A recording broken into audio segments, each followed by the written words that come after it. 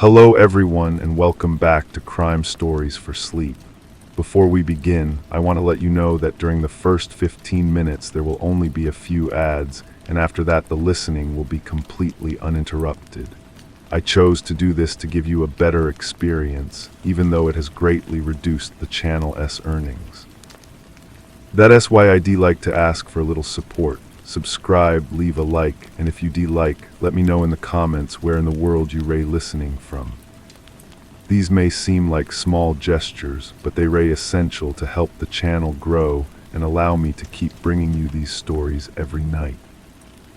Now lower the volume just a bit, get comfortable, turn off the lights, and let us dive together into tonight's first story.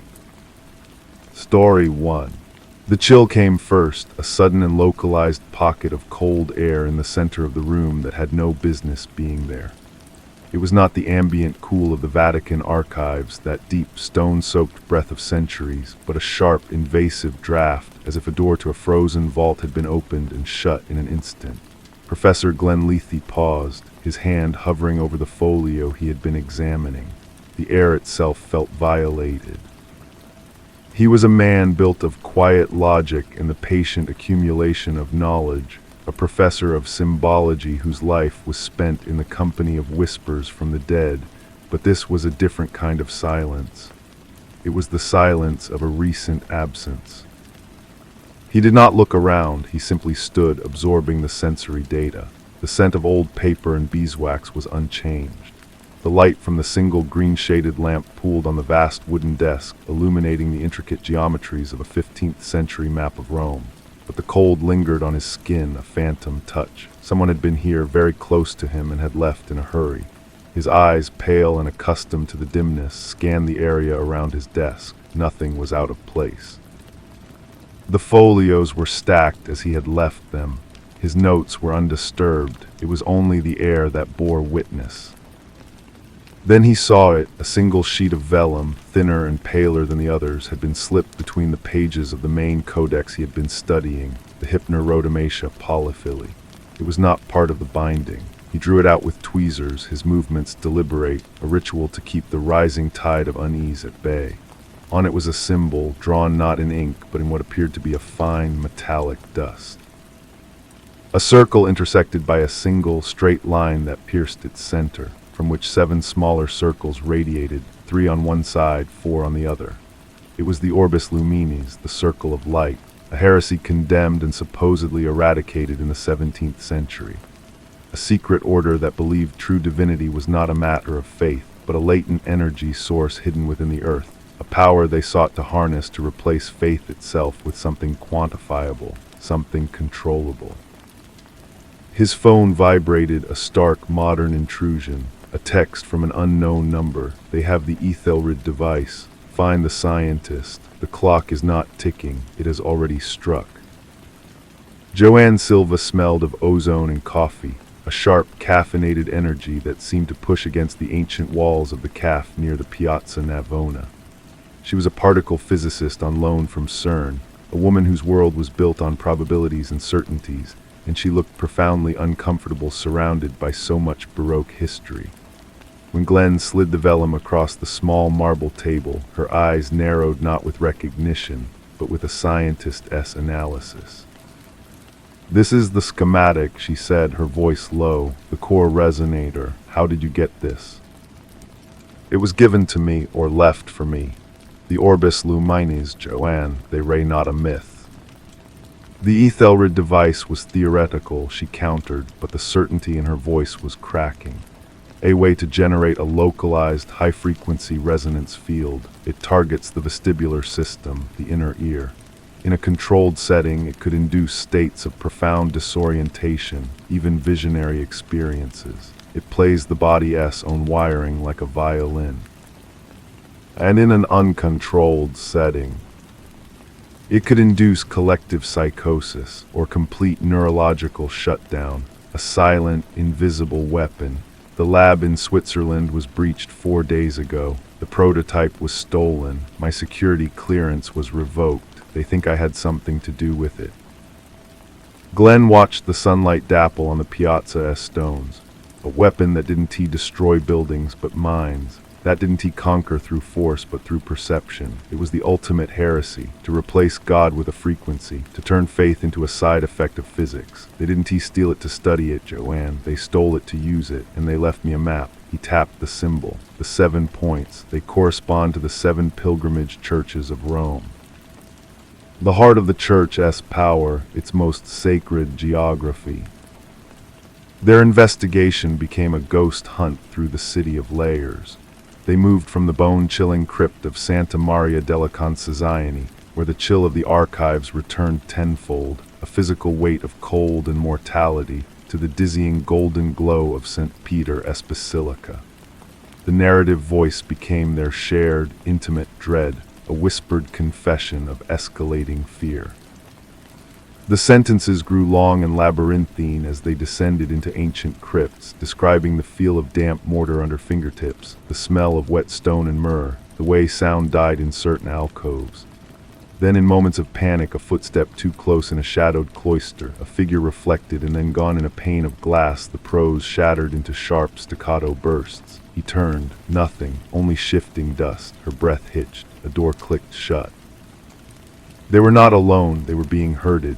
Clues appeared with an unnerving generosity, a scribbled note tucked into a confessional, a fresh carving of the Orbis Luminis on the base of a forgotten statue in the Basilica of St. Clement, down where the Mithraic temple lay sleeping.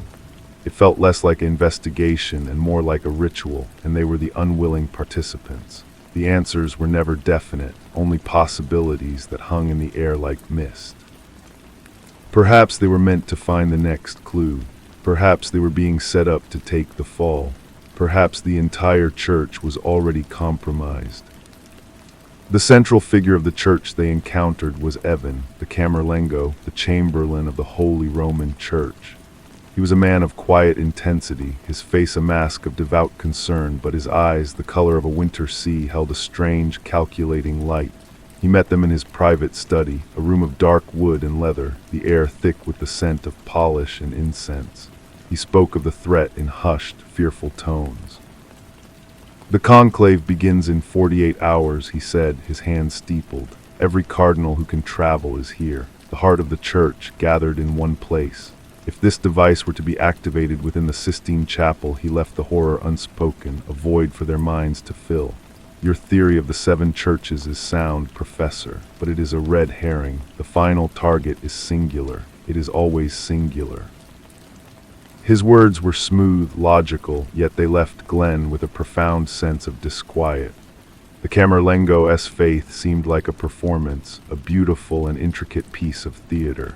His ambition was a subtle scent beneath the incense, like poison in wine. The revelation came not in a library, but in a sterile, hidden laboratory buried beneath the Vatican Observatory itself. They found it by following not the symbols of the Orbis Luminis, but the trail of the scientist who had defected, a man named Campbell. He was not a hooded fanatic, but a man in a clean white lab coat, his gaze as cool and detached as the humming machinery that surrounded the Ethelred device.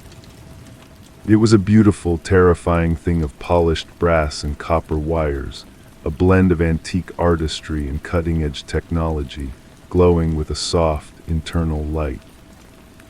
"You misunderstand our purpose, Professor," Campbell said, his voice even, without malice. He was the head, the mastermind, and he spoke with the calm certainty of a man who believed he was saving the world. "We are not destroying the church, we are perfecting it. For centuries, humanity has clung to faith, a beautiful but flawed compass in the dark. We offer a true north. The resonance this device produces can trigger a measurable, repeatable neurological event, a universal experience of the divine. No more schisms, no more heresies, just one unified, undeniable truth, a truth we control." It was Joanne who saw the flaw, the scientific key.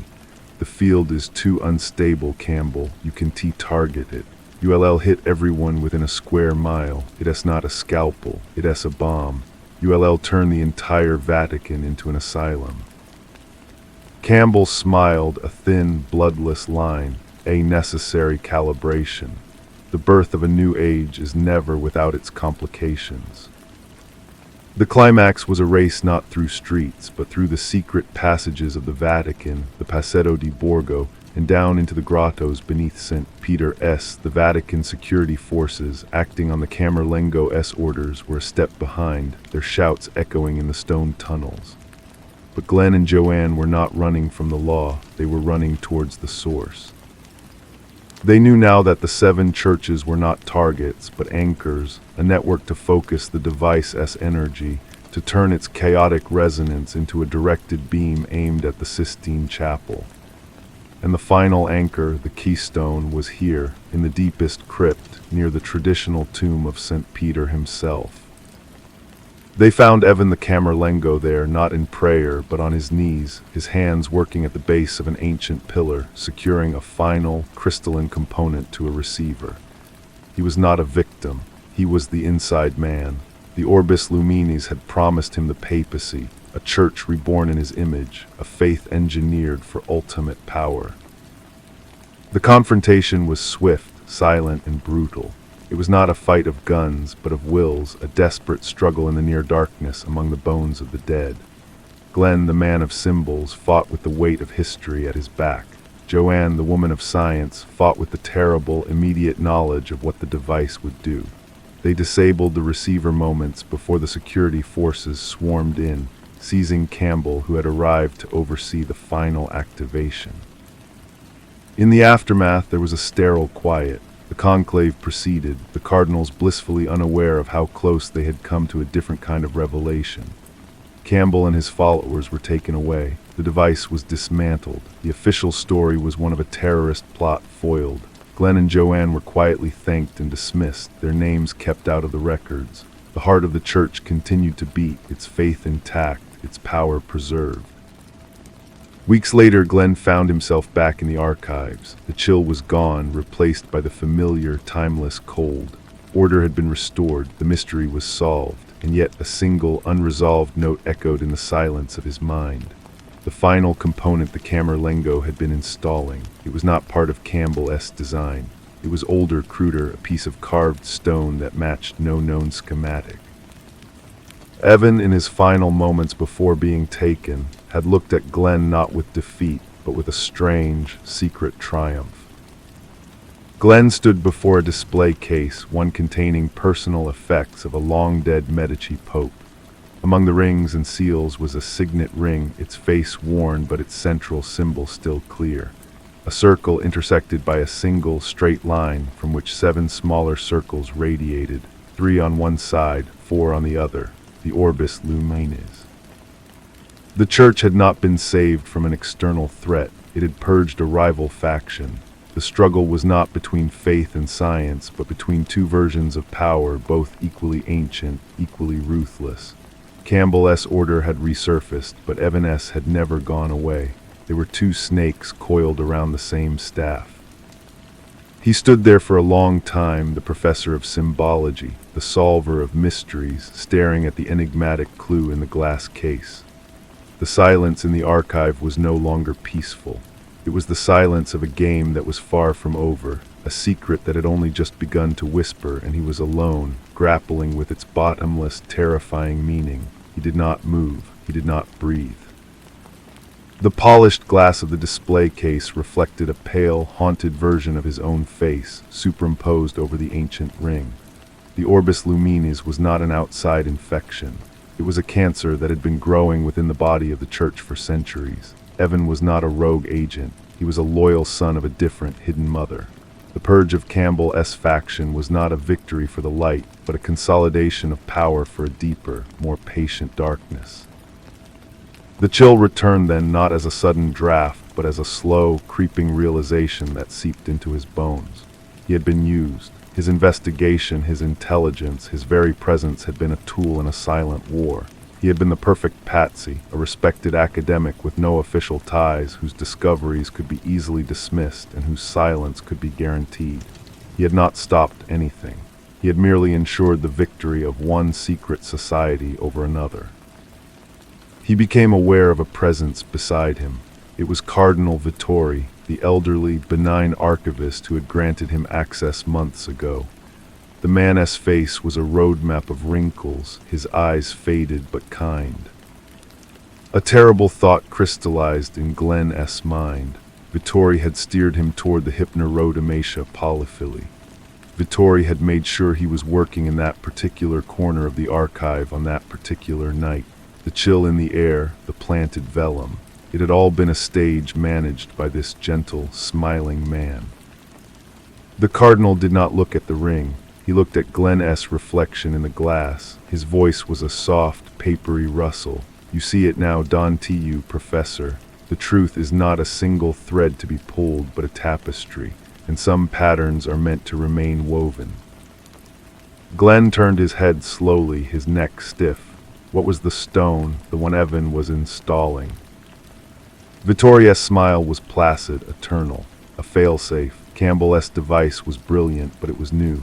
Its resonance was pure, untempered energy. The stone was a filter, a lens carved long ago. It would have focused the device's effect, yes, but it would have also tuned it to a very specific doctrinal frequency. The experience of the divine as defined by our traditions. Campbell wanted to create God. We merely wished to remind him of his obligations to his church. The sheer, monstrous scale of the plan left Glenn mute. They had never intended to cause chaos. They had planned to stage a miracle, a controlled technological theophany that would have left every cardinal in the Sistine Chapel with an identical, overwhelming religious experience, perfectly aligned with the agenda of the hidden order within the Vatican. They would have not just elected a new pope, they would have created a new Pentecost and written its scripture themselves. "You played your part perfectly, Professor," Vittori murmured. "You removed the reckless upstarts who would have broken the world with their new toy. You preserved the status quo, which, as you now understand, is precisely what we required. The church continues. Our work continues, deeper, quieter." Glenn's hand, resting on the display case, trembled. He felt the weight of the archives above and around him, the accumulated knowledge and secrets of 2 millennia, not as a library, but as a prison. "And what is my part now?" Glenn asked, his voice hollow. The cardinal's eyes held a faint pity. "To continue being what you have always been, a scholar, a seeker of truths. You will leave here and you will live your life. You will find smaller, safer mysteries to solve, and you will never speak of this. Because you know now that the walls have ears. The very stones speak for us. And if you ever try to shout what you have learned, the silence that answers will be absolute." Vittori gave a slight, almost imperceptible nod, then turned and walked away, his soft-soled shoes making no sound on the stone floor. He disappeared between the towering shelves, swallowed by the shadows he served. Glenn Lethe stood alone in the vast, silent archive. He was not a hero, he was a footnote in a secret history.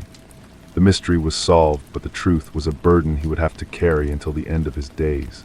He looked one last time at the ring in the case, the symbol of the Orbis Luminis, and then he turned and walked toward the exit, each step feeling like a surrender. The game was not over.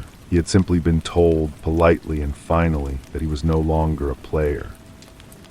The sunlight in the Piazza del Popolo was too bright, the laughter of tourists too shrill. The world had not changed, yet it was irrevocably different. He bought a coffee and drank it standing at the bar, the bitter liquid tasting of ash. Joanne had returned to Switzerland, her reputation quietly restored, her belief in a universe of orderly equations shattered. They had exchanged a single, strained phone call, a conversation of pauses and unspoken fears, and had mutually agreed it was best not to speak again. Their shared dread was a bond that could only cause pain.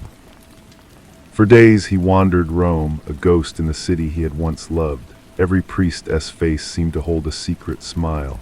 Every ancient stone seemed to whisper Vittoria's warning. The silence was not empty, it was watchful. He packed his bags, gave up his rented apartment, and booked a flight back to Boston. The life of the mind, the quiet pursuit of knowledge, now felt like a childish fantasy. On his last night, drawn by a morbid compulsion he could not name, he found himself outside the church of Santa Maria del Popolo. He walked inside not to pray, but to hide from the oppressive openness of the piazza. The chapel was cool and dark, smelling of wax and damp plaster. He sat in a pew, his head in his hands, not thinking, just feeling the weight of it all. A man sat down beside him. He was young, dressed in the simple black of a seminarian, his hands clasped loosely in his lap. He did not look at Glenn. "Do not despair, Professor Lethe," the young man said, his voice a low, calm murmur. "Not all the seeds they plant are meant to grow in darkness." Glenn did not move. His heart was a frantic bird against his ribs. "Who are you?" "A friend, a fellow reader of tapestries. We have watched you. We knew you would be the one to see it. Vittori's faction, the custodians, they believe in control. They believe faith is a river to be dammed and channeled." "And what do you believe?" Glenn asked, his voice a dry rasp. The young man turned his head slightly. His eyes were clear and held a startling intensity. "We believe it is a river to be returned to its source." Campbell was arrogant, but his goal was not entirely wrong. The energy is real, the connection is real. It does not belong to any church, it belongs to everyone. The custodians hid the stone lens not because it was dangerous, but because it was the key to true, unfiltered access. They want to give people a sip of branded water. "We want to lead them to the well." He slipped a small, flat object into Glenn's coat pocket. His movement was fluid, invisible to anyone who might be watching. "The game is not over, Professor. You are not a footnote, you are a compass. They think you are neutralized. That makes you the only one who can move freely. When the time comes, you will know what to do." The seminarian stood, made the sign of the cross toward the altar, and walked away, melting into the shadows of the nave. Glenn sat frozen for a full minute before he reached into his pocket. His fingers closed around a cool, smooth piece of stone. He did not need to look to know what was carved on it. A circle, a line, 7 smaller circles, 3 on one side, 4 on the other. He did not look at it. He stood and walked out of the church, his hand clenched around the stone in his pocket. The night air felt different now. The silence was no longer a threat. It was a canvas. He had been dismissed from one game only to be recruited for another. He walked towards his hotel, his steps no longer a surrender, but the first, tentative movements of a man learning a new and more dangerous path. The truth was a burden, but it was also a weapon. And he was no longer afraid to carry it. The flight back to Boston was a liminal space, a suspension between two worlds. He stared out at the featureless ocean of clouds, the stone a cold, hard fact in his pocket. The seminarian-esque words replayed in his mind, a new script for a play he had never wanted to be in. The custodians sought to control the divine. This new group, whatever they called themselves, sought to unleash it. Both were playing with a fire that could consume the world. And he was now, impossibly, a spark in both their hands. His apartment felt alien, a museum of a life that no longer fit. The books on his shelves seemed naive, their answers trivial. He placed the stone in a small wooden box that had once held a set of antique pens, and he hid it at the back of a closet, behind a stack of old sweaters. It was not safe, but nowhere was safe. It was simply out of sight. For weeks he tried to resume his old life. He taught his classes, he graded papers, he attended faculty meetings. He was polite, distant, and mechanically efficient. His colleagues remarked that his trip to Rome had changed him, aged him. They assumed it was the weight of deep research. They had no idea. The first sign was a book, a heavy, leather-bound volume on Mithraic symbolism, left on his desk in the university library with no note. It was a rare text, one he had tried and failed to acquire for years. Tucked between the pages, marking a chapter on solar alignment, was a plain white card.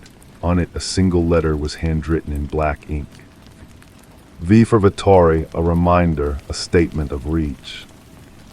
He left the book on the desk and walked away, his palms damp. The silence was not just in Rome, it was here.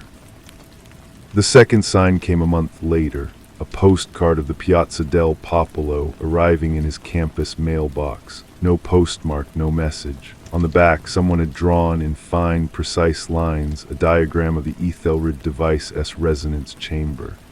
It was a detail not present in any of the schematics he and Joanne had recovered. It was an improvement, a correction. This was not from the custodians. This was from the other one, the seminarian-esque group. They were testing him, educating him, pulling him deeper.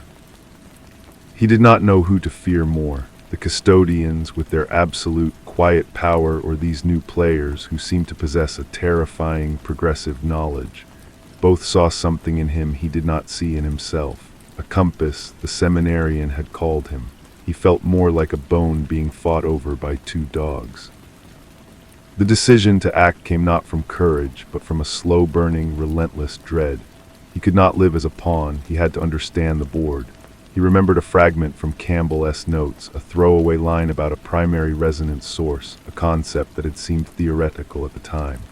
Campbell's device needed a massive power source, but it also needed a foundational frequency, a tuning fork for the soul. He had assumed it was the device itself. Now he wondered.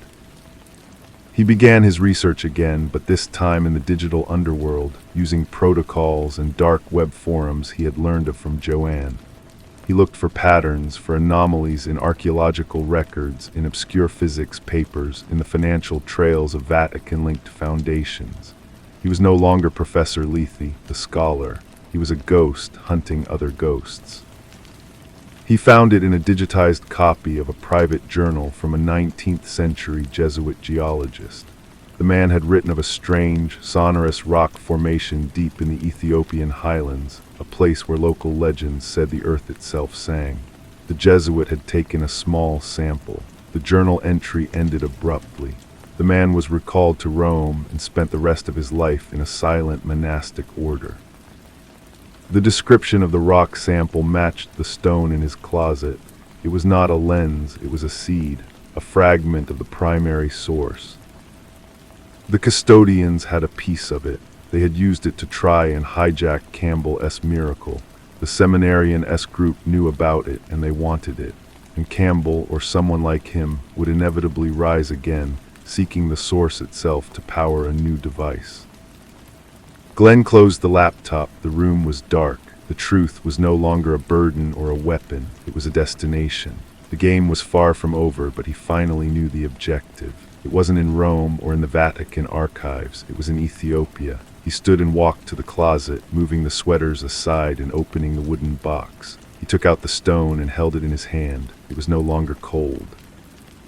It seemed to pulse with a faint, almost imperceptible warmth, a silent song waiting for its chorus.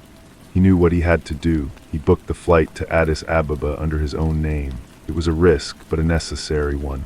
Using an alias would raise more flags than it would lower, and he needed to move before the watchful silence around him solidified into something more concrete. He packed light clothes, a rugged laptop, a satellite phone, and the stone, wrapped in a scrap of felt and tucked into a hidden compartment of his backpack. Its presence was a constant, low hum of anxiety, a secret he was now carrying across continents. The university administration accepted his request for a sudden sabbatical for personal health reasons with surprising ease. He wondered grimly if a quiet word from a certain cardinal had smoothed the path, ensuring his troublesome presence was removed from the academic sphere. They thought they were putting him out to pasture. They had no idea they were unleashing him onto the true battlefield. Addis Ababa was a shock of noise, color, and life. The air was thick with the scent of diesel and spices, a stark contrast to the sterile, whispered menace of the Vatican. He felt a strange sense of camouflage here, just another foreigner in a city of millions. For 2 days he did nothing but walk, acclimating, letting the city's chaotic energy wash over him. He visited the National Museum, studying geological surveys and ethnographic records, building a plausible cover as a researcher studying ancient trade routes. The real information he sought was not in any public archive. On the 3rd day he made contact. Using an encrypted channel Joanne had shown him, he sent a single, prearranged message to a secure server. It contained only the GPS coordinates from the Jesuits' journal and one word, verification. The reply came 12 hours later, brief and to the point. North, Lalibela, ask for Caleb at the Seven Springs Hotel. The bus ride to Lalibela was a journey back in time, the asphalt road giving way to rough, winding tracks that climbed into the highlands. The town itself was a cluster of stone and tin roofs clinging to the mountainside, dominated by the awe-inspiring rock-hewn churches. Their silent, subterranean grandeur was a different kind of archive, one carved by faith directly into the earth. The Seven Springs Hotel was a modest, whitewashed building with a view of the valley. Caleb was the owner, a tall, wiry man with a deeply lined face and eyes that held a timeless patience. He showed Glenn to a simple room, and as he set down the key, he spoke without looking at him.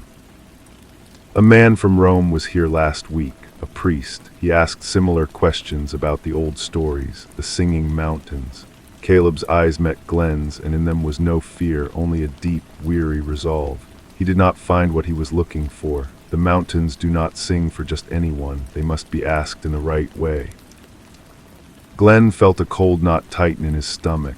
The custodians were already here. They were closer than he had thought. And what is the right way? He asked. Caleb smiled faintly, with respect and with the key. He gestured to Glenn's backpack. You have a piece of the song, the priest did not. He only had demands. That night, under a blanket of stars so clear they felt like shards of ice, Glenn sat with Caleb on a rough-hewn bench outside the hotel. The older man spoke of the local legends, not as myths but as history. He talked of a place the maps did not name, a high plateau where the wind through the strange, crystalline rock formations created a harmonic resonance, a sound that was not a sound, but a feeling in the blood and bones. The Jesuits, the Italians, others, they always come looking for power, Caleb said, his voice low. They think it is a thing to be taken, like gold. They do not understand it is a relationship. Your friend, the one who sent you, he understands this a little, but his understanding is also young. Who is he? Glenn asked, the seminarian. Caleb shook his head. A name is not important. He is a seeker, like you, but you are different. You have been touched by the other side. You have seen the cage they wish to build. That is why you are here, not to take, but to understand, to prevent. The next morning they set out before dawn, riding on sure-footed mules up a narrow, treacherous path. The air grew thin and cold. After hours of climbing they reached the plateau. It was a stark, beautiful desolation, a vast field of wind-scoured rock, and in the center stood a formation that was clearly not natural. It was a spire of dark, obsidian-like stone, shot through with veins of a lighter, crystalline material. It looked like a frozen bolt of lightning. As they approached, Glenn felt it, a vibration in the air, a pressure in his ears. He unwrapped the stone from his pocket. It was warm now, almost hot to the touch, and it seemed to thrum in unison with the silent frequency emanating from the spire. This was it, the source, the well of energy that Campbell had theorized and the custodians sought to control. It was real, vast, and utterly untamed. Caleb pointed to a series of markings at the base of the spire, symbols carved in a language older than any Glenn knew. They were not the Orbis Luminis, they were something else, something more primal. It is a warning, Caleb translated softly, and an invitation. It says, listen and learn, speak and be undone. Glenn stood before the monolith, the stone held tightly in his hand. He was not a hero nor a pawn, he was a witness. The game was here at the source, and he knew with a certainty that settled deep into his bones that his role was no longer just to understand, but to protect. The silence of the Vatican had been a threat. The silence of this high, lonely place was a sacred trust. He had come seeking answers, and he had found a responsibility. The journey back down the mountain was made in a profound and wordless silence. The thrum of the plateau faded from his bones, leaving a strange void, as if a fundamental frequency that had always been in the background of the world had been switched off. Caleb did not speak, his presence a steady, grounding force. When they reached the hotel, the old man simply placed a hand on Glenn's shoulder, his grip firm and final, before turning away. The conversation was over. Back in his room, Glenn felt the weight of the ordinary world pressing in, cheap and thin. The hum of the minibar, the buzz of a fly against the window, all of it was a grating static. He took the stone from his pocket. It was cool again, inert, just a piece of rock. but he knew what it was capable of. He had felt its connection to the source. It was a key, yes, but one that could be duplicated. The custodians would not stop. The seminarians' faction, the Seekers, as he now thought of them, would not stop. They would all come here to this fragile, sacred place with their devices and their dogma. He could not let that happen. His flight back to Addis was the next day. He spent the evening in the crowded bus station, not buying a ticket, but observing. He watched the hawkers, the families, the priests, the soldiers. He saw the patterns of movement, the channels of ordinary life. He needed to disappear, not just from the custodians and the Seekers, but from the entire grid of modern existence. He was a professor of history, a man of archives and libraries. Now he had to become a ghost in the living world. When a battered minibus headed not for the capital, but for the remote eastern town of Harar began to load, he made his decision. He paid in cash, kept his head down, and found a seat in the back. As the bus rattled into the night, he took out his smartphone. With a final, decisive pressure, he snapped the SIM card in two. He opened the window and let the pieces fall, a tiny offering to the darkness. The satellite phone followed, a heavier weight swallowed by the dust of the road. He was cutting the strings. Vittori's reach, the seminarians' invitations, they all depended on him being a fixed point on a map. He would no longer be. In Harar, a city of winding alleys and ancient walls, he used the last of his significant cash reserves to buy a new identity. It was a crude, dangerous thing, a passport and papers that would not withstand serious scrutiny, but it was a start. He grew a beard. He learned to walk with a different posture, a slower, less purposeful gait. He found work teaching basic English to local children, paid under the table, enough for a rented room and simple meals. He was no one. A quiet foreigner, a drifter, he let the persona settle over him like a second skin. Months bled into a year. The frantic search for the source, the intellectual puzzle, had been replaced by a patient, watchful stillness. He was not hiding from the truth, he was living next to it. He was its guardian, not its explorer. He thought of Joanne often, hoping her orderly universe had found a new, stable axis. He thought of Vittori, imagining the Cardinal's quiet satisfaction at his disappearance. He thought of the young seminarian, wondering if he had given up on his compass. He had not. The contact, when it came, was as subtle as a breath. Glenn was buying fruit in the market, haggling gently in his broken Amharic, when a woman fell into step beside him. She was European, dressed in the practical clothes of an aid worker, her face weathered by the sun. "The tapestry has a new thread," she said quietly in French, her eyes scanning the crowd ahead. "They are digging in the Danakil. A geological survey, they say. The backing corporation is a shell, but the trail leads to Rome." She moved away as quickly as she had come, melting into the flow of people. Glenn stood holding a papaya, his heart a steady, determined drum. They were getting closer. They were using science, not legend now. They were drilling. He did not go back to his room. He went to the small post office and sent a single, pre-written letter to a P.O. box in Lisbon, a dead drop the Seekers had detailed in one of their earlier messages. It contained only a set of numbers, the true, precise coordinates of the singing plateau. He was not leading them to the source. He was giving them the truth so they could see what was at stake. Let the Seekers and the custodians fight their shadow war. His fight was here. That night he packed his single bag. The stone went back into its hidden compartment. He was leaving Harar. He would go south to the Bale Mountains, then perhaps west. He would keep moving, a silent sentinel on the periphery. The game was not over. It had simply changed its form. He was no longer a player on the board. He had become a rule of the game itself, a law written not in ink, but in silence and stone. And he knew as he stepped out into the Ethiopian night that he would never go home again. The road south was a ribbon of dust and potholes, a conduit to a deeper, more fragmented Ethiopia. The bus was older than the one to Harar, its seats torn and the air thick with the smell of hot engine oil and livestock. He was just another piece of human cargo, his gaze fixed on the passing landscape of dry acacia and red earth. The decision in the Harar market had been a pivot. He had broken his own silence, not to save himself, but to protect the source. He had unleashed one predator to distract another. It was a dangerous, cynical gambit, and he felt the weight of it settle beside the stone in his pack. In the Bale Mountains, he found work with a small NGO tracking the endangered Ethiopian wolf. It was physical, demanding labor that left him too tired to think at night. His fellow researchers were young, idealistic, and transient.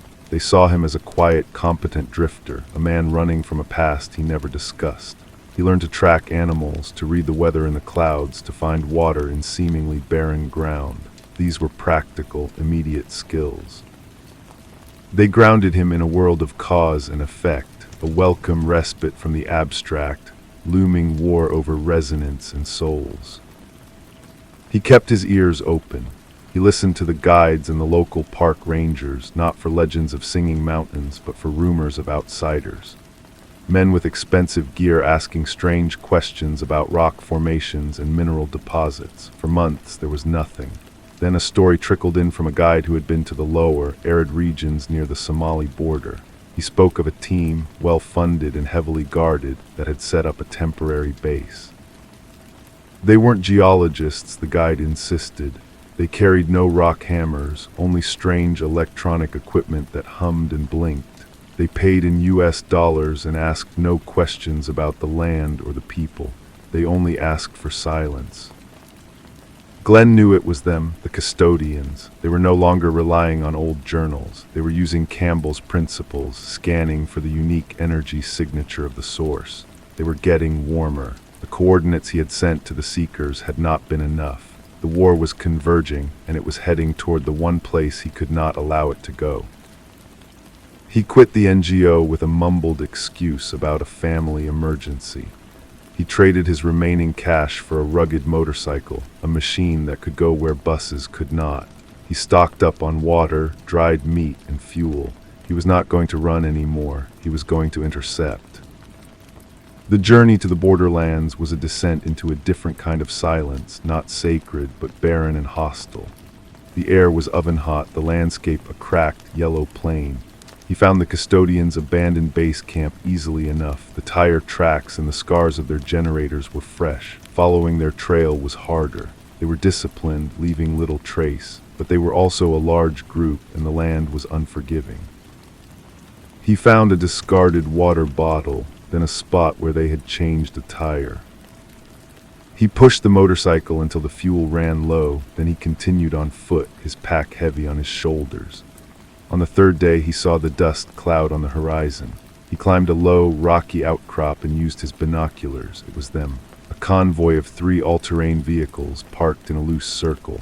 Men in khaki were setting up a larger, more powerful version of the humming device he had heard described. It was a field laboratory. And it was pointed directly toward the distant, hazy outline of the mountains that housed the plateau. He had to get closer. He had to see what they knew. As night fell, he moved like a shadow, using the cover of the rocks. The camp was well guarded, but the guards were looking for external threats, not a single man crawling through the darkness. He got close enough to hear their voices. They spoke Italian and a smattering of English. He heard the words energy spike and signal triangulation. They were close. Another day, perhaps 2, and their scanners would pinpoint the source. Then a new voice cut through the night, calm and horribly familiar. The calibration is still off. The local geology creates interference. We need to filter for quartz-based resonance. Glenn's blood went cold. He knew that voice. He inched forward, peering through a gap between 2 large boulders. There, standing beside the humming machine and pointing at a screen of cascading data, was Joanne. She wore practical field clothes, her hair tied back, her expression one of intense, focused analysis. She was not a prisoner. She was a consultant, an expert. She was helping them. The world seemed to tilt. The betrayal was so absolute, so perfectly engineered, that it felt like a physical blow. She had not retreated to an orderly universe. She had chosen a side. She had sold her knowledge, his trust, everything to the very power they had sought to expose. Vittori had not silenced her, he had recruited her. Her logic, her need for answers, had been bent to their service. She was building the cage. He slid back into the darkness, his mind reeling. He was alone, truly alone. The Seekers were a distant, unreliable faction. Joanne was the enemy, and the custodians were on the verge of a discovery that would grant them dominion over the human spirit itself. He retreated to a safe distance, his body trembling not from fear, but from a cold, clarifying fury. He could not stop them by force. He was one man, but he could introduce a variable they had not accounted for. He opened his pack and took out the stone. In the starlight, it was just a dark lump, but he knew its song, he knew its connection. He began to walk not toward the camp, but parallel to it, moving in a wide arc. He was looking for a specific type of rock formation, a place where the stone's resonance might be amplified, not to open a door, but to create a scream. He found it as the moon rose, a narrow granite fissure, a natural amplifier. He placed the stone inside, wedging it into a crack. Then he took a smaller, ordinary rock and began to strike the stone in a rapid, frantic rhythm. He was not trying to create harmony. He was creating noise, a discordant, chaotic shockwave. For a moment, nothing happened. Then a high-pitched whine began to emanate from the fissure, a sound that felt like needles in his teeth. At the camp, the humming device suddenly flared, its screens overloading with frantic, nonsensical data. Alarms chirped. He heard shouts, Joanne's voice rising in confusion and then in sharp command. He did not wait. He snatched the stone from the fissure, the vibration stinging his hand, and ran. He heard engines cough to life behind him, headlights spearing the darkness. He had given them a target. He had drawn their hunt away from the source and onto himself. He was the bone again, but this time he was throwing himself into the desert, leading the dogs on a chase that would buy the singing mountains another day, another year. He ran not toward salvation, but into the heart of the wilderness, a lone, dissonant note in the custodian's perfect, silent symphony. The chase was a blur of jagged rock and plunging shadows. Headlights swept across the landscape behind him, turning the world into a stark theater of fleeting light and absolute dark. He did not try to outrun the vehicles. That was impossible. Instead, he used the land, scrambling down dry riverbeds and squeezing through passages too narrow for anything but a man on foot. The shouts in Italian grew fainter, replaced by the frustrated roar of engines being forced to find another way around. He ran until his lungs burned and his legs turned to water, finally collapsing in a shallow depression shielded by a thicket of thorny acacia. He lay there, chest heaving, listening. The engines faded into the distance, moving east, away from the mountains. He had done it. He had created a phantom, a false signal that sent them chasing a ghost into the empty quarter. But it was a temporary victory. They would regroup. They would analyze the data, and Joanne would be there to correct their course. Her face, calm and competent beside the machine, was seared onto the back of his eyelids. The hurt was a raw, open wound, but he could not afford to nurse it. He had to turn it into fuel. She knew his mind, his patterns, the way he approached a problem.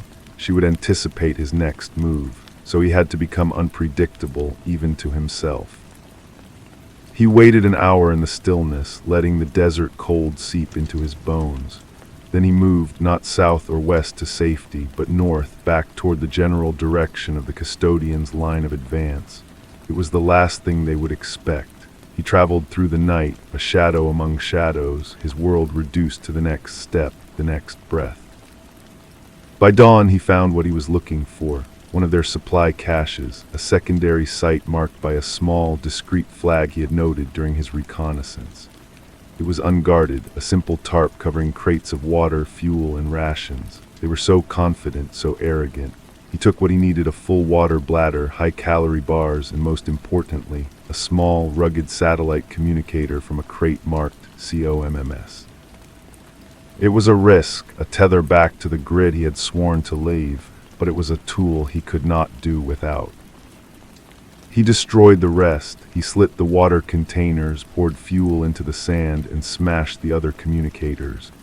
It was a petty act of sabotage, a gnat biting a lion, but it would slow them down, force them to divert resources, let them feel a fraction of the disruption they sought to impose upon the world.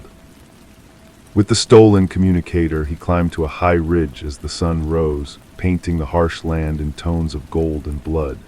He powered it on, its screen a stark, artificial eye in the primordial landscape. He did not send a message to the Seeker's dead drop. That channel was compromised the moment Joanne entered the field. Instead, he accessed a public, encrypted forum for academic historians, a place he had frequented in another life. He posted a single, seemingly innocuous query under a long-dormant alias.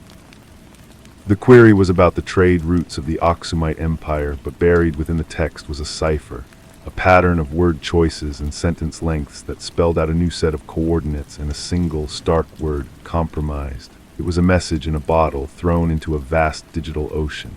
He had no idea who, if anyone, would be watching, who among the Seekers might still have an eye on the old, forgotten protocols. He was appealing to a ghost, hoping a phantom would answer. He dismantled the communicator, scattering its pieces to the wind. He had done all he could. Now there was only the waiting and the moving. He was a man caught between two silences, the sacred one he protected and the predatory one that hunted him. He shouldered his pack, the stone a familiar weight against his back, and began to walk. He was not heading toward a destination anymore. He was the destination. The game was here with him in every step he took across the burning earth. The days that followed were a lesson in a new kind of existence.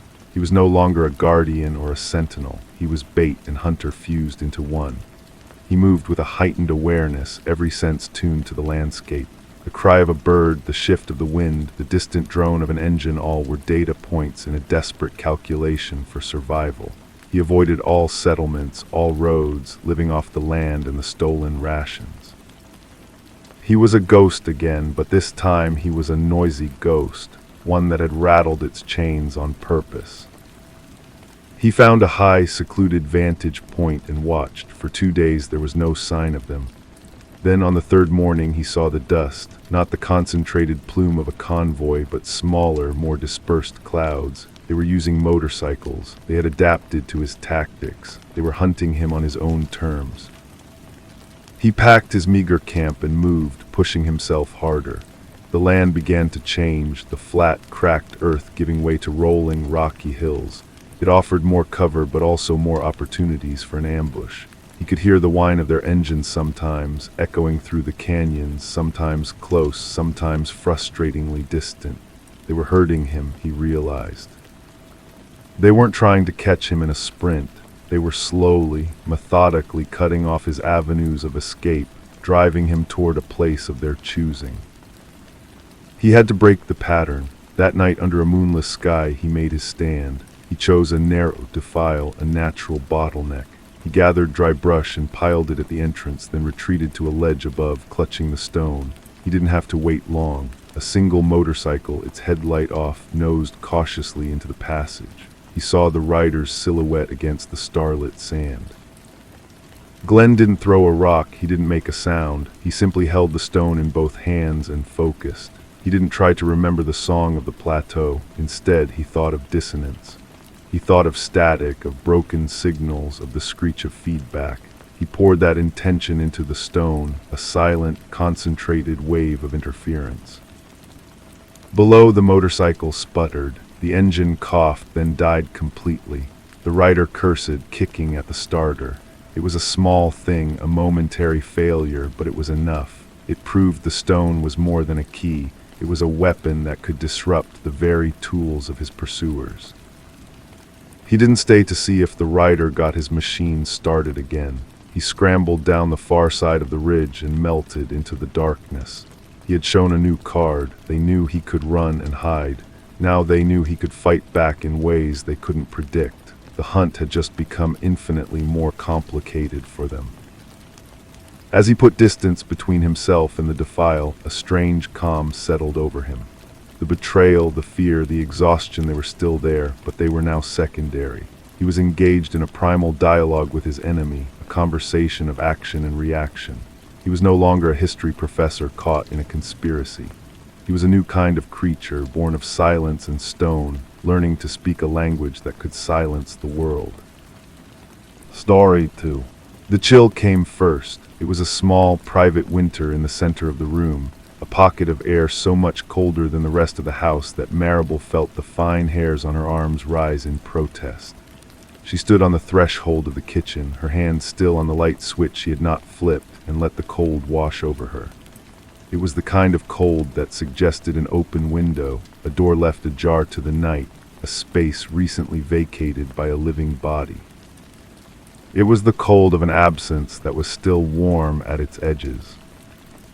20 years had not been enough to erase the blueprint of this house from her nerves. She could have navigated it blind, her feet knowing the exact number of steps from the back door to the table, her hip anticipating the jut of the counter where her mother had always left a bowl of fruit. But now, standing in the dark, the map was wrong. The cold was wrong. It was a dissonant note in a familiar song, and it pulled her back into a memory that was not a memory at all, but a collection of sensations. The sticky warmth of blood on her cheek, the deafening silence after the gunshots, and this same, exact chill from the open back door. She had been 7, they had called her the sole survivor. They had found her curled in the linen closet, tucked behind a stack of her mother's lavender-scented towels, mute and shivering. Her father, Robert, was found in the living room. Her mother, Me, was in the hallway, as if she had been running towards the children's rooms. Her older brother, Lance, 16 years old and bleeding from a gash on his temple, was found kneeling beside their father's body, the murder weapon, a heavy antique revolver that belonged to her grandfather, clutched in his hand. The police said it was an open and shut case. A troubled son, a violent argument, a family destroyed. Lance never confessed, but he never offered a coherent alternative either. He was tried as an adult and locked away, a life sentence for the annihilation of his own. Marable had built her life on the foundation of that night. Her truth was simple. Her brother was a monster. It was a clean, hard fact, a tombstone to place over the chaotic grave of her past. But tombstones can be moved. The group had found her. They called themselves the Echoes, a collection of amateur sleuths and true crime enthusiasts who latched onto cold cases like burrs. They were led by a man named Julian, whose voice was always calm, always reasonable, a steady drip of doubt. The evidence was circumstantial, Marable, he had said to her over coffee, his eyes soft with a pity that felt like an accusation. The timeline was messy. The motive was flimsy. What if the story you've lived with is just that, a story? And so she had come back. The house had been left to rot, a monument to tragedy in a town that preferred to forget. The rural community of Cedar Bluff had always been a place of quiet resentments and long memories, its landscape of rolling hills and dense woods holding secrets as tightly as the soil held roots. The townspeople had been all too willing to believe the worst of the moody, artistic Lance. They had closed ranks around the official story, a narrative that was neat and satisfying. A broken family was easier to comprehend than a random, unresolved evil.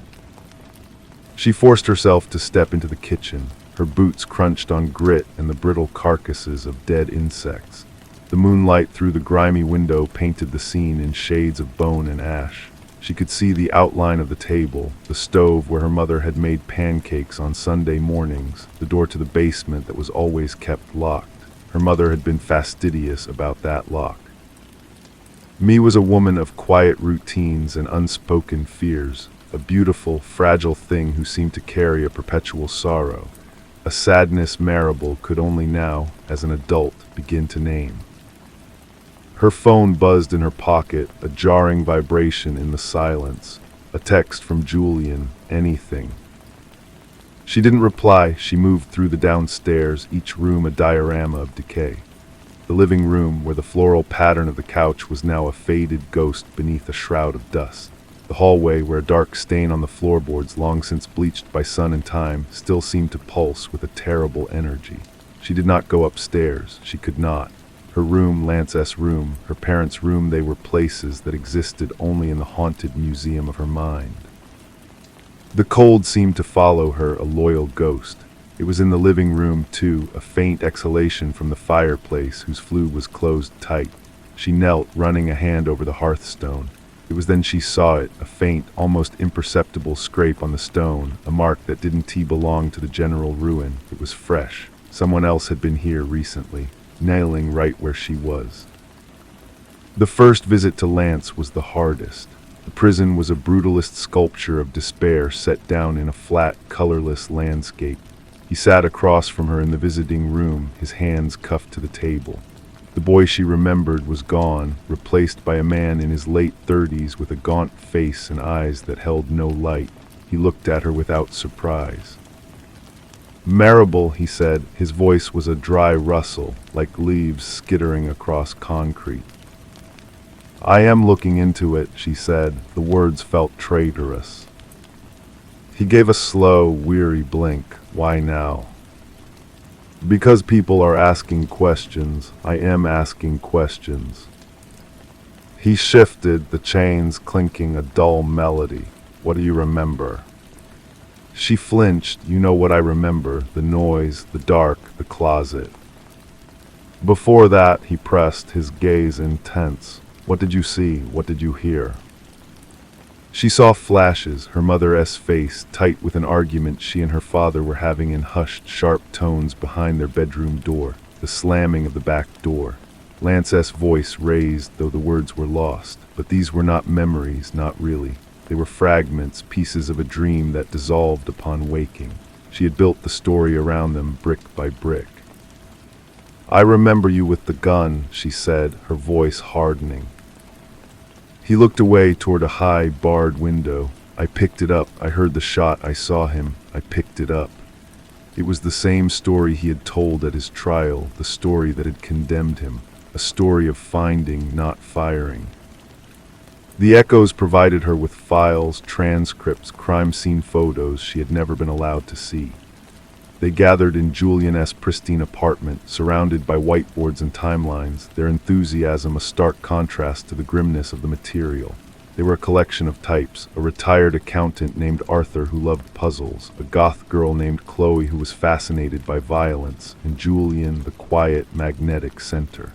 He was the one who pointed out the inconsistencies. "The gun was a revolver," Julian said, tapping a photograph. "2 shots were fired. One killed your father, one killed your mother. But the forensics report shows gunshot residue on your father's hand, and only on your father's hand, not on Lance's." "He could have washed his hands," Marable argued, feeling a familiar panic.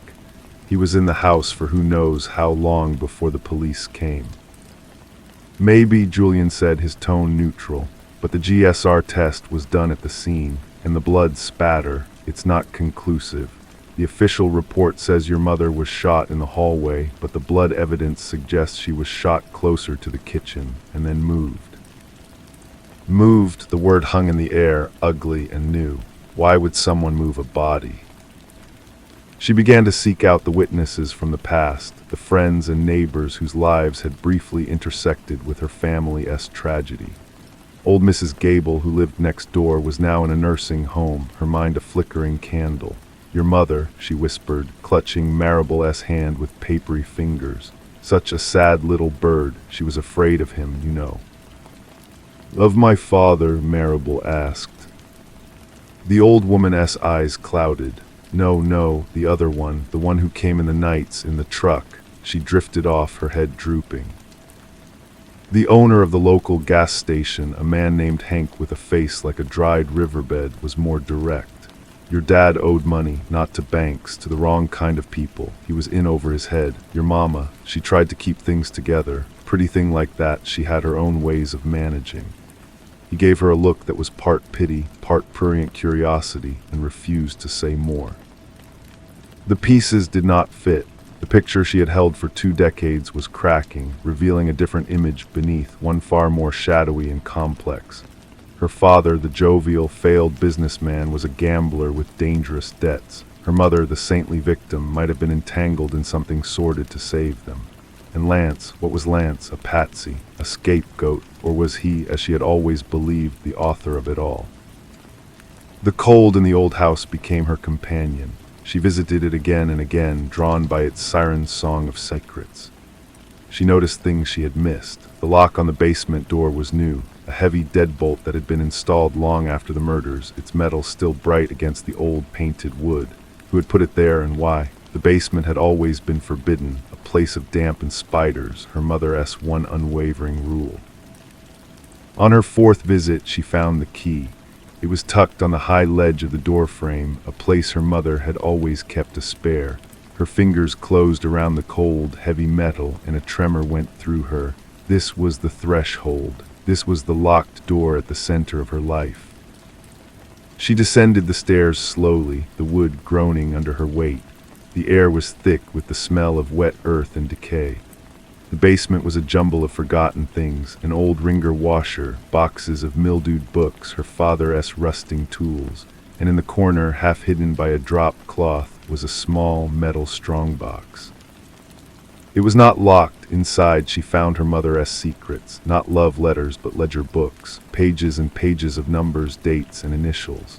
Payments, alongside them bundled in a rubber band, were photographs. They were not of family vacations or birthdays. They were of her mother, me, with men Marable did not recognize. In bars and cars, she looked different, harder, older than her years. And in one photo, she was arguing with a man whose face was familiar. It was the sheriff at the time, a man named Briggs, who had since retired to Florida. At the bottom of the box was a single, folded piece of paper. It was a child's drawing, done in waxy crayon. A house, a stick figure family, and a big black scribble coming from the hand of the stick figure brother. In the corner, in her own clumsy, 7-year-old handwriting, were the words, "Lance did it." She stared at the drawing, the paper trembling in her hands. She had no memory of making it. The therapists had encouraged her to draw, to express what she could not say. She had given them the monster they wanted to see. She had drawn the story they had already decided was true. That night she went to see Lance for the last time. She did not speak through the glass partition. She simply held up the drawing. His eyes, those dead eyes, flickered with something not surprise, but a profound, bottomless grief. He nodded once, slowly, as if he had been waiting for this moment for 20 years. Then he picked up his phone. "They told you to look, didn't they?" The echoes. "Well, yes." "Julian," Lance said, the name a sigh. His name wasn't always Julian, it was Paul Briggs, the sheriff's son. The world tilted. The calm, reasonable face of Julian Briggs swam in her vision. The sheriff who was in the photograph with her mother. The sheriff who had overseen the investigation. The sheriff whose father had been a silent partner in her father's failed ventures, a man who stood to lose a great deal if certain debts were called in. "It was never about me, Marable," Lance said, his voice barely a whisper. "It was always about them. Dad owed Briggs money, a lot of it. Mom, she was Briggs's. She was his guarantee. The night it happened, Briggs came to collect. Dad refused. They fought. Briggs had the gun. Mom tried to stop it. She got in the way." He took a shuddering breath. "I came home from a friend's house. I heard the last shot. I saw Briggs standing over them. He saw me.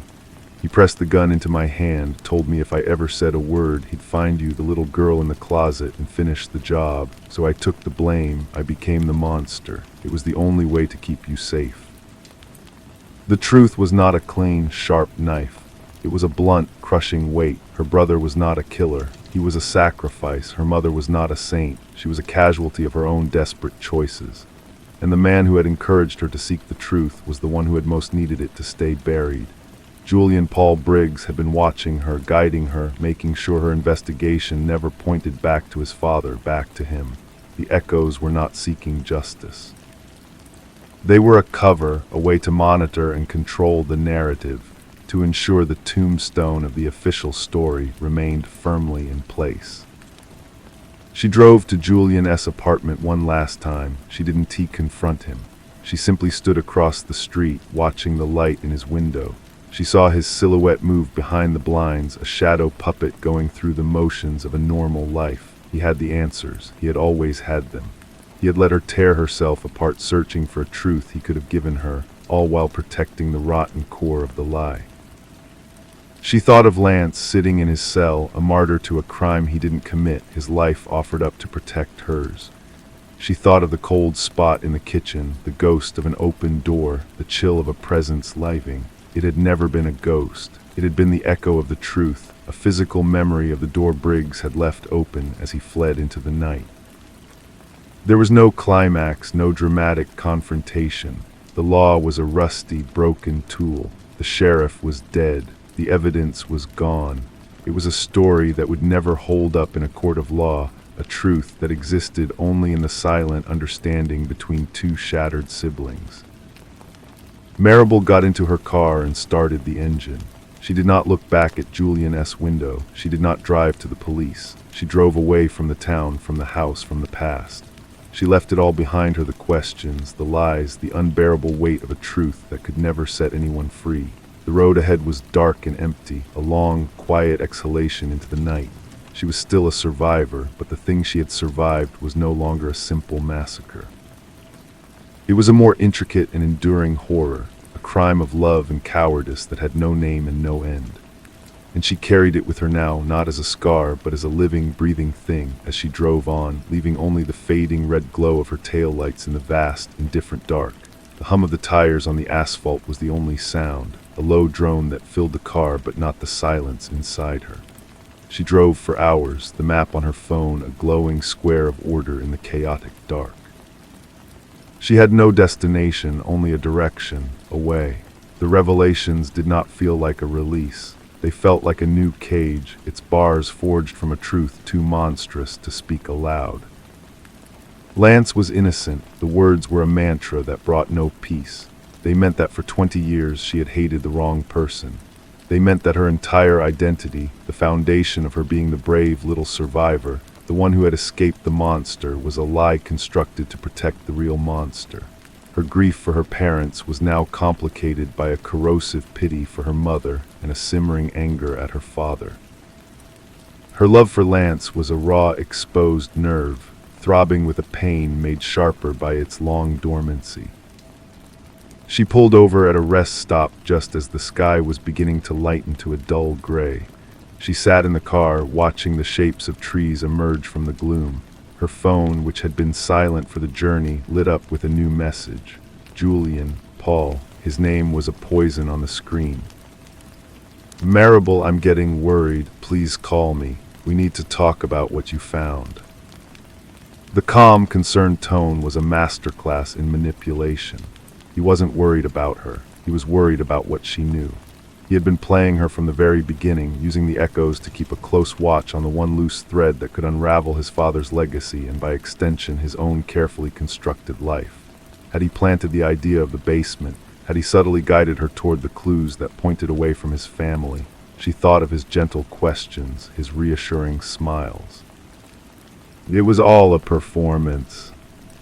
She typed a reply, her fingers cold and stiff. I'm done. There's nothing more to find.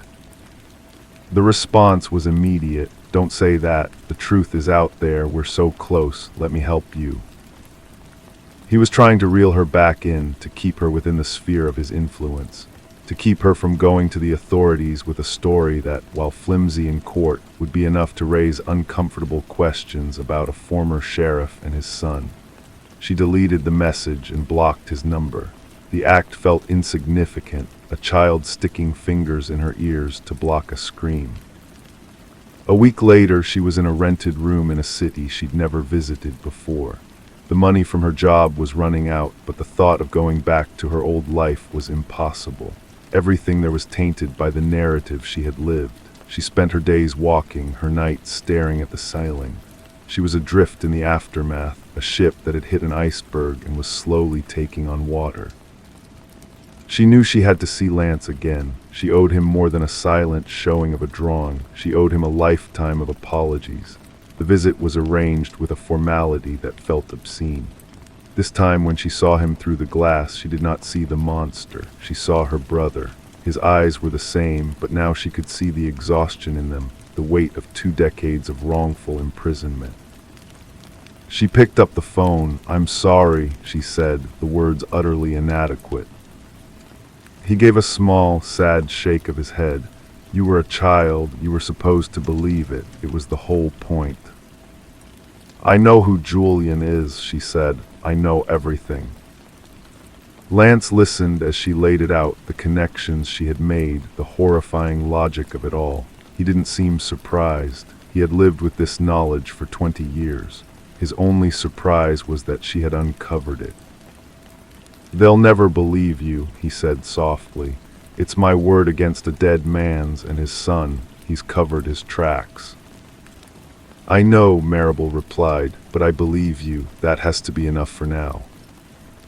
A ghost of a smile touched his lips. "It's more than enough." They talked then not about the past, but about the present. He asked about her life, her work, the world outside. He was hungry for details, for the mundane texture of a life he had been denied. She told him about her apartment, her love of old movies, her failed attempts at gardening. It was the most normal conversation they had ever had, and it was happening through a scratched plexiglass wall in a prison. As the visit ended, he leaned closer to the glass. "Marable," he said, his voice low and urgent, "you have to stop looking. You have to live your life. He's dangerous if he thinks you're a threat." "I know," she whispered. "Promise me," he insisted. "Promise me you'll let it go, for me." She looked into his eyes, the eyes of the brother who had sacrificed his life for hers, and she found she could not deny him this one thing. "I promise," she said. She left the prison, the promise a heavy stone in her stomach. Let it go, how could she? The injustice was a fire in her blood, but the practicalities were insurmountable.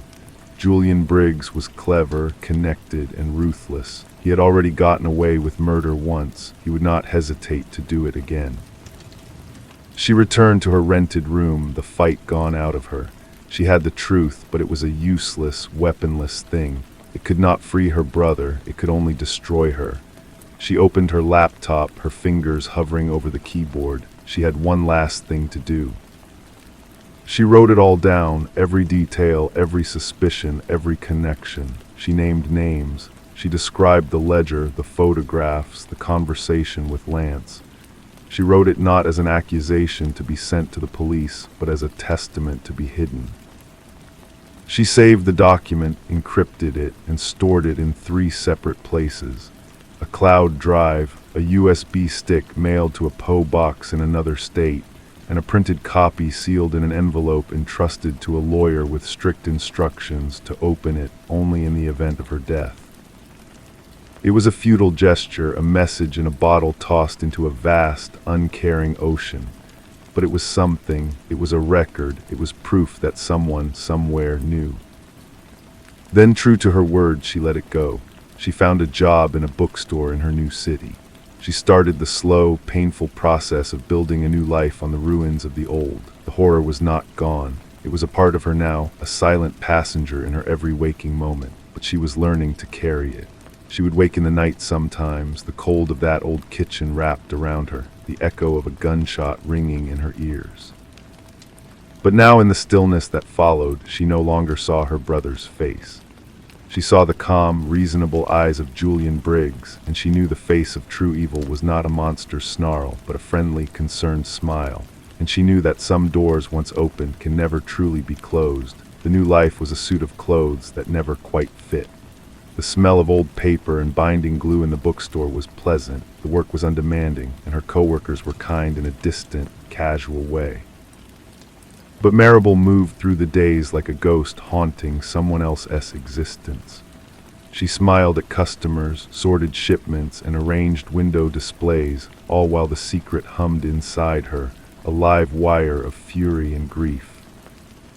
She kept her promise to Lance. She did not investigate. She did not seek out the echoes or try to contact Julian, but the world, it seemed, was not done with her. A few months after she desettled into her fragile routine, a manila envelope arrived at her P.O. box. There was no return address, only her name typed neatly on the label. Inside, she found a single photograph. It was a recent picture of her, taken from across the street, leaving the bookstore. A circle was drawn in red ink around her face. It was not a threat, not explicitly. It was a reminder, a statement of fact. I am still here. I am still watching. Her heart hammered against her ribs, a frantic bird in a cage. He knew where she was. He had always known. The feeling of being hunted returned, colder and sharper than before. Her careful, quiet life was a sham. He was allowing it for now, so long as she remained quiet and compliant. She was living on borrowed time in a peace that was not peace at all, but a temporary ceasefire. That night, the cold spot found her again.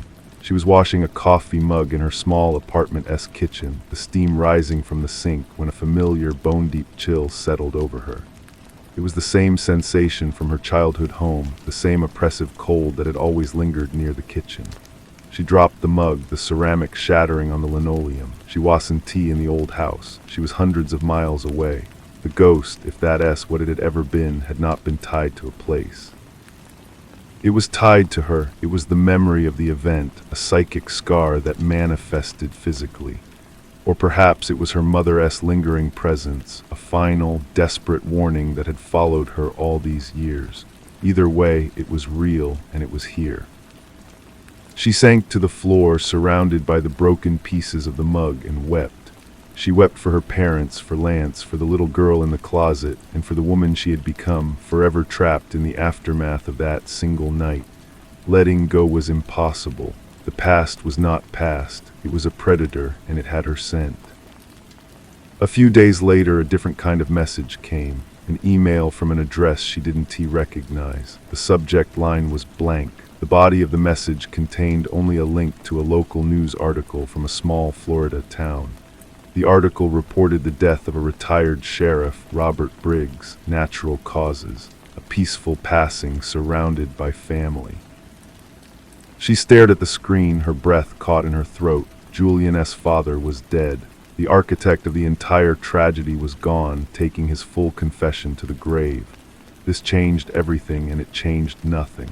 Julian was still out there, protecting a legacy that was now set in stone. But with the old sheriff gone, was Julian S. vigilance as sharp? Was his need to control her as strong?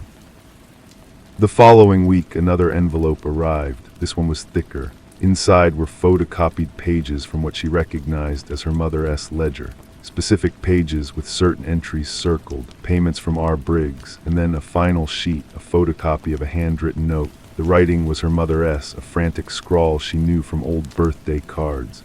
He knows about Paul, he coming tonight. God help us. Maribel's blood ran cold. Her father had known. He knew about his wife's arrangement with Briggs, and he knew that Briggs's son, Paul Julian, was possibly his own child, a product of his wife's enforced infidelity. The final piece of the motive slid into place with a sickening click. Her father's refusal to pay the debt that night wasn't just about money. It was about a final, humiliating stand. It was about a man reclaiming his wife, his home, his dignity. And it had gotten them all killed. Julian was not just sending her a threat. He was sending her the truth, the whole, ugly, unbearable truth. He was showing her that he held all the cards, that he had access to the very evidence that could potentially exonerate Lance, and he was flaunting it. He was proving his power and his immunity. He was telling her that he could end this with a word, but he never would. She went to work the next day, the photocopies burning a hole in her bag. She stood behind the counter, mechanically ringing up a customer's purchase when the bell above the door chimed. She looked up, and her entire body went numb. Julian stood there. He looked the same calm, handsome, dressed in a simple jacket and jeans.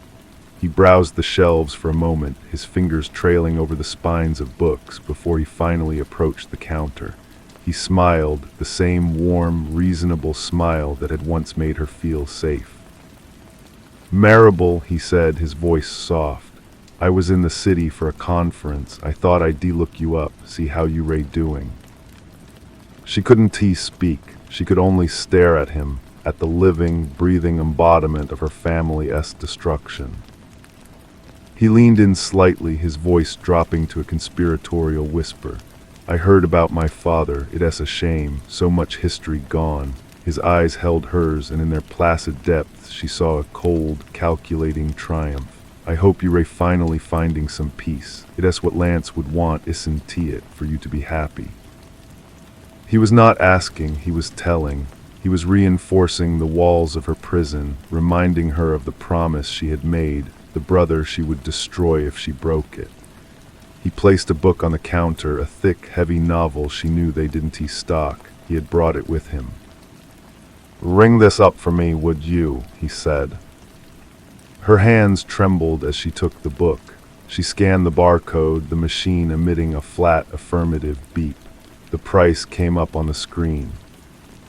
"That will be $27.50, she said, her voice a stranger-esque. He handed her a $50 bill. "Keep the change," he said, "for old-time-esque sake." He took his book, gave her one last, lingering smile, and walked out of the store, the bell chiming cheerfully behind him. Maribel stood frozen, the cash register drawer still open, the cold spot from her kitchen seeming to have followed her into the shop. He wasn't just watching from a distance anymore. He was in her world. He had walked into her sanctuary and left his mark. The message was clear. There was no way. There was only his version of the world, a world where he was free and her brother was in a cage, and her only role was to accept it. She looked down at the $22.50 in change in her hand. It felt like blood money, and she knew with a certainty that was as cold and final as the grave that her promise to Lance was a chain she could no longer bear. The silence was going to kill her. The only question left was who she would take down with her when she finally broke it. The silence in the bookstore after he left was heavier than any noise. Maribel closed the cash register with a soft, final click. The $22 felt like a lead weight in her palm. She couldn't keep it. She slipped the bills into the charity jar by the register, the act a small, meaningless rebellion. Her shift ended in a blur. She drove home, her eyes constantly flicking to the rearview mirror, expecting to see his car, his face, in every vehicle behind her. Her apartment, once a refuge, now felt like a trap. The lock on the door seemed flimsy, the windows mere suggestions of safety. She checked every room, her heart pounding, half expecting to find him waiting for her in the dark. He had not just threatened her, he had redefined her reality. Her new life, her job, her city, it was all an illusion he permitted. She was a specimen in a jar, and he was the scientist who could tap on the glass whenever he wished. The promise to Lance felt like a noose tightening around her neck. To keep it meant to live in this state of perpetual dread, to grant Julian Briggs a lifelong victory. To break it meant potentially signing her brother's death warrant or her own. Days bled into a week. She was a phantom at work, jumping at every chime of the doorbell. She stopped checking her P.O. box. She slept with the lights on. The cold spot visited her again, this time in her bedroom, a glacial pocket of air that stole the breath from her lungs. It was her mother's panic, her own terror given form. It was a reminder that the past was not a story, it was a physical force. One evening, unable to bear the four walls any longer, she went for a walk. The city lights were bright, the streets crowded, but she felt utterly alone. She found herself standing on a bridge overlooking a dark, flowing river. The water seemed to whisper a seductive promise of oblivion, of an end to the fear and the guilt, and the crushing weight of a truth that could not be spoken. But as she stared into the dark current, a different kind of resolve began to form, hard and sharp as a diamond. It was not the resolve to die, but to fight. A quiet, desperate, and utterly hopeless fight, but a fight nonetheless. Julian thought he held all the power because he controlled the narrative. He controlled the evidence. He controlled her through her love for her brother. But he did not control her will. She went back to her apartment and took out the USB stick, the one she had mailed to herself. She opened the document, her testament. She read her own words, the story of her family's destruction. It was a good story. It was the truth, but it was not enough. It was a ghost story without a body. She needed a witness, not a piece of paper, but a person, someone who could not be ignored. She thought of the lawyer who held the envelope, a kind, elderly man named Mr. Evans. He was a safe choice, but he was not the right choice. He would follow her instructions, open the envelope upon her death, and present it to the authorities. It would become a dead woman's curious rambling, easily dismissed by a man like Julian. No, she needed someone who would listen to a living woman, someone who had nothing to lose. The answer came to her with a chilling clarity. There was one person who had been wronged by the Briggs family as deeply as she had, one person whose life had also been stolen. His name was Michael Lamb, the brother of the girl her father had accidentally killed all those years ago. The death that had started the debt. The article she'd read months ago had mentioned he still lived in that same Florida town, a recluse, haunted by his own loss. He was the one person who might, just might, believe her. It was a dangerous gamble. Contacting him would create a ripple, a connection that Julian might detect. It would be a direct violation of her promise to Lance, but it was the only move she had left. She spent the next 2 days crafting an email. She did not send the document. She did not name names. She wrote only that she was the daughter of Richard and Alina Vance, that she had recently uncovered information about the death of his sister, Sarah Lamb, and that she believed they had both been victims of the same injustice. She asked if he would be willing to speak with her. She sent the email from a public library computer, her hands shaking. It was a message in a bottle, tossed into a different, darker ocean. She had no idea if he would respond or if he would simply dismiss her as a crank. For 3 days there was nothing. The silence was agonizing. She went to work, she came home, she waited. The fear was a constant companion, but it was now joined by a sliver of purpose. On the 4th day, a reply appeared in the temporary email account she had created. "Meet me," it read. There was an address, a diner in a town just north of his. Saturday, 10 a.m., come alone. It was not an affirmation, it was not a belief. It was a chance, it was a door creaking open just a crack, and as Marable read those words, she knew the ceasefire was over. She was breaking her promise. She was stepping out of the jar and into the fire. She packed a small bag, not knowing if she would return. She left her apartment early on Saturday morning, the first light of dawn painting the sky in shades of rose and gold. She did not look back. She was driving toward the past, but for the first time she was not running from it. She was going to meet it, armed with nothing but a terrible truth and the faint, desperate hope that it could be a weapon. The diner was called the Skillet, a low-slung building off a 2-lane highway that seemed to bleed rust and old memories. The air inside was thick with the smell of grease and coffee. She saw him immediately, sitting alone in a vinyl booth at the back, a large man with a weathered face and hands that were calloused and permanently stained. He watched her approach with a stillness that felt more like a warning than a welcome. She slid into the booth opposite him, Mr. Lamb. He just nodded, his eyes a faded blue, scanning her face. "You look like your mother," he said, his voice a low rumble, around the eyes. The statement was so unexpected it stole her breath. You knew her. Knew of her, everyone did. She was a beautiful woman. It made the whole thing worse. He took a slow sip of his coffee. "You said you had information about my sister." Marable took a deep breath. This was the precipice. "The story you were told about the night my parents died, it's not the whole truth." She started from the beginning, speaking in a low, urgent monotone. She told him about the ledger, the payments, the debt. She told him about Julian Briggs, the sheriff's son, and the conversation with Lance.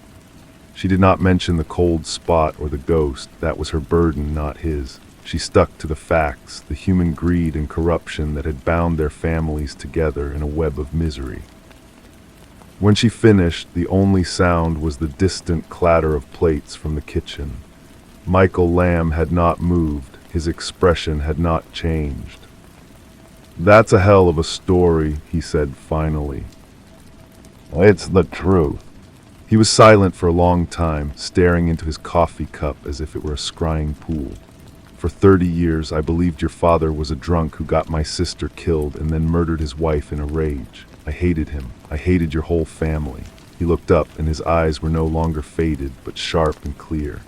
"And now you're telling me the man I shook hands with at the county fair, the man I voted for, orchestrated it all to cover up for his own boy." "Well, yes." He let out a long, slow breath. "I believe you." The 3 words were so simple, so quiet, but they hit Marable with the force of a physical blow. Tears she didn't know she was holding back welled in her eyes. After all this time, carrying the weight of it alone, someone believed her. "Why?" she whispered. "Because it makes a sick kind of sense," he said. The investigation was too clean, the evidence was too perfect, and Robert Briggs, he always had a way of making problems disappear. My family's questions were one of those problems. He pushed his coffee cup away. So what now? You have this truth. What do you expect to do with it? The sheriff's dead. Your brother's testimony is useless. Julian Briggs is untouchable. I don't know, Marable admitted, the brief euphoria of being believed already fading. I just knew I couldn't carry it alone anymore. I thought you deserved to know. He nodded slowly. I did, and I do. He studied her again, his gaze taking in her pale face, her trembling hands. He's been intimidating you. He found me, he came to my work. He's letting me live this half-life, so long as I stay quiet. A grim smile touched Michael Lamb's lips. It was not a pleasant sight. He thinks he's the only one who knows how to hold a grudge. He's wrong. He leaned forward, his voice dropping even lower. My sister, Sarah, she was the light of our family. Her death broke my parents. It broke me. For 30 years, my hate had the wrong target. You've just given me a new one. A cold shiver, different from the one that haunted her, ran down Marable's spine. She had come seeking an ally, a witness. She had found something else entirely, a second front in a war she didn't know she was starting. What are you going to do? She asked. Nothing you need to know about, he said. You've done your part, you brought the truth. Now you go back to your life, you try to be safe. And my brother, Lance, is still in prison.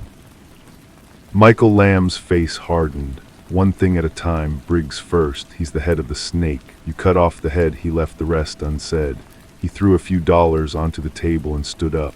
Don't contact me again, it's not safe for you, but know this, Marable Vance, you are not alone in this anymore. He walked out of the diner, a big man moving with a quiet, purposeful grace. Marable sat in the booth for a long time, the vinyl seat cool beneath her. She had wanted a witness, and she had gotten one.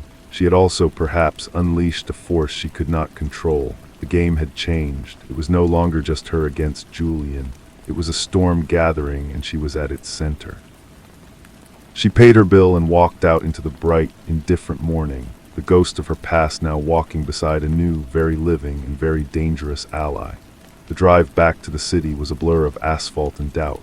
Had she done the right thing? Michael Lamb's belief was a validation she had craved, but the cold fury in his eyes was a wild card. She had handed a lit match to a man who had been sitting on a powder keg of grief for 3 decades. There was no telling where the explosion would land. She forced herself to go through the motions of her life, but the air felt different, charged with a new, precarious potential. Every time her phone buzzed, her heart leaped into her throat, expecting a message from an unknown number, a news alert about Julian, or worse, a call from the prison about Lance. But there was only silence. A week passed, then another. It was a Tuesday evening when she saw it. A short article buried in the online edition of the Florida newspaper she still monitored. A fire. An abandoned warehouse on the outskirts of Julian S. Town, a property owned by a shell corporation. The fire was intense, suspicious. Arson was suspected. No injuries were reported. Marable read the article 3 times, her skin prickling. She knew with a certainty that chilled her to the bone that this was Michael Lamb's opening salvo, a message. A proof of concept, I can touch what he owns. The following day, a second envelope arrived at her P.O. box. This one contained no documents, no photocopies, just a single high-resolution photograph. It was a picture of Michael Lamb's small, weathered house taken from the road. The focus was sharp, the detail clear. On the back, in a precise, familiar hand, were 2 words, a pity. Julian, no. Panic seized her, cold and absolute. She had brought destruction to Michael Lamb's doorstep. She fumbled for her phone, wanting to call him to warn him, but he had told her not to contact him. It would only lead Julian back to her and potentially to Lance. She was trapped, forced to be a spectator to a conflict she had started. 2 days later, another local news brief, a break-in at the Historical Society. Nothing was taken, but the place was trashed. Files were pulled from cabinets and strewn about, but the only thing reported missing was a box of old, uncatalogued donations from the estate of former Sheriff Robert Briggs. The article treated it as vandalism, a random act of mischief. Marable knew better. Michael Lamb was arming himself. He was digging for anything that could connect the Briggs family to her parents, to his sister. She felt like she was standing in the middle of a chessboard, watching two powerful players make their moves around her, unable to do anything but wait for the checkmate. Julian's move was not long in coming. She was restocking the travel section when her phone vibrated with an incoming call from a number she didn't recognize, but with a Florida area code. Her blood went cold. She answered, her voice a tight whisper. "Hello." Marable, it was Julian. His voice was calm, but there was a new, sharp edge beneath the smooth surface. "It seems our quiet understanding has been complicated." She said nothing, her hand gripping a copy of Travels with Charlie, so tightly the cover wrinkled.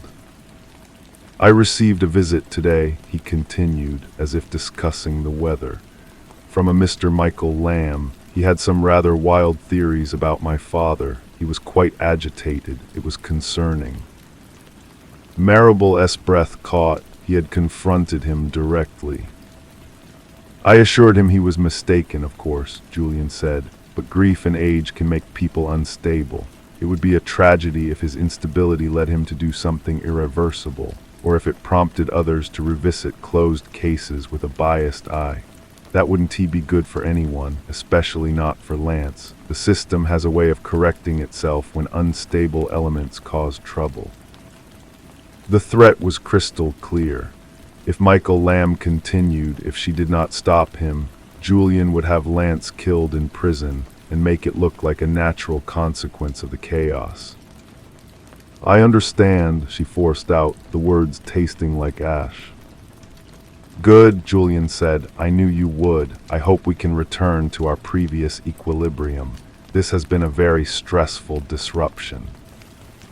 He hung up. Marable stood frozen, the book falling from her numb fingers onto the floor. The game had escalated far beyond her control. Julian was not just threatening her anymore. He was threatening her only ally and using her brother as the ultimate leverage.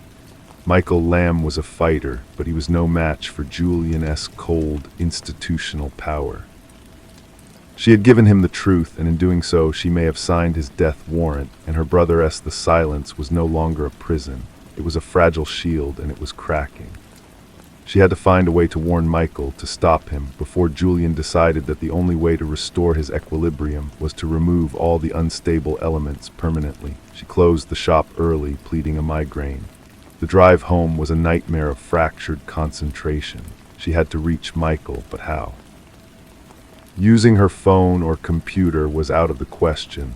A payphone. She hadn't seen one in years, but the bus station downtown might still have them. She parked several blocks from the station, pulling the collar of her coat up against a biting wind. The phone booth was grimy, the receiver sticky in her hand. She fed in coins and dialed the number he had given her, the one for the landline at his house. It rang and rang, no answer. A cold dread, deeper than any she had felt before, settled in her stomach. Was he already gone? Had Julian acted that quickly? She had to try something else. She drove to the library using a public terminal to access a mapping website. She found his street, zooming in on the satellite view. His truck was parked in the driveway. That was something. He was probably just out or ignoring the phone. She had to get a message to him, a way that couldn't be traced back to her. An idea, desperate and crude, formed in her mind. She drove to a large chain store on the other side of the city, paying cash for a cheap prepaid phone. In the parking lot, her hands shaking, she typed out a text message to Michael's number. He knows, he threatened Lance, stop everything, it's not safe. She hesitated, then added, I'm sorry. She hit send. For an hour, she sat in her car, clutching the cheap phone, waiting for a reply that never came. Either he didn't have the phone with him, he didn't know how to check texts, or he didn't care, or he couldn't answer. She drove home in a haze, the prepaid phone feeling like a live grenade in her purse. Her apartment was dark and cold. She didn't bother with the lights. She sank onto the sofa, the weight of her helplessness crushing her. She was the spark that had ignited this conflict, and now she was utterly powerless to control the blaze. The cold spot manifested then not as a gentle chill, but as an arctic blast that centered directly on her. It was so intense her teeth chattered. It was no longer just a memory of panic. It was a current of pure, undiluted warning. A presence, frantic and maternal, screaming at her to move, to act, to do something. And then she knew she couldn't stop Michael. She couldn't reason with Julian. The only move left was the one she had been too afraid to make. The one that broke every rule of survival Julian had imposed. She had to go to Lance. She had to see her brother, to look him in the eye and tell him the truth. She had to make him understand that his silence, his sacrifice, was not just for nothing, but was actively enabling the man who had destroyed their family. It would shatter him. It might destroy what was left of his will to live inside those walls, but it was the only way to rob Julian of his ultimate weapon. If Lance knew the truth, Julian's threat would lose its power. It was a terrible, brutal gamble, but the ghost in her room was telling her it was the only one she had left. She booked the flight online using a different library computer the next morning. She would go tomorrow. She packed a single bag, her movements calm and deliberate now that a decision had been made. She was going to walk into the heart of her brother's prison and break the one promise she had ever made to him. She was going to hand him a truth that would be a different kind of life sentence, and then she would wait for the storm to break. Story 3. A single violent throb in my temple, a tiny hammer striking from the inside out, was the first sign that the world had shifted on its axis. It was a Saturday, the library air thick with the smell of old paper and dust motes dancing in the slanted afternoon light. I was just a law student, Aaron, hunched over a Carol, my fingers stained with ink from a leaking pen. The throb came again, a persistent, rhythmic warning against the silence. I ignored it, attributing it to caffeine and fatigue. I was drafting a paper, a theoretical exercise for a jurisprudence seminar, a dry dissection of motive and opportunity in a hypothetical scenario. The scenario was the simultaneous assassinations of two Supreme Court justices, Adler and Vance. It was just an academic game. The words, however, did not feel like a game. They felt like a confession I hadn't made, a truth I was uncovering rather than inventing. I wrote about a cabal, not of foreign agents or ideological fanatics, but of men who wore $5,000 suits and decided the fate of nations over single malt scotch. I postulated that the judges were not killed for their politics, but for their impending votes on a single, obscure case, Viridian Corp versus the United States, a dull-sounding lawsuit about mineral rights on federal land that was, in reality, a $1 trillion key. I named no names. I cited no secret sources. I simply connected dots that anyone could see if they only had the map, and I had, without knowing it, drawn the map myself. 3 days later, the man in the gray coat was standing in the rain outside my apartment. He wasn't looking at me, but I felt his presence like a drop in barometric pressure, a physical weight change in the air. He was just a silhouette against the gloss of wet asphalt, but his stillness was all wrong for the bustling street. That was when the pulse in my temple returned, a frantic drumbeat against my skull.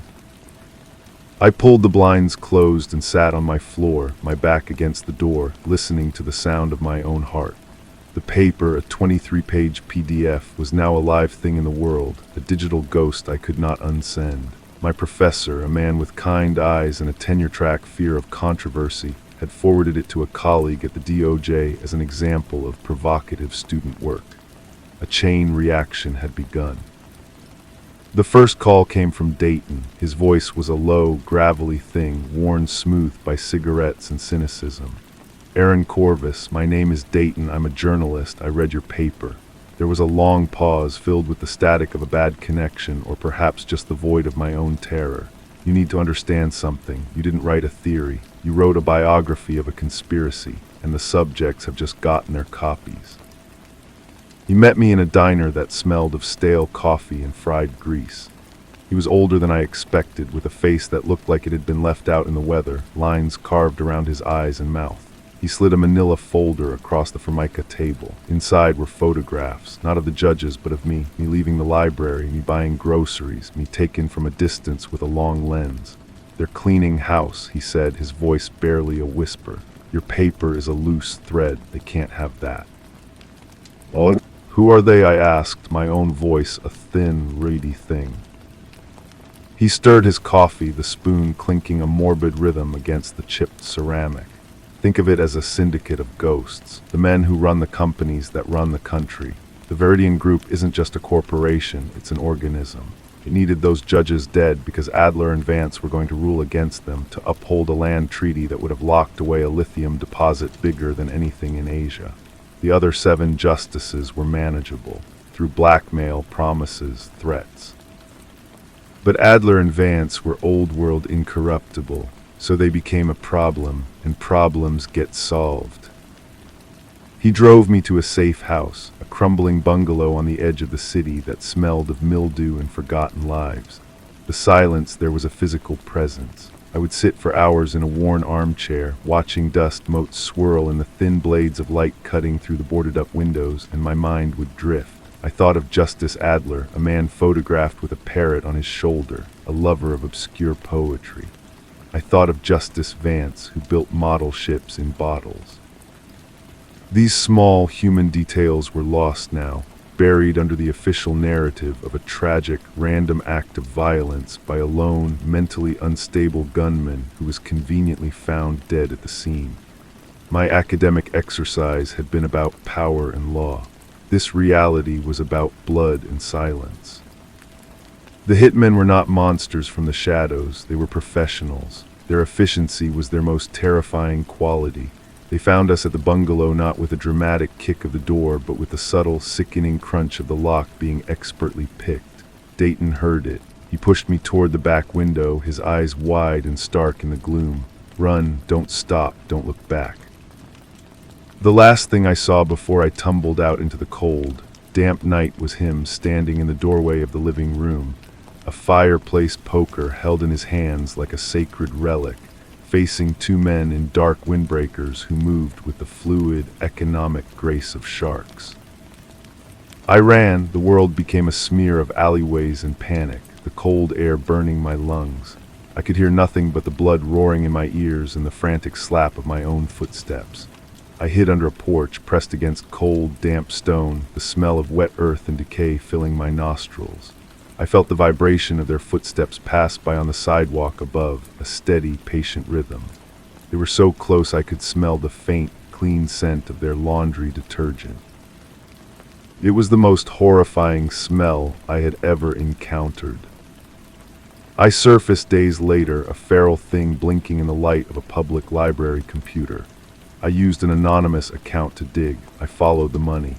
Shell companies nested inside shell companies, a Russian doll of fraud and influence. I found the link Dayton had been chasing, a political fixer named Alastair Finch, a man who existed in the background of photographs with senators, a name on the donor lists of both parties. He was the Ghost-S handshake. I sent everything I had to every major news outlet, to the FBI, a digital scream into the void. The authorities came for me then, not the local police, but men in crisp, dark suits with earpieces and expressionless faces. They drove me to a sterile, windowless room in a federal building. They were polite, their voices calm and measured. They called me Miss Corvus. They offered me coffee. They told me I was safe now, but their eyes were flat like polished stones. They debriefed me for hours, their questions circling, never quite landing, always probing to see how much I really knew, how much Dayton had told me. They were not protecting me from the conspiracy, they were containing it. They were assessing the damage I had caused. One of them, a man with a kind smile and cold eyes, slid a document across the table, a non-disclosure agreement. "For your own protection and for the stability of the nation," he said. The pen felt heavy and cold in my hand. I did not sign, but I did not fight either.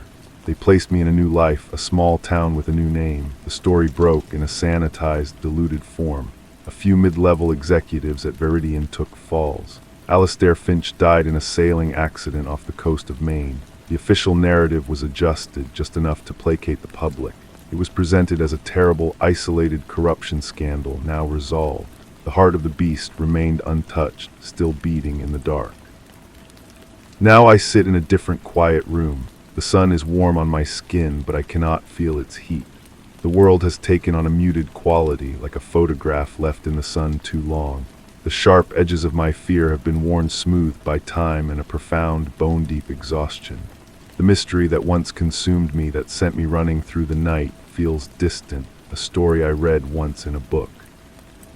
I try to focus on the case, on the faces of Adler and Vance, on Dayton-esque gravelly voice, but my mind will not hold the shape of it. It drifts, a boat untethered from its mooring. I remember the smell of my mother's perfume, a cheap, floral scent she wore on Sundays. I remember the feel of the cool, smooth bark of the maple tree in my childhood backyard. I remember the weight of a textbook in my lap, the pure, clean ambition of a life spent in the law.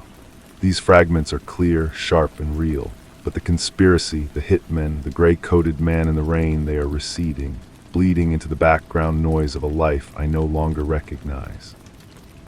The question of who and why no longer seems to matter. The truth is not a light that sets you free, it is a weight that sinks you, and I am too tired to carry it anymore. I let it go piece by piece until there is nothing left but the quiet, the dust motes in the sun, and the faint, fading echo of a pulse in my temple, a ghost of a warning I no longer have the energy to heed. The new name they gave me is Anna Miller. It feels like a cheap suit, ill-fitting and borrowed.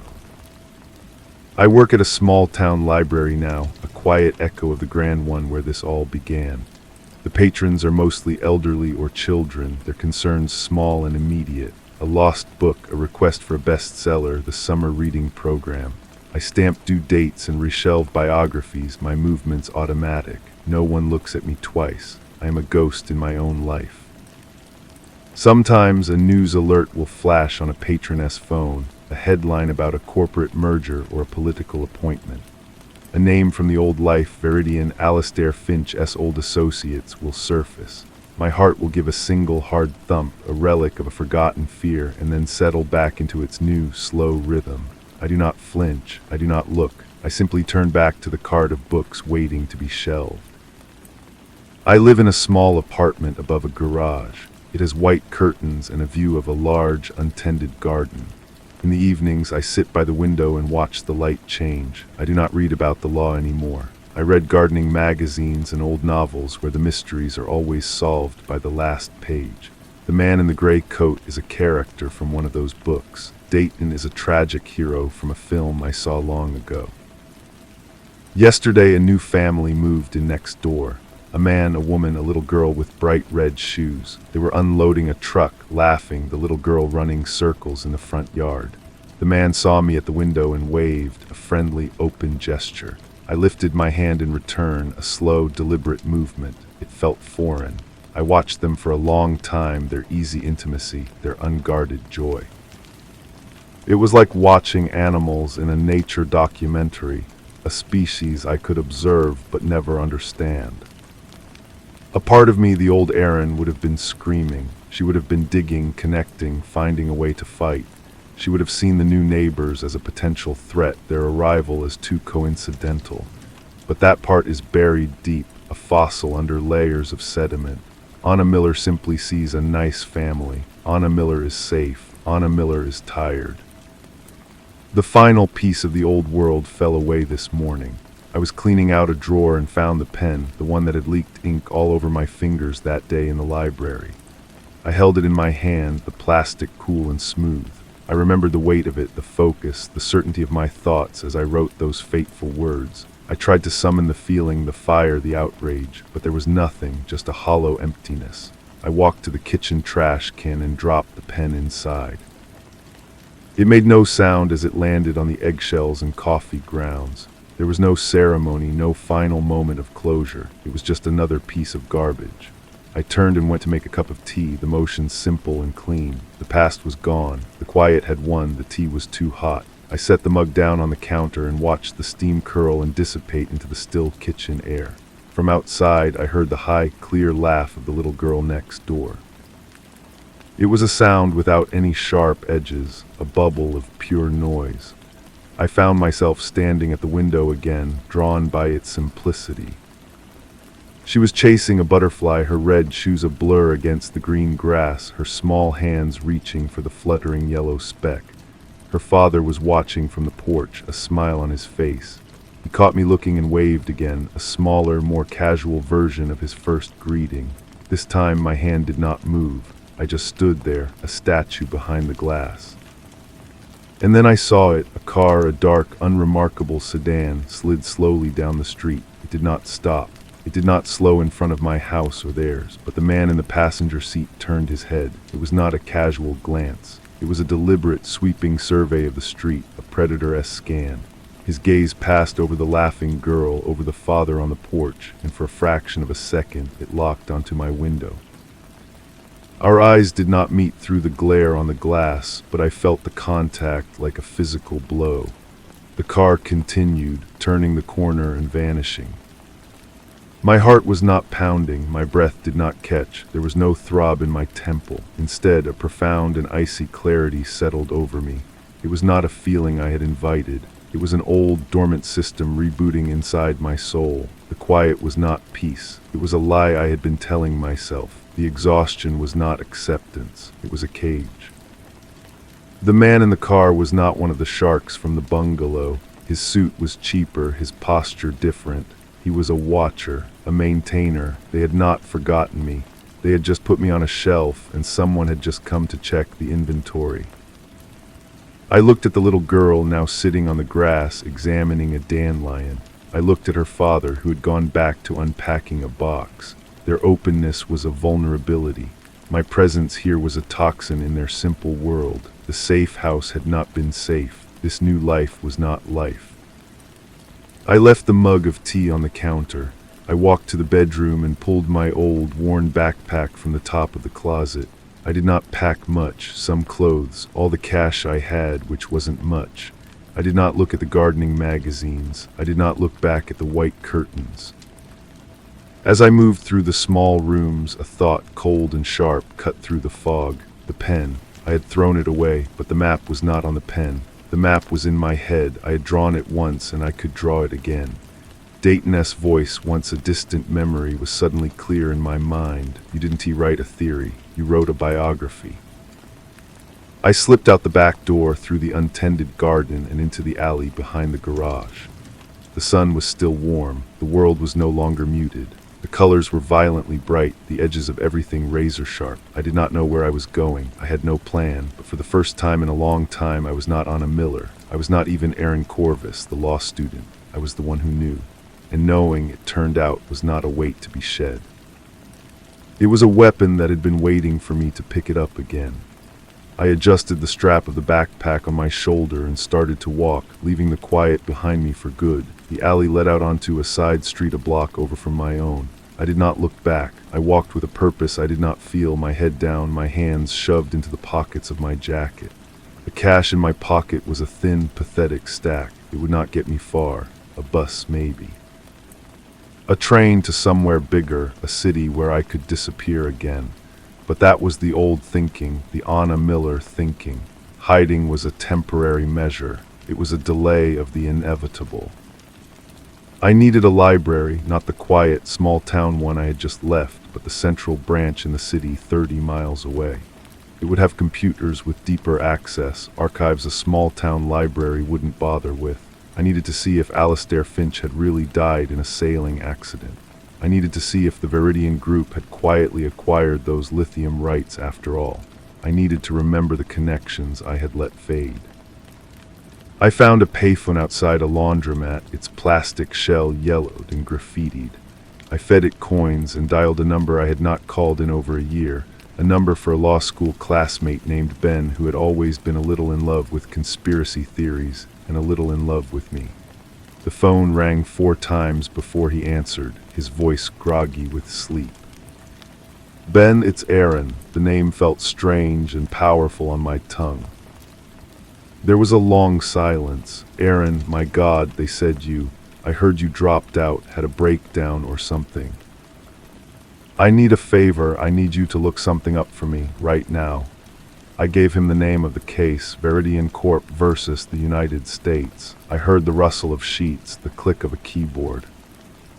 Okay, I'm pulling it up. That's weird. What? It sealed the entire docket after the initial filings. That's not normal, Aaron, not for a mineral rights case, even a big one. His voice was alert now, the sleep gone. What is this? What's going on? Can you see who the presiding judge was supposed to be? More typing. It was Judge Henderson, but he recused himself a month before the assassinations. The case was reassigned to, holy crap, it was reassigned to Adler. The confirmation was like a key turning in a lock deep inside me. The map was correct. Ben, listen to me. You have to forget I called. Delete your search history. Don't tell anyone. Aaron, you're scaring me. Where are you? I can't say thank you, Ben. I hung up before he could say anything else, the receiver slick in my hand. The pieces were still there, waiting. The organism was still functioning, and it had just sealed away its most sensitive wound. I walked to the highway on-ramp and stuck out my thumb. The first car to slow was a beat-up pickup truck driven by a man with a kind face and a load of plumbing supplies in the back. He was going to the city. As I climbed in thanking him, I caught a glimpse of myself in the side mirror. My eyes were no longer flat. They were alive and they were afraid, but beneath the fear was a cold, hard core of resolve. The quiet was gone, the fight was back, and this time I would not be writing a paper. I would be writing an obituary. The city skyline emerged from the haze, a jagged line of gray and glass.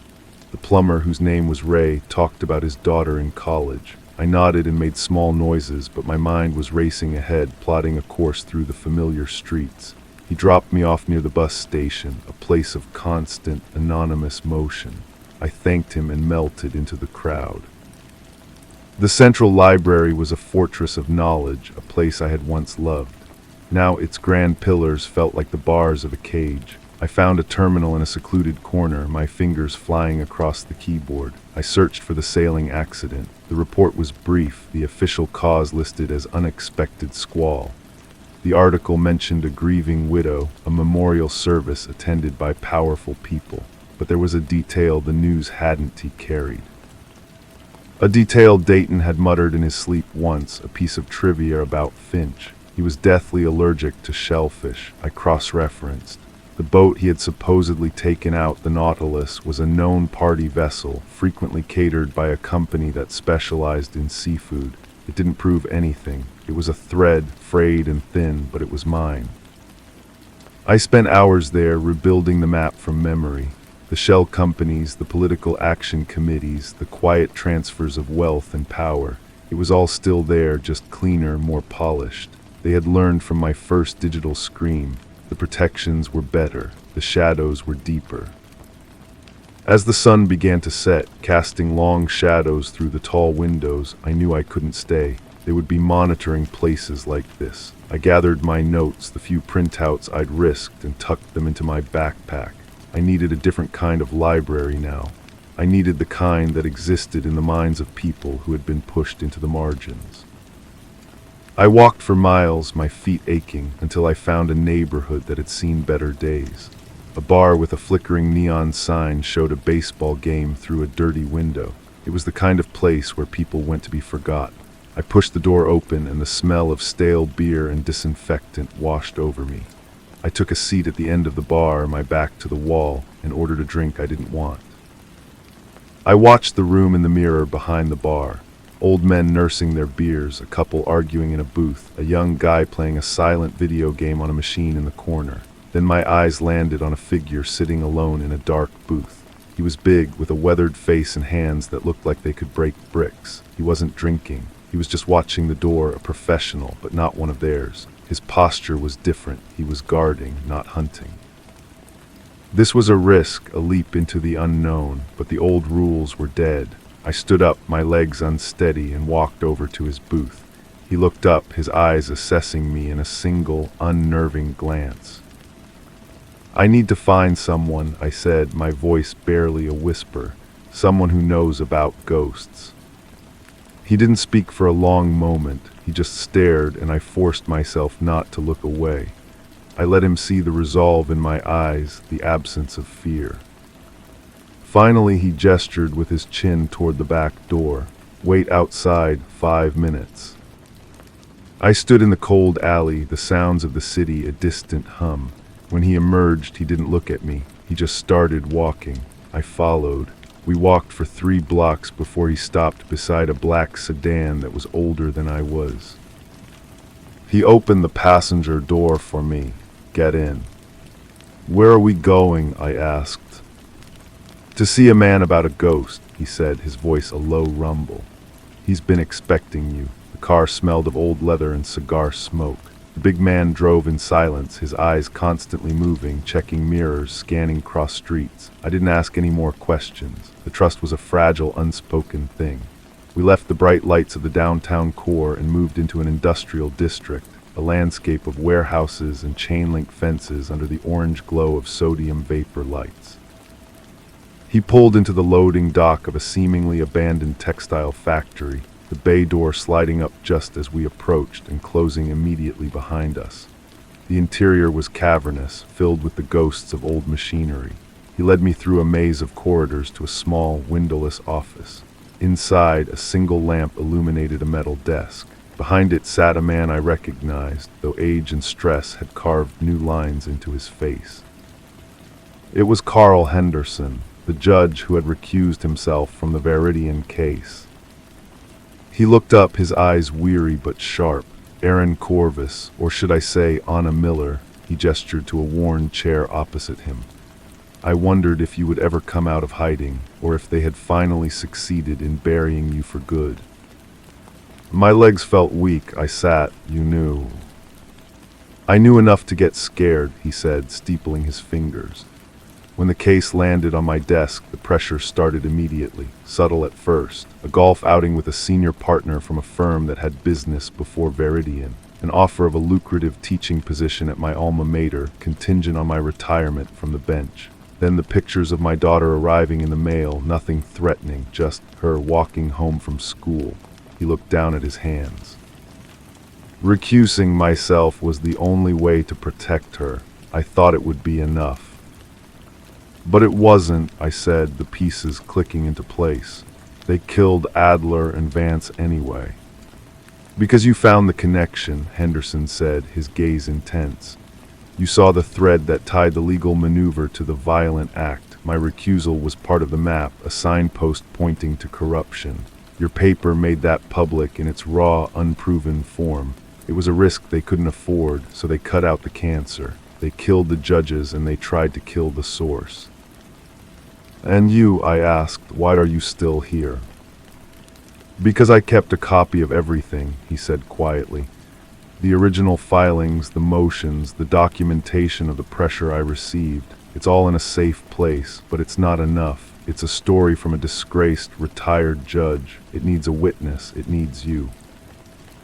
The big man who had been standing by the door spoke for the first time. The watcher in the sedan, he was a private contractor. Low level, they do periodic checks on assets they've neutralized to make sure you're still docile. He saw me, I said. He saw me looking back. Henderson nodded, a grim finality in his expression. Then the clock is ticking. They will come for you now, for real this time. He pushed a small, battered flip phone across the desk. Take this, it's clean. There's one number in it, mine. We have to move quickly. I picked up the phone, its plastic shell cool in my hand. The exhaustion was gone, burned away by a cold, focused energy. The map was no longer just in my head. It was in this room, in this man, in the evidence he had preserved. I wasn't just a witness anymore. I was a collaborator. Where do we start? I asked. Henderson allowed himself a thin, hard smile. We start by pulling on the thread you found, the one about Finch's allergy. We prove he didn't die on that boat, and if he's not dead, then we find out what deep, dark hole they've hidden him in. Because if anyone knows where all the bodies are buried, it's Alistair Finch. The name hung in the air between us, a ghost we were now trying to materialize. Alistair Finch, the architect. If he was alive, he was the ultimate prize and the ultimate threat. "We can't stay here," the big man, whose name was Marcus, grunted from the doorway. "This place is a fallback, not a fortress. They'll have triangulated the last sighting of you. They'll be expanding the search grid." Henderson was already on his feet, gathering a few files into a worn leather briefcase. "Marcus is right. We have a safe house, more secure than this. It's where we've been piecing this together." He looked at me, his eyes holding a mixture of pity and respect. "You understand there's no going back to Anna Miller. That life is ash now." "I threw her away with the pen," I said, and the truth of it was a liberation. We left the factory through a different route, emerging into a narrow alley where a different, equally nondescript car was waiting. Marcus drove with a controlled aggression, taking a circuitous route through the decaying industrial heart of the city. I watched the world pass by the window, no longer seeing mundane streets but a chessboard of potential threats and hiding places. The new safe house was a small, brick-faced duplex in a neighborhood of quiet families and well-kept lawns. It was the last place anyone would look for a conspiracy. Inside, it was Spartan. A table was covered with maps, timelines, and photographs. It was a war room. Henderson pointed to a grainy photo of a handsome man with silver hair, Alistair Finch. The allergy was the key. We've been working on the assumption he's alive. The official story is too clean, but finding him, that's the problem. He could be anywhere in the world under a new identity with a new face. I walked to the table, my eyes scanning the connections they had drawn. It was my map, but rendered in greater, more terrifying detail. "We don't find him," I said, the idea forming as I spoke. "We make him find us." Marcus leaned against the wall, his arms crossed. "And how do we do that?" "We use the one thing he can't ignore, his own work." I tapped a finger on a photograph of a senator named Morty, a man whose name had been on the periphery of my original research. "He's the key now, isn't he? The one Veridian is grooming for the big stage." Henderson nodded slowly. "We believe so. He's their next substantial investment. Clean, popular, and completely beholden to them."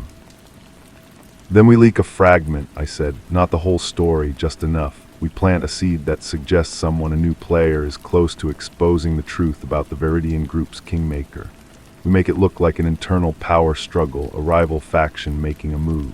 Finch, if he's out there and still has any influence, will see it as a direct threat to his life's work, his pattern, his ego. He won't be able to resist. He'll have to surface to contain it." A slow smile spread across Henderson's face. It was the first genuine expression I'd seen from him.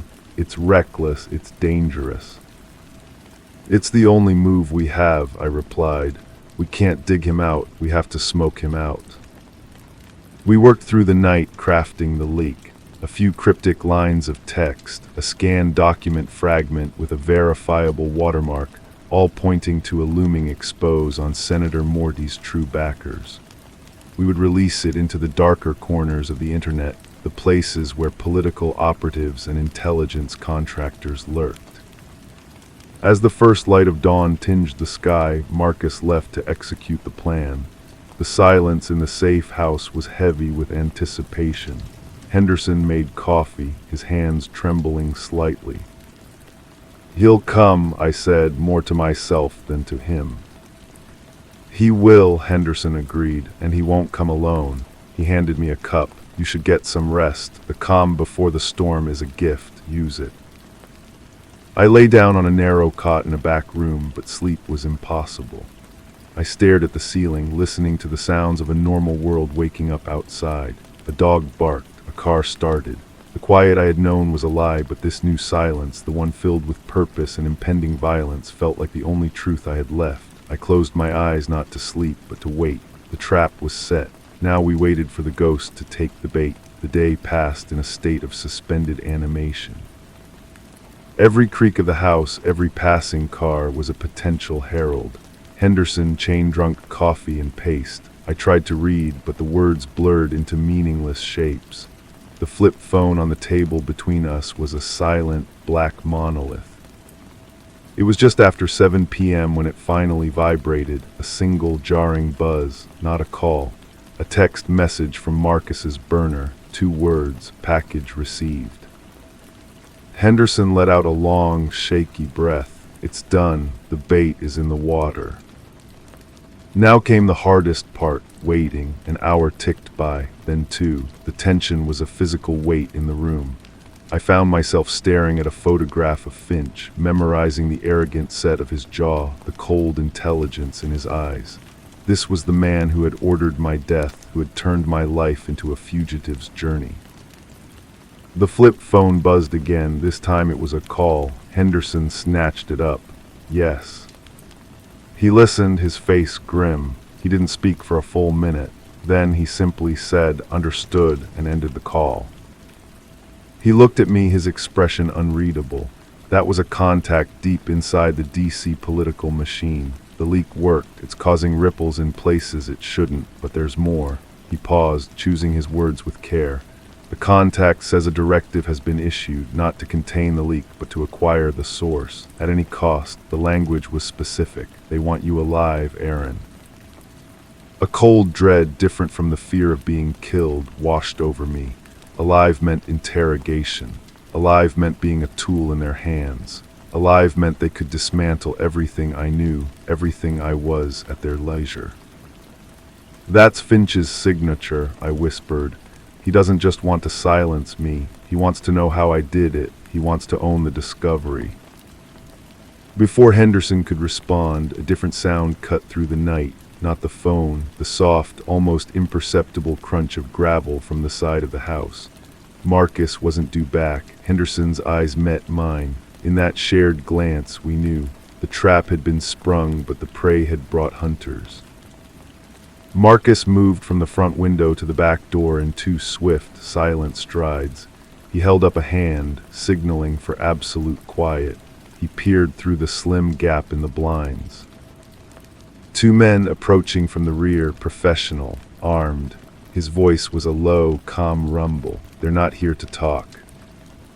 Henderson opened a drawer in the desk and pulled out a heavy, black pistol. He checked the clip with a practiced hand, his earlier tremors gone. "There's a car keys in the ceramic jar by the sink. Get to the car. We'll hold them." The back door handle jiggled, then went still. They were testing it. The front door was their primary entry point. They would come through both at once. "No," I said, my voice surprisingly steady.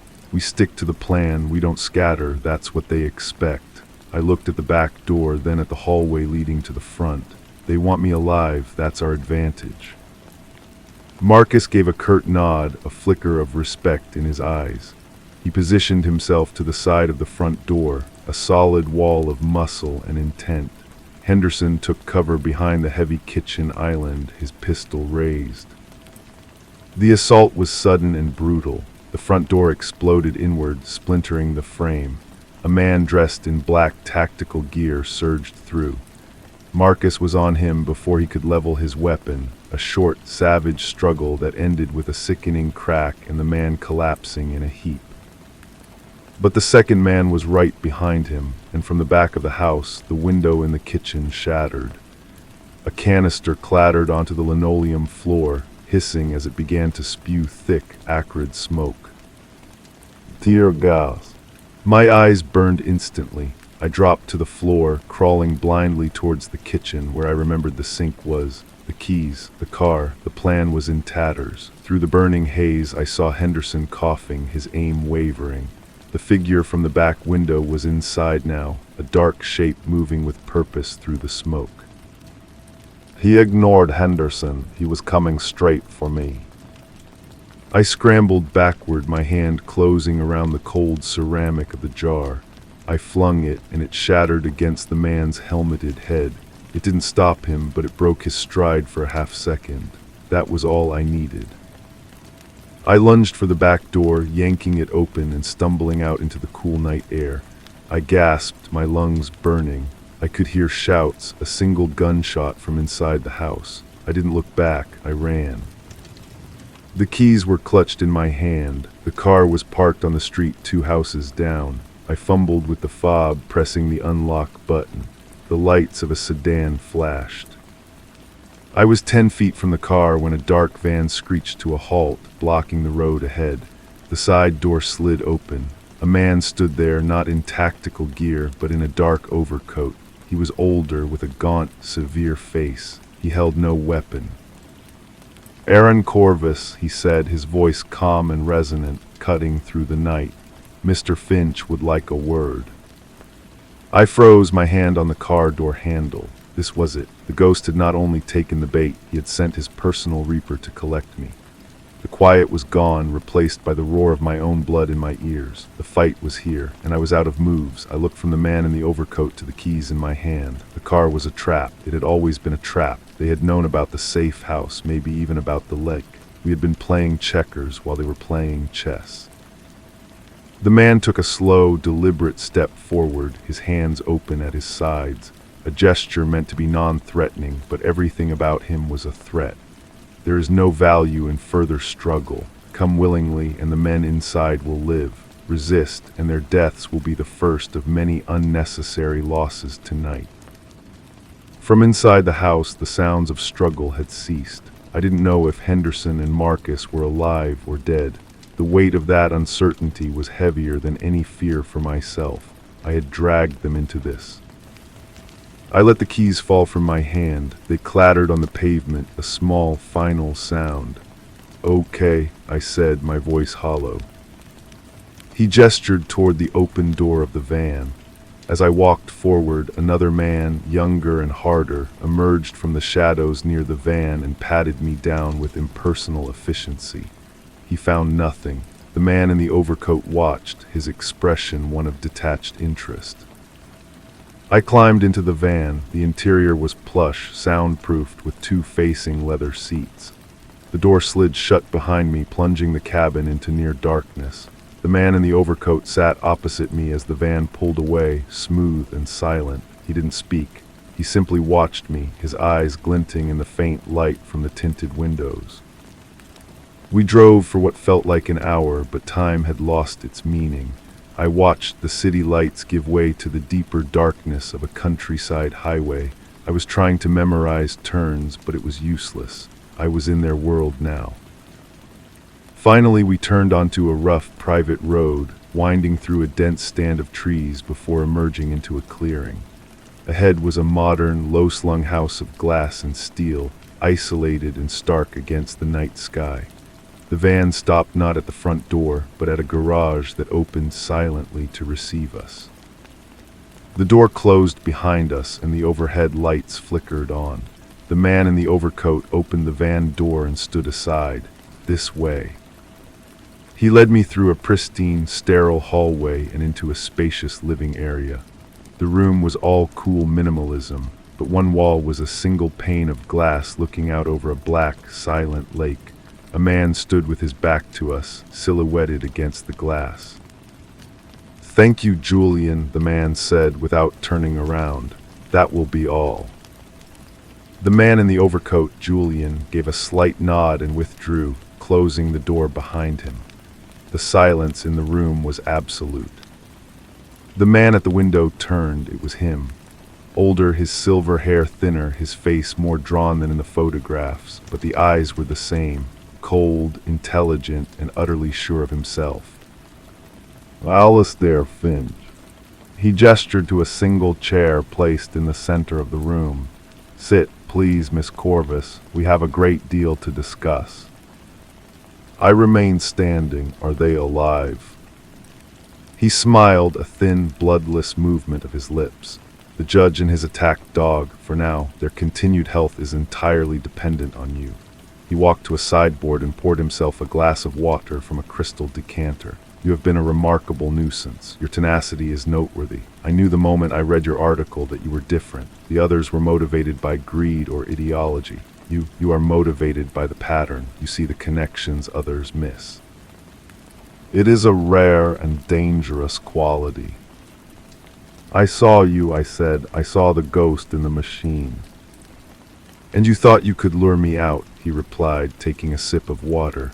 a bold, if ultimately foolish, gambit. I have not survived this long by reacting to provocations. I anticipated your move the moment my man lost you at the bar. I have been waiting for you to deliver yourself to me. He set his glass down and took a step closer, his gaze analytical, like a scientist studying a new specimen. The leak about Senator Morty was a masterstroke. It confirmed my hypothesis about you. You are not just a journalist digging for a story. You are an analyst of human systems. You understand leverage. That is why you are still breathing. What do you want? I asked, the words tasting like ash. I want to offer you a position, he said, his voice calm and reasonable. The world you have glimpsed, the machine you have seen parts of, is far more complex and far more powerful than you can imagine. You have a talent that is wasted on petty expos, as you could be building something instead of just tearing it down. You could have a seat at this table. The audacity of it left me speechless. He wasn't just offering me my life, he was offering me a job after everything. The murders, the lies, the hunt. You killed my friends, I whispered. I removed obstacles, he corrected, a necessary function of governance on any scale. Now a new equation presents itself. You can become an asset or you can remain a liability. The choice is yours. He stood before me waiting. This was his victory, not just capturing me but trying to recruit me, to own the very intellect that had threatened him.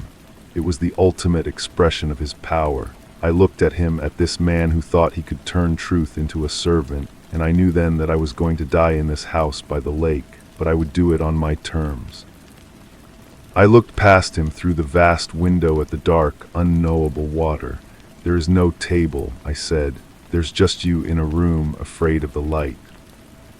Finch's smile vanished. The pleasant facade evaporated, leaving behind the cold, hard reality of the man.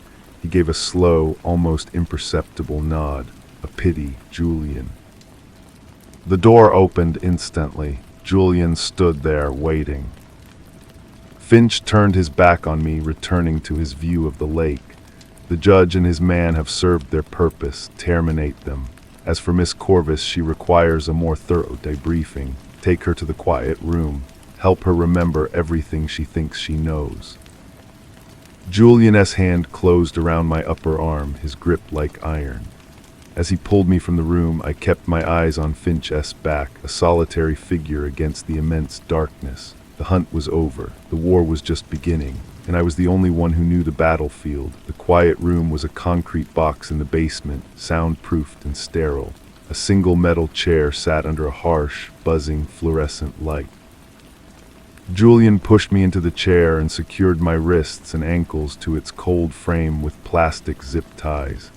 He worked with a chilling, methodical silence. When he was finished, he stood by the door, a statue in a dark coat, and waited.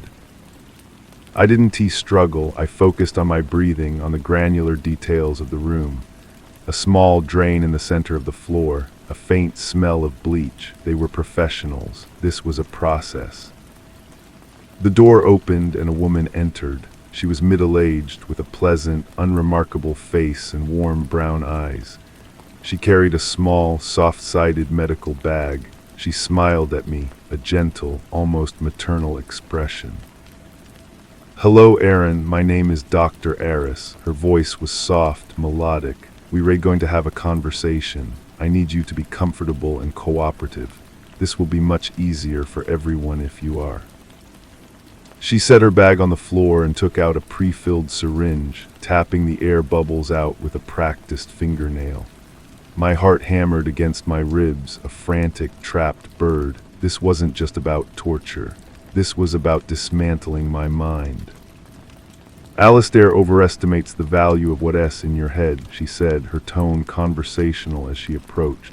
He sees a puzzle to be solved. I see a file cabinet to be emptied. It has a simple procedure, a truth serum to loosen the locks. Then we'll talk about your sources, your contacts, every thought you've had since you first saw his name. I clenched my jaw, pulling against the restraints. The plastic bit deep into my skin. Julian took a step forward from the door, a silent warning. Dr. Aris lined in, the needle glinting. This will only pinch for a moment. A sudden, tremendous crash echoed from somewhere above us. The whole house seemed to shudder. The fluorescent light flickered.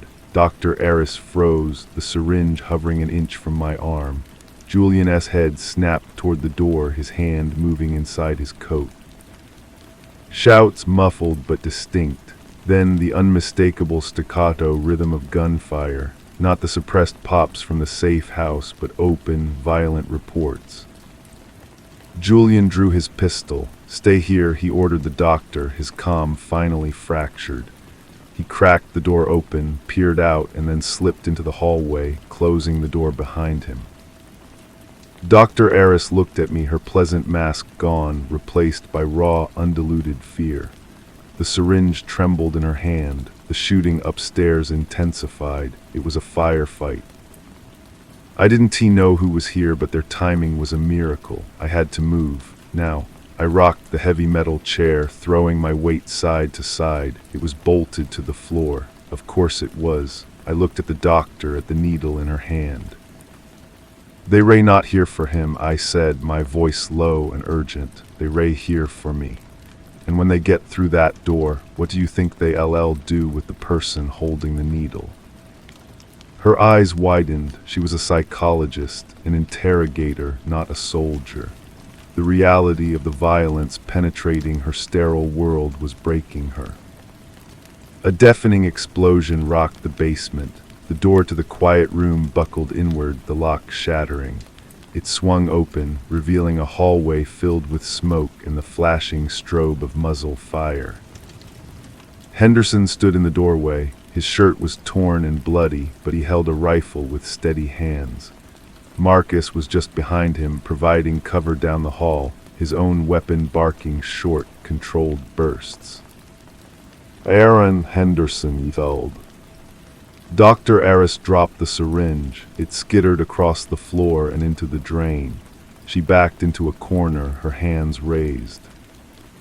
Marcus fired twice more down the hall and then turned. He saw me tied to the chair. In 2 strides he was beside me. He didn't bother with the zip ties. He simply braced his foot against the chair and pulled, his immense strength snapping the metal legs from their bolts. I was free, still anchored to the seat, but mobile. "Can you walk?" Henderson asked, his eyes scanning the smoky hallway. "Yes," I grunted, struggling to stand with the chair still attached to my arms and legs. Marcus produced a knife and with 2 quick motions severed the plastic restraints. I stumbled free, rubbing my raw wrists. "How?" I asked, my mind reeling. "Tracker and the car keys," Henderson said grimly, pushing me behind him as we moved into the hall. "A last resort. We knew they might take you. We just didn't think they'd do it so fast. Move." We ran down the hallway past the body of Julian, his dark overcoat stained darker. The main level of the house was a war zone. Shattered glass, splintered wood, and the acrid smell of cordite filled the air. Several of Finch's security team lay motionless. "Finch," I shouted over the noise. "Gone," Marcus growled, pointing toward the garage with his rifle. "A helicopter. We were too late to stop it." We burst out of a shattered sliding door and into the cool night air. A battered SUV, its engine running and doors open, sat idling on the lawn, a man I didn't recognize at the wheel. We piled in, Henderson and Marcus laying down covering fire as we peeled away, tires tearing furrows in the perfect grass. As we sped down the dark, wooded road, I looked back at the house. It was no longer a pristine fortress, but a wounded, blazing beacon in the night. We had escaped. Finch was gone, but he knew we were no longer just prey. We had brought the fight to his door. Henderson turned to me, his face etched with exhaustion and pain. "He offered you a job, didn't he?" I met his gaze, the image of Finch's cold, confident face seared into my memory. He did. "And you said no." It wasn't a question. I looked out the window at the rushing darkness. The ghost was still out there, but he was no longer a myth. He was a man, and I had looked him in the eye. Story 4. The light from the cheap motel lamp bled a weak, jaundiced yellow across the carpet, and its shade, tilted at a mournful angle, cast a long, quivering shadow that stretched toward the door like an accusing finger. It trembled with every distant, muffled thump from the room next door, a nervous pulse that made the whole room feel alive with a secret I had not yet been told. I watched it, this unsteady stain of darkness, and knew it was the first lie of many. The room smelled of bleach struggling to mask mildew, of old cigarettes and the flat, metallic tang of the air conditioner. I was home. They found the first girl, Eliza Reed, by the old railway spur, her yellow dress fanned out around her like a wilted sunflower, her hair a dark spill against the cinders. The second, Maya Petrova, was discovered a week later in the drainage culvert that ran beneath the town's main road, a place we used to dare each other to crawl into as children. Both 15, both strangled. The news editor back in the city thought it was a perfect fit. Celeste Vance, our star crime reporter, returns to the scene of her own well, not a crime but something, a tragedy, a formative wound. He said it would lend the piece a certain intimacy. He had no idea. Haven-S Point was a town that clung to the edge of the land, a collection of salt-weathered houses and stubborn pride huddled against the constant, sighing presence of the gray ocean. It was a place that remembered everything, especially your mistakes. Driving in, the weight of it settled on my chest, a physical pressure that made it hard to draw a full breath. The ghosts were not in the houses, but in the spaces between them, in the way the old man at the gas station looked at me a second too long, in the familiar crack in the sidewalk that nearly tripped me just as it had when I was 12. My mother's house was exactly as I had left it 10 years ago, a tall Victorian structure painted a stern, unforgiving white, its windows dark and watchful. It stood on its cliff, commanding a view of the town and the sea, a sentinel. Lana did not come to the door when I knocked. She was in the parlor, sitting perfectly still in a high-backed chair, as if she had been waiting for me, had in fact been sitting there waiting for the entire decade I had been gone. "Celeste," she said, her voice was cool, a smooth stone pulled from a riverbed. "You've lost weight. It doesn't suit you." The house was a museum of my childhood, every surface dusted, every photograph perfectly aligned. It smelled of lemon polish and slow decay. My old room was untouched, a shrine to a girl I could barely remember. Lana's presence filled the silence, a dense, heavy thing. She moved through the rooms without sound, her eyes cataloging every slight misalignment, every breath I took that was, in her estimation, incorrect. And then there was Clarissa. She appeared at the top of the stairs as I was carrying my bag up, a silhouette against the stained glass window at the landing. My stepsister. My father's second wife's daughter, a late addition to this unhappy tableau. She was 20 now, all sharp angles and watchful eyes. She had been a quiet, peculiar child, and she had grown into a woman of unsettling stillness. "Hello, Celeste," she said. Her voice was a low hum. "I dreamed you would come back. I dreamed you were walking through a field of tall grass, and it was all on fire." She smiled, a slow, private thing, and glided back into the shadows of the hallway. The police station was a squat brick building that smelled of stale coffee and desperation. Detective Ibrahim was a transplant, a man from some distant city who had washed up here like driftwood. He had kind, tired eyes and the resigned air of a man who knew he was digging in sand. He showed me the files, the glossy, horrific photographs. Eliza with her freckles and her braces. Maya with a small, silver ring in her nose. Their lives reduced to evidence lists and autopsy reports. There's no sexual assault, no robbery. It's precise, Ibrahim said, rubbing a hand over his face. It's like they were chosen, and then they were removed. I took notes, my hand steady, the professional armor firmly in place. But my heart was a frantic bird beating against my ribs. I looked at the faces of those girls, and I did not see strangers. I saw echoes. I saw the ghosts of my own girlhood in this town, the long, lonely walks home, the feeling of being watched from the stands of pine that lined the roads. I began my own investigation, walking the routes the girls would have taken. The town watched me, eyes from behind curtains. A sudden silence in the diner when I walked in. They saw Celeste Vance, the one who got away, the one who wrote stories in the big city. They did not see the girl who had broken here, who had run away and built a new self out of whiskey and bylines and a carefully cultivated numbness. I found myself at the railway spur where Eliza was found. The police tape was gone, taken by the wind. There was nothing left but the rusted tracks and the whispering trees, but I could feel it, a vacancy, an absence that was louder than any presence. I knelt and placed my hand on the cold, gritty rail, and I thought someone stood here, someone watched the life go out of her. And the thought was not new. It felt familiar, like a song I had forgotten I knew. Lana was waiting for me when I got back. She was in the kitchen, polishing a silver teaspoon with a soft cloth, her movements slow and deliberate. Snooping around in the dirt, she said, not looking up, trying to find monsters under rocks. You always had a taste for the sordid, Celeste, even as a little girl. You'd rather listen to a ghost story than a lullaby. 2 girls are dead, Mother. And you think digging up their pain will help them. You think it will help you. She finally looked at me, her eyes the color of a winter sky. You are not here for them. You are here for the same reason you always tear at things, to see if they will bleed.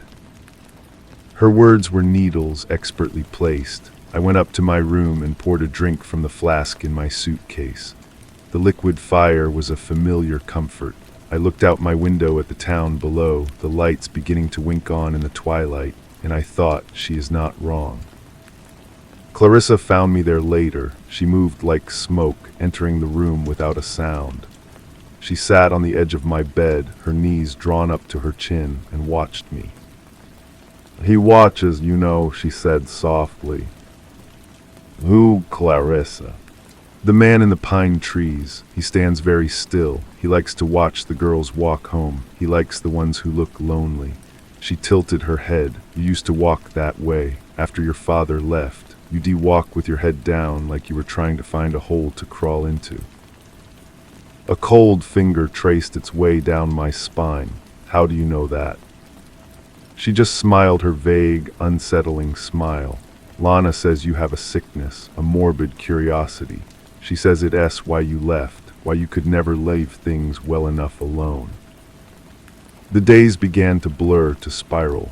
The investigation, my mother Barb's, Clarissa cryptic pronouncements, the town silent judgment, it all became a single, oppressive hum. I would interview a shopkeeper who claimed to have seen nothing, and his eyes would dart away from mine, and I would think of Lana's steady, accusing gaze. I would stand over the drainage culvert where Maya was found, the damp concrete smell filling my nostrils, and I would think of Clarissa's words about the man in the pine trees.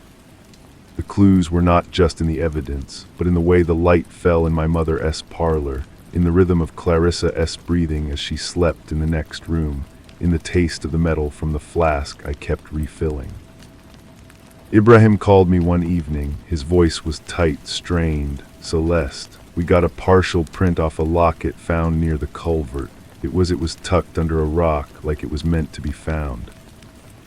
A locket, my mouth was dry. It's old silver, there's a picture inside, of a young girl, we ran it, it's a picture of you. The world tilted. I sat down heavily on the bed. My locket, the one my father gave me, the one I had lost years ago, the summer everything fell apart. I had torn my room apart looking for it. I had wept for days. I went to the station. Ibrahim held the evidence bag. There it was, tarnished but unmistakable. And inside, my own 9-year-old face, smiling, innocent, a face I hardly recognized. It's mine, I whispered. I lost it years ago. Ibrahim's kind eyes were full of a terrible pity. Celeste, where did you lose it? And I remembered the last day I had worn it, the day my father left, the screaming fight with my mother. I had run out of the house, down toward the cliffs, toward the old boathouse that was our secret place, my father's and mine. I had thrown myself onto the dusty floor inside, sobbing. The clasp had broken. I must have lost it there. I drove to the boathouse, my hands shaking on the wheel. It was a decaying structure, half swallowed by the dunes. The door was warped, but it opened with a groan. The air inside was thick with the smell of dry rot and salt.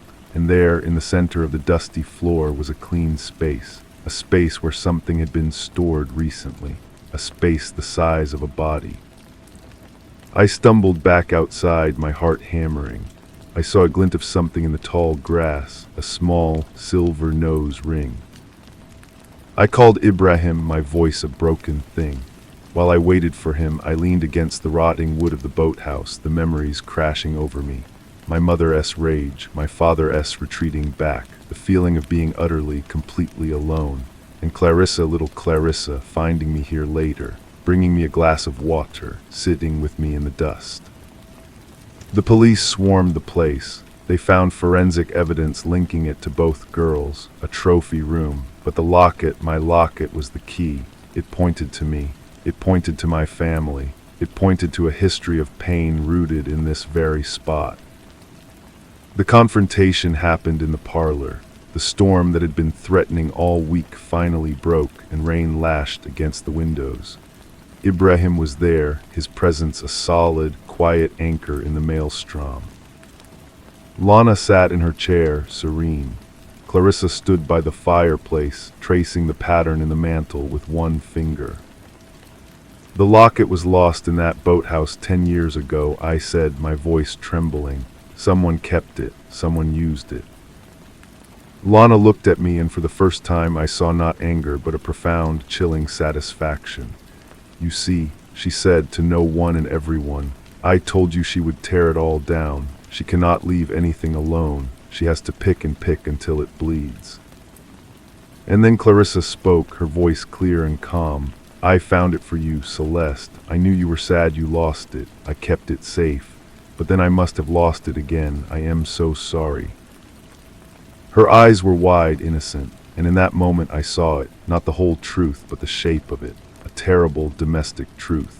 Lana, who needed control, who needed a narrative of sickness and instability for her daughter, a narrative she could manage. And Clarissa, the perfect, pliable instrument who had learned from the master how to manipulate, to hide things in plain sight, to create chaos and then stand back and look like a wide-eyed child. The girls, they were not killed for passion or for rage. They were removed, they were inconvenient. They were friends of Clarissa S. who knew too much, who saw the cracks in the perfect family facade, who might have talked about the strange, quiet sister and her possessive, terrifying mother. They were threats to the ecosystem of this house, and I was the final piece. The prodigal daughter returned, the one with the morbid curiosity, the one who could be so easily framed, whose past made her the perfect suspect. I looked at Lana and I saw the truth in her cold, triumphant eyes. She had not wielded the hands that strangled those girls, but she had planted the seed. She had cultivated the garden. She had created Clarissa, and she had created the broken version of me, and she was watching her two creations destroy each other, finally completing the story she had written for us all those years ago. There was no proof, only the locket which pointed to me, only Clarissa's feigned innocence, only my own unstable history. Ibrahim knew, I could see it in his face. He knew the truth was here in this room, in this suffocating dynamic, but it was a truth made of smoke and shadow, impossible to grasp, impossible to prove. I left Haven-S Point the next morning. The rain had stopped, leaving the world washed clean and bright, a lie of a new beginning. No charges were filed. The case grew cold, another file in a cabinet, another mystery for the town to whisper about. I never wrote the story. Some truths are not for print. Some truths are living things, parasites that burrow into your soul and feed on you in the dark. Sometimes, late at night, my phone will buzz, a number I don't know. When I answer, there's only breathing and then a soft, humming sound. It is a lullaby Lana used to sing, a lullaby about going to sleep and never waking up. And I know with a certainty that is colder than ice that the investigation never really ended. It just changed locations. It moved from the salt-scrubbed streets of Haven-S Point to the cramped silence of my city apartment. The crime scene was no longer a railway spur or a drainage culvert. It was my own mind. I changed my number twice. The calls still came, sometimes weeks apart, sometimes in clusters of 3 in a single night. The humming was always the same, a tuneless, breathy rendition of that old, sinister lullaby. I stopped answering, but letting it go to voicemail was worse. The silence before the hum, the soft intake of breath, felt like a predator adjusting its grip. My editor, Miles, noticed the change. "You ray jumpy, Vance. This cold case got you spooked. I've never seen you miss a deadline." He tried to make it sound like a joke, but his eyes were concerned. I was the unshakable one, the one who could interview a serial killer and then go for a steak. Now, the sound of a phone vibrating on my desk was enough to make my pen skitter across the page. I tried to bury myself in other stories. A political corruption scandal, a series of arsons in the Docklands, but my old focus was gone. The professional armor Lana had accused me of wearing was cracked, and the thing seeping through was a cold, pervasive dread. I'd be transcribing an interview and my mind would drift to the clean space on the boathouse floor, the size of a teenage girl. I'd be walking home and see a flicker of movement in an alley, a silhouette that was too still, and I'd think of Clarissa S. Man in the pine trees. He had never been a man. He had been an idea, a permission slip. I started dreaming of the boathouse. In the dreams, I was both the girl sobbing on the floor and the woman standing in the doorway, watching. And Clarissa was always there, not as a child, but as she is now, sitting cross-legged in the dust, assembling something from bones and lost things. She'd look up at me and smile, and in her hand would be my silver locket, swinging back and forth, back and forth. The file on Haven S. Point sat in a locked drawer in my desk. I couldn't open it, but I couldn't throw it away. It was a landmine. A part of me believed that if I just left it alone, the humming would stop, the calls would cease. But another, deeper part knew that was the old fantasy. The little girl S hoped that if she was quiet and still, the monster under the bed would lose interest. Lana had taught me that monsters feed on silence. The breaking point was a package. It arrived at the newspaper-esque mailroom, a small, flat cardboard box with no return address.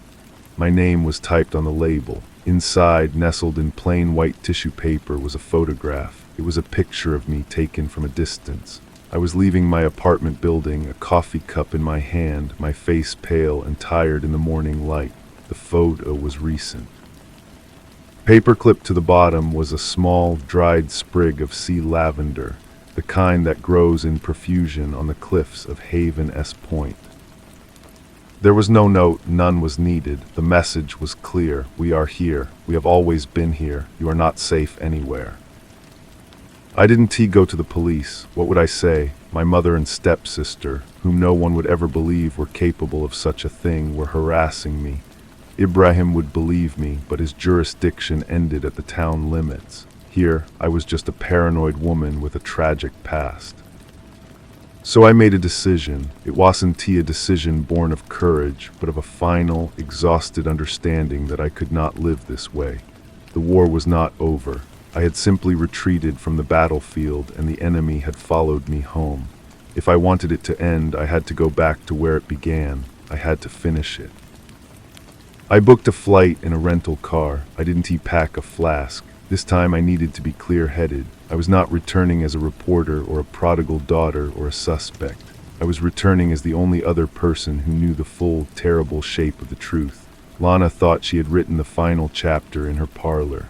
Clarissa thought she was a ghost, unseen and untouchable. But they had forgotten one thing. They had taught me everything I know, and I was a much better student than they had ever realized. The hunt was over. It was time to turn around and become the hunter. The gray ocean would be waiting, and the salt-weathered house on the cliff, and the 2 women inside it who had mistaken my retreat for surrender. The plane touched down in a fine, misting rain that felt like the town itself was weeping. I drove the rental car along the familiar coastal road, the gray Atlantic churning on my left. Nothing had changed, and yet everything was different. The pines no longer whispered, they watched. The houses were no longer just houses, they were bunkers, hiding their own private shames. I was seeing Haven S. Point with new eyes, the scales of childhood memory and adult horror finally scraped away. I didn't go to the house on the cliff, not yet. I checked into a motel on the outskirts of town, a place with thin walls and the smell of mildew and regret. It was a room for strangers, for people passing through, and that was what I was now, a stranger in my own hometown. From the motel, I made 2 calls. The first was to a private investigator I had used once for a story, a man named Fletcher who was discreet and expensive. I gave him the names, Lana Vance, Clarissa Vance. I needed to know everything. Their routines, their finances, their recent purchases, any digital footprints they might have left. I needed leverage. The second call was to Detective Ibrahim. His voice was heavy with surprise. "Celeste, I didn't think I'd hear from you again." "I'm back," I said simply, "and I need your help, not as a cop, as a witness. You saw them, you know." There was a long silence on the other end of the line. I could hear the faint sounds of the station house, the distant ringing of a phone. "I can't reopen the case without new evidence, Celeste, you know that." "I'm not asking you to, I'm asking you to meet me, to talk as a friend." The word felt foreign on my tongue. I had no friends in this town. He agreed reluctantly. We met at a Greasy Spoon diner 20 miles away in a town big enough for anonymity. He looked older, the lines around his eyes deeper. He slid into the booth opposite me, his hands wrapped around a thick ceramic mug. "It's harassment at the very least," I said after telling him about the calls and the photograph. "Stalking, but you and I both know it's more than that. It's a confession. They're telling me they're still in control." Ibrahim stirred his coffee, the spoon clinking softly. "Lana is a pillar of the community. She chairs the historical society. Clarissa volunteers at the library. They are impeccable. I have nothing to hold them on. A photo and some phone calls. Their lawyer would have them out in an hour, and they'd sue the department for harassment." "I know," I said, "this isn't about arrest warrants, it's about truth. You looked at Lana that day in the parlor and you saw it. You saw the architect." He didn't deny it, he just looked at me, his kind eyes full of a weary sadness. "What are you going to do, Celeste?" "I'm going to make them show their hand," I said. "They want a reaction. They want me to be the unstable daughter, the hysterical woman, so I won't be. I'm going to be a mirror. I'm going to show them exactly what they are." I started with the Historical Society. I walked in during one of Lana's meetings. The room fell silent as I entered. The women, all in their pearls and twin sets, stared. Lana was at the head of the table, a sheaf of papers in her hand. Her smile was frozen, a perfect, polished mask. "Celeste," she said, her voice dripping with a mother's concerned warmth. "What a surprise. Is everything all right?"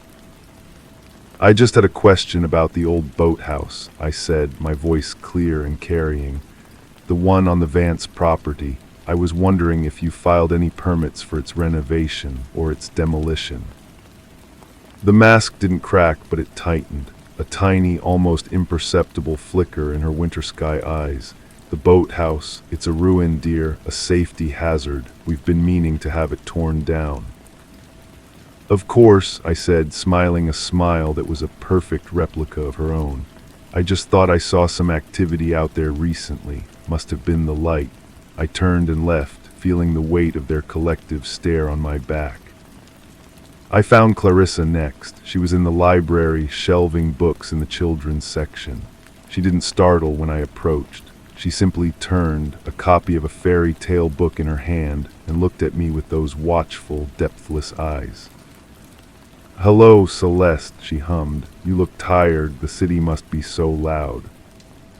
"It's quieter than you think," I said, "especially when you learn to listen for the right things. I've been listening, Clarissa. I heard your lullaby." She smiled, that slow, private thing. "It's a comforting song. It helps people sleep." "Does it?" I leaned closer, my voice dropping to a whisper. "Or does it help you sleep? After you do what Lana tells you to do, after you tidy up her messes?" Her smile remained, but her knuckles, gripping the book, were white. "I don't know what you mean. I just try to help." "I know you do," I said softly. You've always been such a help, finding my locket, losing my locket. You're very good at moving things, at making things disappear.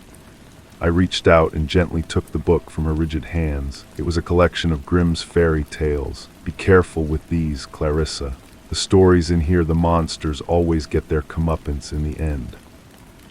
I walked away, leaving her standing alone between the shelves. I could feel her gaze on me, no longer vague but sharp and focused as a shard of glass.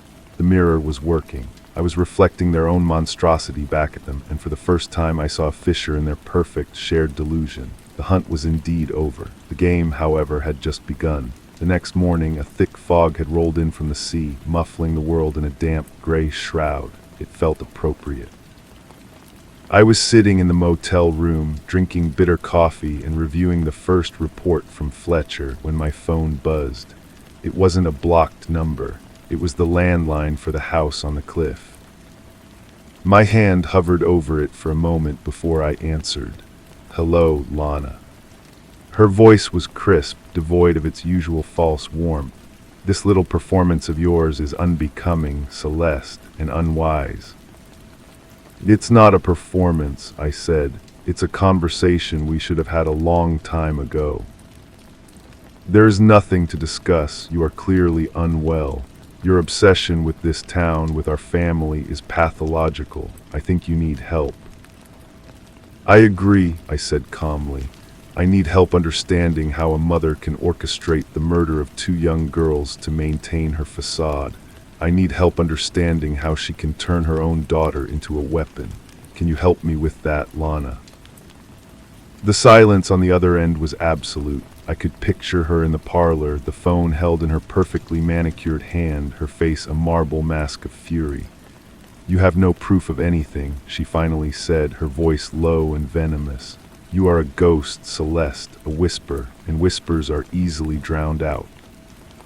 "Are they?" I asked, "or do they sometimes start an avalanche?" I hung up. My heart was thumping, but it was a clean, sharp feeling. This was the real thing. This was the fight I had been running from my whole life. An hour later, Ibrahim called. "I just had a very interesting visit from your mother," he said, his tone grim.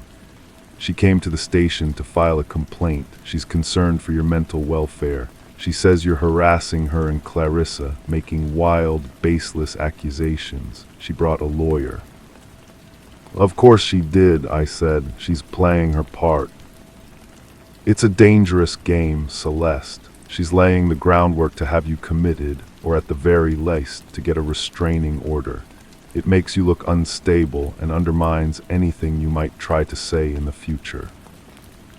"I know," I replied, looking out the window at the swirling fog, "but she made one mistake." "What's that?" "She showed her hand too early. She's scared. The mirror is working." I spent the rest of the day in the motel room, piecing together the timeline Fletcher was building. Small, unsettling details emerged. A cash withdrawal Lana had made the day before the first girl disappeared. A delivery of quicklime to the property, billed as a soil amendment for the garden. Clarissa's internet search history, meticulously wiped, but with a single, recoverable query from a library computer. How long does it take for a body to decompose in lime? It was all circumstantial, a tapestry of dark threads with no single strand strong enough to hold, but together they formed a picture of meticulous domestic evil. As dusk began to bleed into the foggy night, my phone buzzed again. This time it was a text from an unknown number, just an address. It was for a storage facility on the industrial edge of town, and a time, 10 p.m. I knew it was a trap. It was as obvious as a flashing neon sign, but I also knew that traps are only effective if you don't see the mechanism. This was the next move. Lana and Clarissa were done with whispers and lullabies. They wanted a confrontation on their terms. I called Ibrahim. "They've taken the bait," I told him. "They want to meet." "Celeste, no, it's too dangerous. Let me handle this." "You can't," I said. "You have no cause, but I do. I'm the cause. Meet me there, but stay out of sight. Don't come in unless you hear from me. I need to get them on record. I need to hear them say it." He argued, but I was resolute. This was the only way. The story had to end where it began, in the dark, away from prying eyes. At 5 minutes to 10, I pulled into the gravel lot of the storage facility. The fog was thicker here, coiling around the long, low rows of identical roll-up doors. The place was silent, deserted. A single, flickering fluorescent light illuminated Unit 73, the number from the text. The door was already partway open, a black slash in the corrugated metal. Taking a deep breath, I got out of the car. The air was cold and heavy with the smell of damp concrete and diesel. I walked toward the open door, my footsteps unnaturally loud in the stillness. I didn't have a weapon. My only defense was the truth. I pulled the door open wider and stepped inside. The unit was deep and cluttered, filled with the ghostly shapes of furniture draped in white sheets. It smelled of dust and mothballs, and there, sitting on a wooden crate in the center of the space, was Clarissa. She was swinging her legs, a small, serene smile on her face. In her hand, she held my silver locket, letting it catch the dim light from the open door. "Hello, Celeste," she hummed. "I knew you'd come. You always were so curious." "Where's Lana?" I asked, my eyes scanning the shadows. "Oh, she's nearby," Clarissa said, her voice light and conversational. "She doesn't like to get her hands dirty with the messy parts. She just directs." "This ends tonight, Clarissa." "Does it?" She tilted her head. "How? You have your little notes, your private detective, but you have no proof, not real proof, just like before." "I have you," I said, taking a step closer. "I have you admitting it." She laughed, a soft, tinkling sound that was utterly devoid of mirth. "Admitting what? That I found your locket, that I like a certain lullaby. You're not recording this, Celeste. That would be illegal, and you're such a stickler for the rules." It was then I saw the glint of metal behind a draped armoire, a tire iron, and I understood. This wasn't about a confession. This was the final tidy-up. I was the last loose end, the last person who knew the full, terrible story. They would stage it, a break-in gone wrong, a tragic end for the troubled, unstable daughter. Clarissa stood up, the locket dangling from her fingers. "She said you'd never stop. She said you'd pick and pick until it all fell apart. So we're going to help you stop." She took a step toward me, and the shadows behind her seemed to coalesce and shift. I took a step back, my heart hammering against my ribs. The game was over. The hunt was done. Now there was only the cold, hard reality of the tire iron and the serene, empty eyes of the sister I never really knew. I didn't look at the tire iron. I looked at Clarissa's face, at the placid certainty in her eyes. She was waiting for me to run, to scream, to give her the excuse she needed to make me just another mess to be cleaned up. So I did the one thing she wouldn't expect. I stepped forward, closing the distance between us. "You're right," I said, my voice low and steady, though my whole body was trembling. "I am curious. I've always wondered what you felt when you did it. Was it like putting a bird out of its misery, or was it like breaking a doll?" Her smile faltered for a fraction of a second. She was used to fear, to pleading, not to this clinical inquiry. "It was necessary," she hummed, her fingers tightening around the locket chain. "For the family," I finished for her, parroting Lana's favorite phrase. "For the name, but it s not, is it? It s for her. It has always only ever been for her. You're just the tool she uses." "I am her daughter," Clarissa said, and for the first time I heard a sliver of something sharp and defensive beneath the hum. "So am I whispered, "and look what she s doing to me. Look what she s made you do. She s made you a monster, Clarissa. And when you're no longer useful, what do you think she'll do with you?" I saw it then, a crack in the perfect, placid surface, a flicker of doubt deep in her hollow eyes. It was the seed I had to plant. "She is not here, is she?" I pressed, my gaze darting around the shadowy unit. "She sent you to do it alone. She is probably at home, sipping tea, her hands perfectly clean. She'll mourn me beautifully, you know. She'll give a touching eulogy. And then one day you'll become a problem too. and she'll find a new daughter to do her bidding. You ray lying, she hissed, but the hum was gone, replaced by a raw, thin line of anger. My phone in my pocket was recording. Ibrahim was listening, but I needed more. I needed the truth, not just a threat. Am I? Then tell me about the first one, Clarissa, the girl from the boathouse. Did she cry? Did she beg? Or did she just look surprised when her best friend's sister stepped out of the shadows with a rock in her hand? Her face went blank, then tightened. The locket fell from her fingers, clattering onto the concrete floor. She was going to tell, Clarissa muttered, her gaze turning inward, looking at a memory only she could see. She saw us. She was going to ruin everything. Us, I asked softly, you and Lana. Clarissa's eyes snapped back to me, wide and suddenly frantic.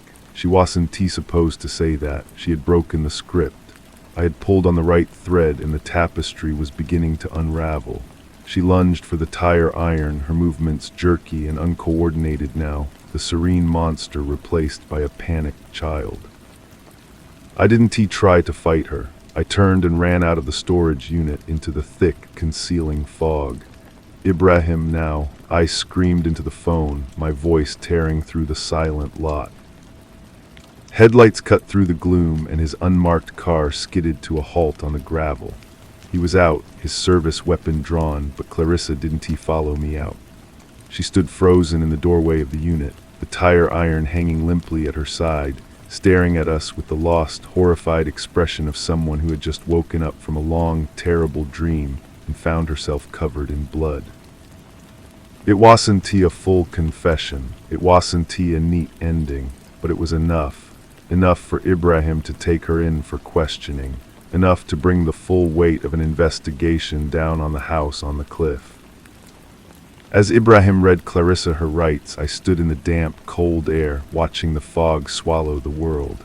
I knew Lana was already planning her next move. She would disown Clarissa, paint her as a disturbed lone killer. She would weep and wail and play the victim beautifully. But the mirror was broken. I had held it up and Clarissa had finally seen her own reflection. And I knew with a cold, certain clarity that a tool that sees itself is a tool that can no longer be used. The battle wasn't won, but the dynamic had shifted forever. Lana was in the light now, and for the first time she was the one who looked afraid. I rode with Ibrahim back to the station, but I didn't go inside. I watched from the car as he led Clarissa, now docile and silent, through the bright glass doors. The spectacle was about to begin, and I needed to be elsewhere. I needed to see her. I drove through the fog-shrouded streets toward the cliff. The house was a fortress of light, every window blazing against the oppressive gray. She was in there, orchestrating her defense. I pulled into the drive and didn't hesitate at the door. I turned the knob. It was unlocked. She was in the parlor, standing perfectly still before the cold fireplace. She didn't turn as I entered. They have her, I said. Lana took a slow, measured breath. I know, the poor, sick child. I always feared her mind was fragile after your father, after everything. I tried to protect her. She told me, Lana, she said us. She said she saw us. Lana turned then. Her face was a masterpiece of grief and shock. What are you implying? That I had something to do with those horrible things? My own daughter, Celeste. How could you be so cruel? The boathouse, I said, ignoring her performance. The quicklime, the cash withdrawal. It's a trail, Lana. It leads right to you. Clarissa is in an interrogation room right now, and she's breaking. How long do you think it will be before she realizes you've left her all alone to carry this? Her eyes narrowed, the mask of maternal concern melting away to reveal the cold steel beneath. She is ill. Nothing she says will be credible. And you are a vindictive, unstable woman obsessed with destroying this family. I will testify to that. I'm not here to argue, I said. I'm here to give you a choice. This surprised her. A faint, condescending smile touched her lips. A choice. Confess, tell them it was you, that Clarissa was just a child, that you coerced her, that you threatened her. Spare her that at least. She's still your daughter. And if I don't, then I will spend every day of the rest of my life making sure the world knows the truth, not the tabloid version, the real one.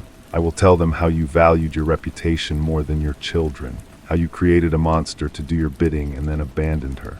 Your legacy won't be the historical society or this beautiful house. It will be the story of a mother who was a murderous, manipulative witch.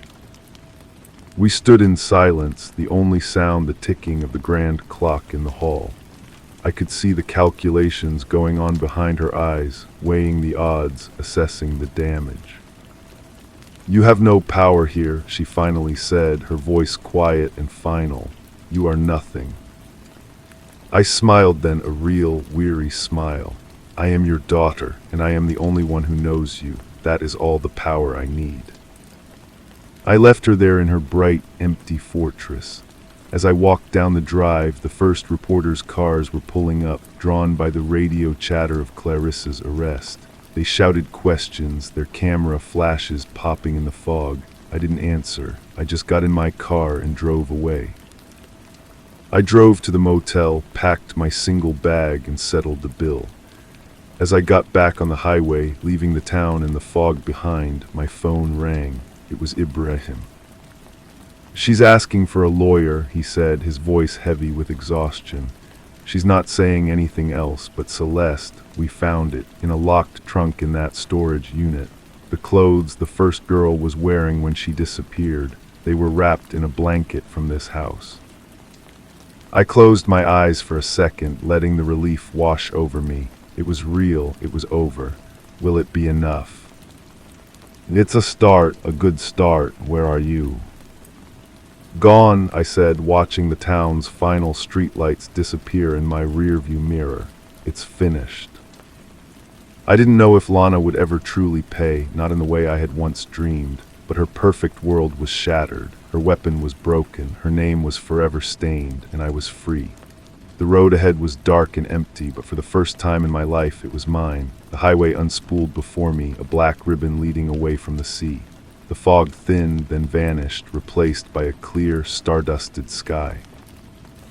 I drove for hours, not with the frantic urgency of escape, but with a steady, deliberate pace. I was not running from something anymore. I was driving toward something, even if I didn't yet know what it was. A few days later, I found a cheap apartment in a city large enough to get lost in. I paid the deposit in cash. I got a job waiting tables under my middle name. It was quiet. It was anonymous. It was mine. I followed the news from a distance. Clarissa, deemed competent to stand trial, eventually took a plea deal. She admitted to the murders, both of them acting alone. The narrative was tidy. A disturbed young woman, a tragic family. Lana gave a single, tearful press conference, a performance of shattered maternal love pleading for privacy to heal. She sold the house on the cliff and moved away. The world, for the most part, moved on. Ibrahim called me once after the sentencing. She never gave up her mother, he said. Not a word. It was like she'd built a wall around that part of the story. I know, I said. In a strange way, I understood. It was the last, twisted act of loyalty, the final piece of the programming Lana had installed. Clarissa would bear the weight of the crime alone, preserving the myth of the family, because that was all she had left. I never spoke to Lana again. I didn't need to. The silence between us was the truest conversation we ever had. Months turned into a year. The sharp edges of the fear and the anger began to soften, worn down by the simple, mundane rhythm of a life I was building for myself. I started taking classes at a community college. I made a friend, a cynical art student who knew nothing of my past. One afternoon I was cleaning out my duffel bag, the one I had fled with, and I found it tucked into a hidden inner pocket. The silver locket. It must have fallen from Clarissa's hand in the storage unit, and I, in my frantic state, had picked it up without thinking. I held it in my palm, the metal cool against my skin. I didn't open it. I didn't need to see the picture anymore. I took a walk down to the river that cut through the city. I stood on a bridge, watching the brown water churn below. I thought about the girls, their lives stolen to maintain a lie. I thought about Clarissa, my sister, the monster my mother made. I thought about the reflection I had held up and the cracks that had finally appeared. I closed my fingers around the locket for a final moment, feeling its shape. Then I opened my hand and let it fall. It flashed once in the sun before disappearing into the murky, relentless current. It was done. The past was gone. I turned from the railing and walked back toward the city, toward the noise and the life and the uncertain, open future. I was no longer a reflection. I was just myself. The city was loud in a way the coast never was, a constant, humming thrum of life that was impersonal and therefore peaceful. My small apartment collected the afternoon sun, and for the first time in my life, the silence it held was not oppressive, but gentle. I was learning the quiet rhythms of my own company. I kept the art studentess friendship. Her name was Maya, and she taught me how to drink terrible coffee and laugh at things that weren't funny. She never asked about my family, accepting my vague answers about a bad divorce and a need for a fresh start. This simple, uncomplicated trust felt like a miracle. One rainy Tuesday, I was shelving books at the library where I'd found a part-time job when a familiar name jumped out from a donor-esque plaque on the wall. It was a name from the Historical Society back home. A cold finger traced a line down my spine, a ghost from a life I had buried. I stood there frozen, waiting for the old panic to rise. But it didn't. The feeling was recognition, not fear. The world was full of echoes, and I no longer had to let them dictate my tune. I finished my shift and walked home in the rain without an umbrella, feeling the cool water on my face. I thought of Lana, and the thought was distant, like remembering a character from a book I'd read long ago. Her power had been in her proximity, in the walls of that house, in the constant, subtle pressure of her gaze. From 1,000 miles away, she was just a woman who had made terrible choices. That night I dreamed of the river, but in the dream I wasn't throwing the locket in. I was watching it float, carried by the current, its silver catching the light before it rounded a bend and vanished from sight. When I woke, there was no residue of dread, only a strange, soft sense of completion. A few weeks later, a plain manila envelope with no return address arrived in my mailbox. My heart did not stutter. My hands did not shake. Inside was a single typed sheet of paper. It was a clipping from a small, society-style newspaper in a state known for its desert landscapes. It announced the remarriage of Lana, now using her maiden name, to a wealthy retiree. There was a photograph. She was smiling her perfect, polished smile, her arm linked with his. She looked vibrant, untouchable. She had rebuilt. I held the paper under the kitchen light. There was no note, no threat. It was just a fact. Ibrahim, I thought it had to be. A final update, a closing of the file. I crumpled the paper and dropped it into the recycling bin. Then I made a cup of tea and called Maya to finalize our plans for the weekend. We were going to see a terrible movie and then critique it over pizza. It was a small, insignificant plan, but it was mine. She had her life, and I had finally, truly begun to have mine. The story was over. My story, however, was just getting started. The movie was, as promised, terrible. We spent 2 hours in the blissful dark, throwing popcorn at the screen and whispering our own, much better dialogue. Later, with grease on our fingers and the warm, yeasty smell of pizza between us, I realized I had not thought of the envelope or the photograph or the cold house on the cliff for hours. The realization was like a deep, calming breath. The past was not gone, but it had lost its power to poison the present. A year later, I transferred to a university. I chose to study psychology. Maya thought it was ironic, given my aversion to talking about my past. I told her it was precisely because of that. I wanted to understand the machinery of a mind, how it could be bent and broken, and more importantly, how it could heal. My professors spoke of attachment and trauma, of narcissistic supply and coercive control. I took notes in a steady hand, the clinical terms creating a safe, intellectual distance from the memories they described. I was not a victim in a story anymore. I was a student of the human condition. I never saw Lana again, not even in a news clipping. Ibrahim and I lost touch, a mutual and respectful fading. I hoped he had found a quieter beat. Sometimes, on the anniversary of my leaving, I would light a candle for the two girls, for the lives they should have had. It was a small, private ritual, a way of acknowledging the loss without being consumed by it. On my graduation day, Maya whooped from the audience as I walked across the stage. The sun was bright, and the black robe felt heavy and significant on my shoulders. Later, as we celebrated at a crowded bar, a man from one of my classes asked me about my family, if they were here to see me graduate. I looked around at the bustling, happy chaos of the bar, at Maya making a toast with a full glass, and I smiled. No, I said, and the word held no bitterness, only a simple, factual weight. It's just me. He looked slightly embarrassed, but I wasn't. I felt a profound sense of wholeness. I had built this day, this life, from the ground up. It was not a reaction to my mother, or rebellion against my past. It was a positive creation, built brick by brick with my own choices. I drove home that night, the city lights blurring into bright streaks against the dark. I thought of the girl I had been, huddled in her room, listening to the hum of a distant vacuum and the sound of her own heart pounding with fear.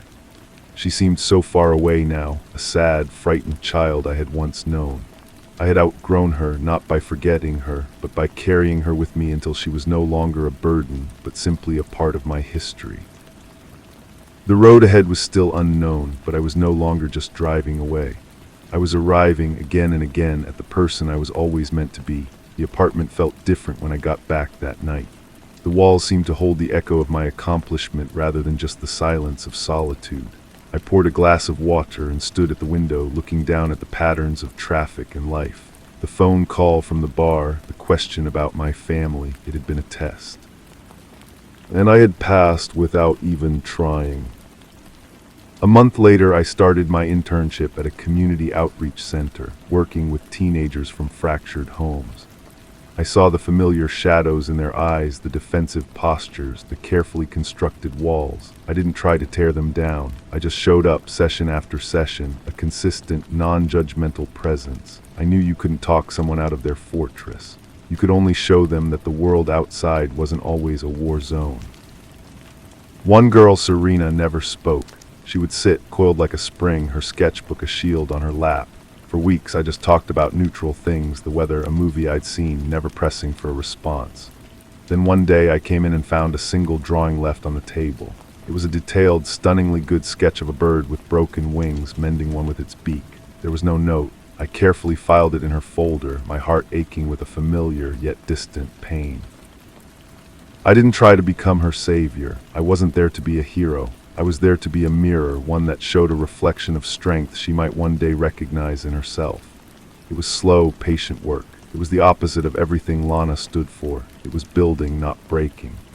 And with every small, quiet victory, the ghost of the Cliff House receded another inch, becoming less of a haunting and more of a lesson, a map of a territory I had successfully navigated and left behind. Story 5. The chill came first, a pocket of cold air in the warm, dusty stillness of the old farmhouse. It was a localized thing, a shiver that ran the length of Josie's spine as she stood on the threshold of the master bedroom, a sensation so precise it felt like the ghost of a presence had just vacated the space, leaving only the memory of its movement in the displaced air. The house on Hemlock Lane had been sealed for 20 years, and the August heat should have been thick and syrupy throughout, but here, in this room, it was cold. She could see the fine hairs on her arms standing erect. She could feel the goose flesh rise. It was a detail no one else would notice, a sensory clue written in a language only she could understand. The group behind her, the clarion call, they felt only the heat. She could hear their eager, hushed breaths, the scuff of their expensive sneakers on the grimy floorboards. They were a collection of 5, led by a man named Leo, who had found her through a web of online forums and half-forgotten news archives. They were enthusiasts, they said, seekers of truth in the murky waters of unsolved crimes. They had paid for the legal petition to unseal the property. They had driven her here to the place where her family had died. They believed with the fervent faith of the devout that the house itself would speak to her, that the key to the Lockhart massacre was buried not in evidence lockers or court transcripts, but in the warped floorboards and the peeling wallpaper of her childhood home. Josie stepped fully into the bedroom. The room was a still life of decay. A fine gray dust coated every surface, softening the edges of a dresser, a nightstand, the large oak bed whose mattress was stained with a dark, rusty bloom that was more shadow than substance now, but whose shape was seared into her memory. The air smelled of old wood, dry rot, and beneath it, faint as a whisper, the coppery tang of something long since dried.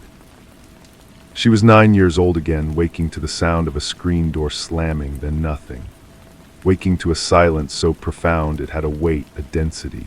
Waking to find them, her father in the hallway, her mother here in this bed, and her older brother, Graham, 15 years old, kneeling in the living room, the hunting knife clutched in his hand, her mother's blood speckled across his face like freckles. He had never spoken a word in his defense. He was in Blackwood Penitentiary now, a man of 35 who had spent more than half his life behind bars, a silent monument to a night of horror. Josie had built her life on the foundation of that silence. Her brother was the killer. It was the only truth that made the world make sense. But the clarion call had chipped away at that foundation with their theories, their documents, their quiet, insistent questions. What if the story was more complex? What if the boy, traumatized and covered in the blood of his parents, had simply been in the wrong place at the wrong time? What if the real killer was still out there? Leo moved to stand beside her, his presence a warm intrusion in the cold room. He didn't speak. He was a man who understood the power of silence, who knew how to let a scene breathe, to let its atmosphere seep into a person. He simply watched her, his eyes recording every micro-expression that flickered across her face. The others lingered in the hallway, a respectful distance away, their phones held discreetly, capturing the moment, the return of the sole survivor. Josie's gaze drifted from the bed to the wall beside it. The wallpaper, a faded pattern of roses and vines, was torn in one place near the headboard, a long vertical gash that she didn't remember. She walked toward it, her footsteps loud in the absolute quiet. The floorboard beneath the tier creaked, a low, mournful sound. She knelt, running her fingers over the splintered paper. Behind her, one of the women in the group, a photographer named Anya, let out a soft, sharp gasp. The sound was like a pinprick in the balloon of tension. Josie ignored it. Her focus was on the wall. She pressed her fingers against the tier, and a sliver of the paper peeled back further, revealing not plaster, but darkness. A hole. The drive back to the city was a blur of muted highway sounds and the low thrum of the car's engine. Josie sat in the passenger seat, Leo driving, the rest of the group in a separate vehicle. She held the object in her lap, wrapped in a handkerchief Leo had produced from his pocket. It was a small, tarnished silver locket, cold against her skin even through the cloth. It had been hidden in the wall, tucked into the space between the studs behind the torn wallpaper. She had not opened it, not yet. Houses hold on to things, Leo said, his voice calm, conversational. They are silent witnesses. They absorb the energy of the events that happen within their walls. That cold spot in the bedroom, you felt it, didn't you? A residual echo, a place where the past hasn't quite settled. Josie didn't answer. She stared out the window at the flat, monotonous landscape, the fields giving way to the first grim outposts of the suburbs. The rural community of her childhood had been a closed fist of a place, all suspicion and quiet resentment. Her father had been an outsider who bought the old Hemlock Lane property, a man with city money and city ideas. They were never accepted. The police investigation had been swift, neat, almost eager to pin it on the troubled son. The case closed, the town could forget. Back in her small, sterile apartment, the locket lay on her kitchen table like an accusation. The city lights bled around the edges of the blinds, painting the room in stripes of orange and gray. The hum of the refrigerator was the only sound. Finally, with hands that trembled slightly, she picked it up. The clasp was stiff, corroded. It took a minute of careful pressure before it sprang open. Inside, there was no photograph. Instead, there was a tiny, folded square of paper. She unfolded it carefully. The handwriting was her mother's, a flowing, elegant script she remembered from grocery lists and birthday cards. It was a fragment, a single line. He has his father's eyes and his father's rage. A coldness different from the chill in the farmhouse, a deep internal frost settled in her chest. His father, her father. Robert Lockhart had been a quiet, reserved man, a history professor who had moved them to the country for a quieter life. She had no memory of rage, only a gentle, distant sadness. But the note, it spoke of a fear, a secret knowledge. Was it about Graham, or was it about Robert himself? The clarion call began its work in earnest. Leo provided her with boxes of documents. They had compiled police reports, witness statements, newspaper clippings. They set up a war room in a borrowed office space, the walls papered with timelines, maps, and grainy photographs. They tracked down the witnesses from the past. Mrs. Gable, the neighbor from across the road, was now in a nursing home, her mind a flickering candle. She remembered the Lockharts. Pretty Madison, she said, her voice a dry rustle. Such a lovely woman, too lovely for that place. She had a secret sadness, like a flower kept in the shade. When asked about Robert, her milky eyes clouded. He kept to himself. You'd hear him sometimes, late at night, out in the barn, working on something. Bang, bang, bang, like he was angry at the wood. Mr. Henderson, who ran the general store, was more direct. That boy Graham was a strange one.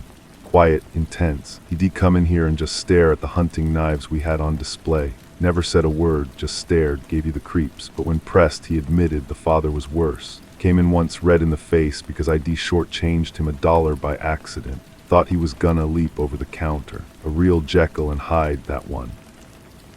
Each conversation was a piece of a puzzle, but the picture they formed was shifting, unstable. The official story of a loving family shattered by a psychotic son began to crack. Leah would sit with her late into the night, going over the statements. They were all hiding something, Josie. The whole town, a community like that, it closes ranks. They saw things, heard things, but they didn't want to get involved. It was easier to believe the simple story. He arranged a visit to Blackwood Penitentiary. The visiting room was a cacophony of clanging metal and murmured conversations, a zoo of human despair. When Graham was led in handcuffed, Josie's breath caught. He was a gaunt, aged version of the boy she remembered, his face a roadmap of hard years, his eyes the same pale blue as her own. He looked at her, then at Leo, and a faint, bitter smile touched his lips. "So you finally came to see the monster," he said, his voice rough from disuse. "I found something," Josie said, her own voice thin, "in the wall of Mom's room, a locket." For the first time, a crack appeared in his impassive facade, a flicker of something recognition, fear in his eyes. You shouldn't have gone back there. There was a note inside, in Mom's writing. It said, he has his father's eyes and his father's rage. Who was she talking about? Graham. He looked down at his cuffed hands, then back at her, his gaze intense, pleading. You were so little, she protected you. She made me promise to protect you. From who? Josie demanded, her voice rising. From the truth, he whispered. It's worse than you think, Josie. It's so much worse. Let it be. He was led away before she could ask more, leaving her with a fresh wave of confusion and a cold dread that coiled in her stomach. She protected you. The words echoed in her mind. Protected her from what? From their father. Was the note about Robert? Was Graham not the killer, but another victim? The clarion call was electrified. This was the break they needed. Leo theorized that Robert Lockhart had been abusive, that Madison had been planning to leave him, that he had killed her in a fit of rage and then turned the knife on himself, with Graham arriving home and discovering the scene, being mistaken for the perpetrator. But something didn't fit. The forensics, which Leo had also obtained, were clear. Robert Lockhart had been killed by a single, powerful blow to the back of the head with a blunt object, likely the fireplace poker found near his body. Madison had been stabbed multiple times in her bed. The knife with Graham's fingerprints was found near Robert. The official story was that Graham had bludgeoned his father, then stabbed his mother. The crime was one of passionate, chaotic violence. Josie spent days wandering through the maze of documents, the witness statements, the cold forensics. The locket sat on her desk, a silent, metallic heart. She would pick it up, feel its weight, open it, and read the note again. He has his father's eyes and his father's rage. One night, unable to sleep, she went through an old box of her own things, relics her child self had saved. There were drawings, report cards, a pressed flower, and at the bottom a small, leather-bound diary her mother had given her for her 8th birthday. She had mostly drawn in it, but near the end there were a few clumsy, block-printed sentences. One entry, dated a week before the murders, read, "Mommy is sad. She and Daddy fought again. She said a bad word. She said doppelganger." Doppelganger, a ghostly double, a harbinger of death. The word triggered a memory, buried so deep it felt like a fossil being unearthed. A memory of sound, not the slam of a screen door, but a car door, the crunch of gravel.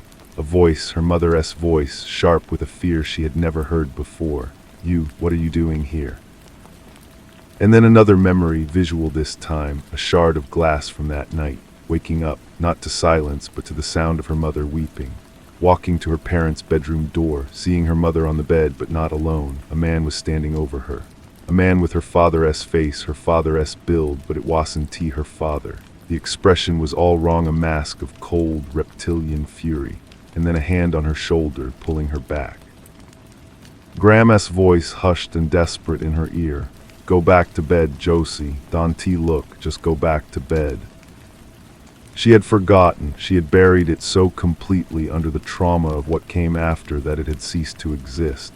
But now it returned, vivid and horrifying, the man with her father's face. She went to Leo, her heart pounding, the memory tumbling out of her in a frantic, disjointed rush. He listened, his expression unreadable. When she was done, he was silent for a long time. "A doppelganger," he said slowly, "a twin." They went back to the records. Robert Lockhart was an only child, or was he? Leo's research dug deeper into places ordinary searches didn't go. Birth certificates in a small town in Pennsylvania. Robert Allen Lockhart, and born 12 minutes later, Samuel James Lockhart. Samuel had a record, assault, armed robbery, a long stretch in a juvenile facility. He had disappeared from public records 20 years ago, around the time of the murders. The pieces slammed together with a force that stole the air from Josie's lungs, her mother's note. He has his father's eyes and his father's rage. She wasn't talking about Robert, she was talking about Samuel, her husband's twin, the doppelganger, the man with the same face but filled with a lifetime of violence. The narrative rewrote itself in her mind, a terrible, chilling new version. Samuel had come to the house that night. Her mother had known him, had been afraid of him. He had killed Robert, then gone to Madison. Graham had come home, found his father dead, heard the struggle in the bedroom.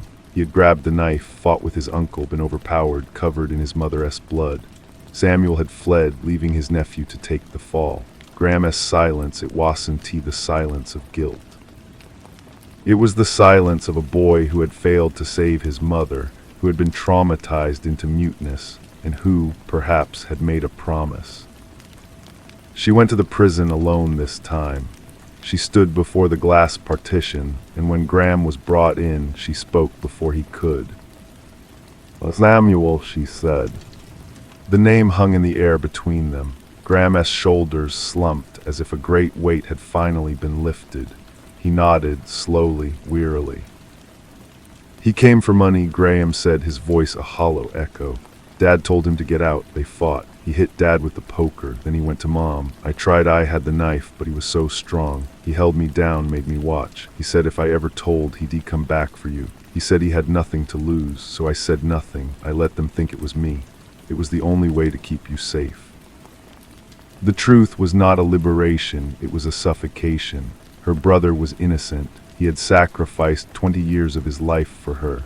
And the real killer, her uncle, a phantom with her father's face, was still out there. The clarion call was triumphant. They had solved an unsolved crime. They began preparing a dossier for the district attorney, a media campaign. They were heroes, but Josie felt only a profound and unsettling emptiness. Leo tried to comfort her. "You have your brother back. You have the truth. This is a victory, Josie." But it wasn't. Tell you the truth, was a monster with two faces. The final piece fell into place by accident. She was in Leo's apartment, a sleek, modern space in a high-rise downtown. He was pouring wine, celebrating. On his bookshelf, tucked between volumes of true crime and forensic psychology, was a photo album she had never seen. Idly, she pulled it out. The first pages were pictures of Leo as a young man, and then an older photograph, faded and creased. A group of men standing outside a factory. Two of the men had their arms around each other. They were identical. One was her father, Robert. The other was Samuel. And standing next to Samuel, a young man with a familiar, intense gaze, was Leo. Her blood ran cold. She looked up. Leo was watching her, holding 2 glasses of red wine. He saw the album in her hands, and his expression did not change. It was calm, knowing. "You knew him," Josie whispered. "You knew Samuel." "I am his son," Leo said, his voice still hypnotic, still intimate, but now layered with a terrifying new meaning. "My father was a difficult man, a violent man, but he was my father. He told me stories about his weak, privileged brother who had everything: the education, the beautiful wife, the perfect little family, the life he should have had." Josie backed away, the room tilting around her. "You sought me out. This was never about the truth." "It was always about the truth," Leo corrected her gently, "just not the one you wanted. My father died in a flophouse 5 years ago, a drunk, bitter old man.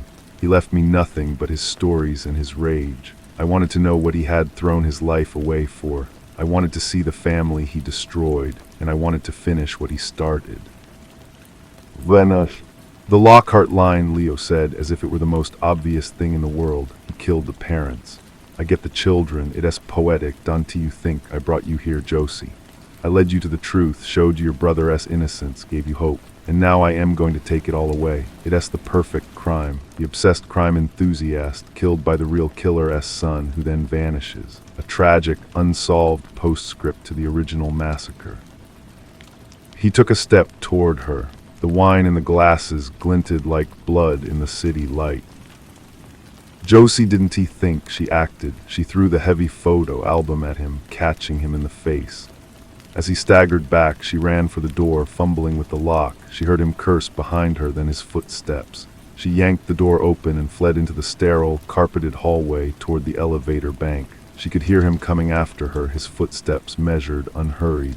He knew she had nowhere to go.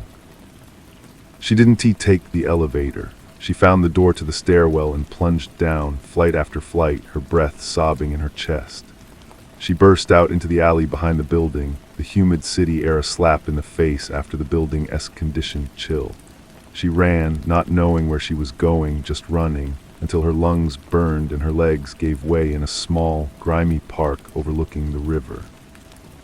She collapsed on a wet bench, her body shaking uncontrollably. The truth was far more complex and disturbing than she had ever imagined. It was a snake eating its own tail. The hunter had been the wolf all along. The group that had offered her salvation was her damnation. She had led them to the evidence that freed her brother, only to deliver herself into the hands of the true evil. She didn't know how long she sat there. The city lights twinkled on the dark, sluggish water of the river. The sounds of traffic were a distant roar. She thought of Graham in his cell, soon to be exonerated, waiting for a sister who would never come to greet him. She thought of Leo, her doppelganger, a man with a friendly face and a murderous heart, still out there hunting. Eventually, the sky began to lighten from black to a deep, bruised purple. A fine, misting rain began to fall, blurring the lights of the city, washing the grime from the leaves of the trees in the park. It fell on the river, creating a million tiny dimples on its surface. It fell on the streets and the sidewalks, cleansing them of the night's filth. The rain fell steadily, patiently, and as the dawn broke, a thick gray fog began to rise from the water. rolling inland, swallowing the park benches, the trash cans, the footpaths, until the world was reduced to a soft, featureless monochrome. It erased the sharp edges of the buildings, muted the sounds of the waking city, and swallowed Josie whole until she was just another vague shape in the impenetrable gloom, a secret the world was no longer interested in keeping. The crime, the mystery, the truth, it was all still there, lurking beneath the surface, but the scene itself had taken over, leaving only the cold, damp traces of what had occurred and what was yet to come. The fog was a blanket, a cocoon, but it wouldn't last. The city would wake up and burn it away, and she would be exposed again. Leo knew she had no money, no phone, nowhere to go. Her apartment was a trap. The clarion call office was his domain. Every path she considered was a dead end he had already foreseen. Her only advantage was that he thought she was panicked, a rabbit running in blind circles. He would expect her to run to the police, to try and call Graham's lawyer, to do something logical and predictable. He would be waiting at all those places. So she stood up from the bench, her clothes damp and clinging, and she started to walk. She didn't run. She moved with a purpose she did not feel, heading away from the river, deeper into the older, more forgotten parts of the city where the buildings were low and the alleys were a tangled maze. She needed a weapon, a phone, a plan. She needed to become the hunter. She found a payphone outside a shuttered laundromat, its plastic casing cracked and graffitied. She had no coins. Desperation made her bold. She approached a man unlocking the gate of a small hardware store, his face weathered and tired. She spun a story about her boyfriend locking her out after a fight, her purse inside. She used the last of her energy to look helpless and sincere. He sighed, muttered about drama, but handed her a single, worn dollar bill from his pocket. The phone felt like a lifeline. Her fingers, numb with cold, dialed the number for Blackwood Penitentiary. She asked for the warden's office, then for the assistant assigned to Graham Lockhart's case. When a woman's voice answered, Josie spoke quickly, clearly, burying the tremor in her voice. "This is Josephine Lockhart. I have urgent new evidence pertaining to my brother's case. It involves a man named Leo. I don't know his last name. He is the son of Samuel Lockhart, my father's twin. He orchestrated this. He is dangerous. He knows I've discovered this. Please, you have to put my brother in protective custody. Tell him I know. Tell him I'm sorry." She hung up before the woman could ask questions. It was a message in a bottle, thrown into a vast, uncaring ocean, but it was all she could do for Graham. The hardware store owner was still inside, brewing coffee. She used the dollar he had given her to buy the cheapest, heaviest screwdriver he had. It wasn't much, but its solid weight in her hand was a small anchor of reality. She spent the day in motion, a ghost in the city. She rode buses to their terminal points and back, using the last of her change. She sat in the central library until it closed, losing herself in the silent, towering shelves. She walked until her feet were raw. Every reflection in a shop window was a potential threat. Every man with Leo's build made her heart stutter. The paranoia was a physical presence, a constant, low-grade electric shock through her system. As dusk fell again, she found herself drawn back toward the river, to a different, more industrial park. She was exhausted, her mind a scrambled mess of fear and fragmented plans. She sat on a rusted iron beam, the skeleton of a forgotten factory behind her, and watched the water. The fog was returning, thinner this time, a hazy breath on the surface of the night. A sound made her freeze, not the city, not the river. A footstep deliberately placed on the gravel path behind her. She didn't need to turn, she knew. "You're more resourceful than I gave you credit for," Leo's voice said. It was calm, almost admiring. "The police came to see me this afternoon. Very curious questions. You've created a complication." She stood up slowly, turning to face him. He stood about 20 feet away, his hands in the pockets of his coat.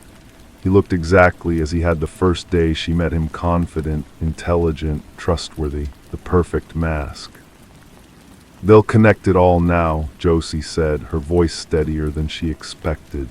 "They have the name Samuel. They have your description. It's over." He smiled, a thin, cold gesture.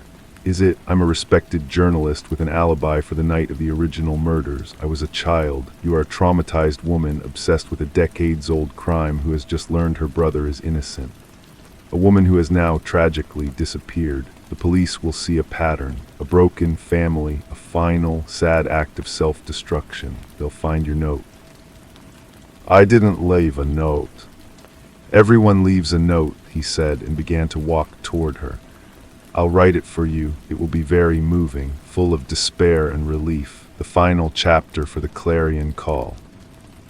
Her hand tightened around the screwdriver in her pocket. This was it. The story ended here in this forgotten place with the river as the only witness. He was 10 feet away now, his eyes fixed on hers, and in them she saw the same cold, reptilian fury she had seen in her uncle's face all those years ago. The father's rage, inherited, refined, and perfected. He took another step, and the gravel crunched like bones under his foot. The city hummed its indifferent song around them, and Josie prepared to meet her doppelganger. He was faster than she expected. He closed the distance in 2 long strides, his hand darting from his pocket. The glint of a short, heavy blade caught the distant light. Josie didn't have time to think, only to react. She threw herself to the side, the screwdriver feeling clumsy and useless in her hand. His knife sliced through the air where her throat had been. She scrambled backward, her shoes slipping on the damp gravel. He advanced, his movements fluid and predatory, no longer the thoughtful journalist, but a pure product of his lineage. It didn't have to be this way, he said, his voice a low, conversational monotone that was more terrifying than any shout. We could have written a beautiful ending, justice served, the brother freed, the sister a hero, but you had to dig too deep, you had to look behind the curtain. He lunged again. This time Josie didn't retreat. She met his charge, driving the screwdriver upward in a wild, desperate arc. It was an awkward, weak move. He easily batted her arm aside, the force of the blow numbing her wrist. The screwdriver clattered onto the stones. His free hand clamped onto her upper arm, his fingers like steel bands. He pulled her close, his face inches from hers. She could smell his cologne, the same scent from his apartment, now mixed with the night air and the metallic tang of impending violence.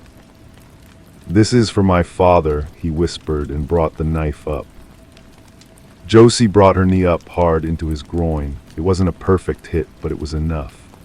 A grunt of pain and surprise escaped his lips, and his grip loosened for a fraction of a second. It was all she needed.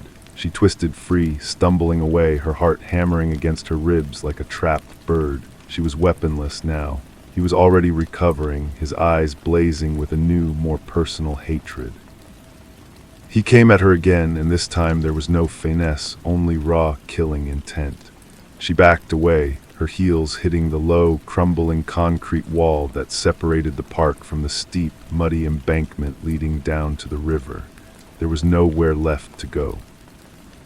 The sound started low, then grew. Not a siren, but the deep, throaty rumble of a powerful engine. A single bright headlight beam cut through the gathering fog, sweeping across the park. It was a motorcycle moving fast along the access road. For a split second, the light pinned them both, a frozen tableau of hunter and prey. Leo hesitated, his head turning toward the light. It was the distraction Josie needed. She didn't try to fight. She turned and threw herself over the wall, down the slick, muddy slope. She slid, tumbling, grasping at roots and weeds, the world a chaotic whirl of darkness and cold mud. She hit the water with a jarring splash. The cold was a shock that stole her breath. The current was stronger than it looked, tugging at her legs, pulling her downstream. She flailed, gasping, trying to keep her head above the surface. She looked back up the bank. Leo was at the wall, a dark silhouette against the city-lit fog. He was watching her. The motorcycle had stopped, its engine idling. She saw the rider, a figure in a dark helmet, look from Leo to the river, then back to Leo. Then Leo turned and walked away, melting back into the park's shadows. The decision had been made. The scene was too compromised. The rider, a witness, her in the river. It was messy. He was a man who preferred clean narratives. The motorcycle rider didn't pursue Leo. Instead, he killed the engine, got off the bike, and started carefully making his way down the embankment toward the water's edge. Josie, her strength failing, managed to grab onto a half-submerged log caught on the bank. She clung to it, shivering violently, her teeth chattering. The rider reached the water's edge and pulled off his helmet. It was a man she didn't recognize, with a kind, concerned face. "Hey, are you okay? I saw that guy. I called the police. Just hold on." Josie could only nod, her body racked with shudders. She had survived, but as she looked up at the fog-shrouded city, she knew it was only a reprieve. Leo was still out there. He had his father's rage, but he also had his father's patience. The story wasn't over. It had just entered a new, more dangerous chapter. The truth had set her brother free, but it had forged a new, more personal chain for her. She was the last Lockhart, and the hunt was now hers. The man waded into the murky water, his hand outstretched. "Come on, grab my hand. The police are on their way." Josie hesitated, her fingers numb on the slimy log. Trust was a luxury she could no longer afford. This man, this stranger, could be anyone. Leo was a master of manipulation. A staged rescue was exactly the kind of twist he would relish. But the cold was leaching the strength from her bones, and the current was a persistent, hungry pull. She had no choice. She let go of the log and floundered toward the bank, grasping his proffered hand. He hauled her out of the water and onto the mud, where she collapsed, coughing and shivering. He draped his leather jacket over her shoulders. It was warm from his body. "My name's Ben," he said, kneeling beside her. "I was just cutting through on my way home. Saw that guy. Looked like he was really going for you. What happened?" She couldn't form the words. The story was too vast, too insane. He tried to kill me," she managed, the statement feeling both dramatic and utterly inadequate. Sirens wailed in the distance, growing rapidly closer. Soon, the park was lit by spinning red and blue lights. 2 police officers approached, their expressions shifting from routine alertness to sharp concern as they took in her soaked, muddy, shivering state. Ben explained what he had seen: the man with a knife, the struggle, the flight over the wall. Josie forced herself to corroborate his story, giving a description of Leo that was accurate yet useless. He would be in the wind by now. He had planned for every contingency, including exposure. At the station, wrapped in a scratchy blanket, she told a carefully edited version of the truth. She spoke of Leo's obsession with her family's case, his sudden, violent turn when she confronted him about his personal connection to Samuel. She left out the clarion call's role, the orchestrated nature of the entire investigation. To implicate the group was to implicate herself, to look like a conspirator or a lunatic. They would see it as an internal dispute among true crime fanatics, a falling out among thieves. She needed them to see Leo as what he was, a standalone monster. The detective taking her statement was skeptical. "You're saying this man, a respected journalist, orchestrated a 20-year cover-up to frame your brother, then tried to kill you as some kind of poetic finale?" "Yes," Josie said, her voice flat. "That is exactly what I'm saying." They let her go after a few hours, with a promise to follow up and a strong suggestion that she find a safe place to stay. Ben was waiting for her in the lobby. "You got somewhere to go?" he asked. He was a mechanic, he'd told her earlier, his hands stained with grease even after a wash. She thought of her apartment, of Leo having a key, of the clarion call office, which was now a nest of vipers. She had no one. Graham was still in protective custody, a fact for which she was now desperately grateful. "No," she said, "not really." "My sister's got a couch," he said with a shrug. "It's not much, but it's dry and it's safe, no strings." It was a risk, but everything was a risk now. She was operating on instinct, and her instinct told her that this man, with his simple kindness and witnessed decency, was not part of Leo's design. She nodded, too exhausted to speak. The next few days passed in a blur of grim routine. She used the small amount of cash Ben's sister lent her to buy a cheap, prepaid phone. She called the prison every day, speaking to a different official each time, repeating her warning about Leo until she was sure they understood the threat was real. She avoided the news, unable to face the triumphant narrative of her brother's impending release, a story she had helped create and which now felt like her own epitaph. On the third day, her new phone buzzed with an unknown number. Her heart seized, but she answered. Josie, the voice was thin, raspy from disuse, but unmistakably her brother's.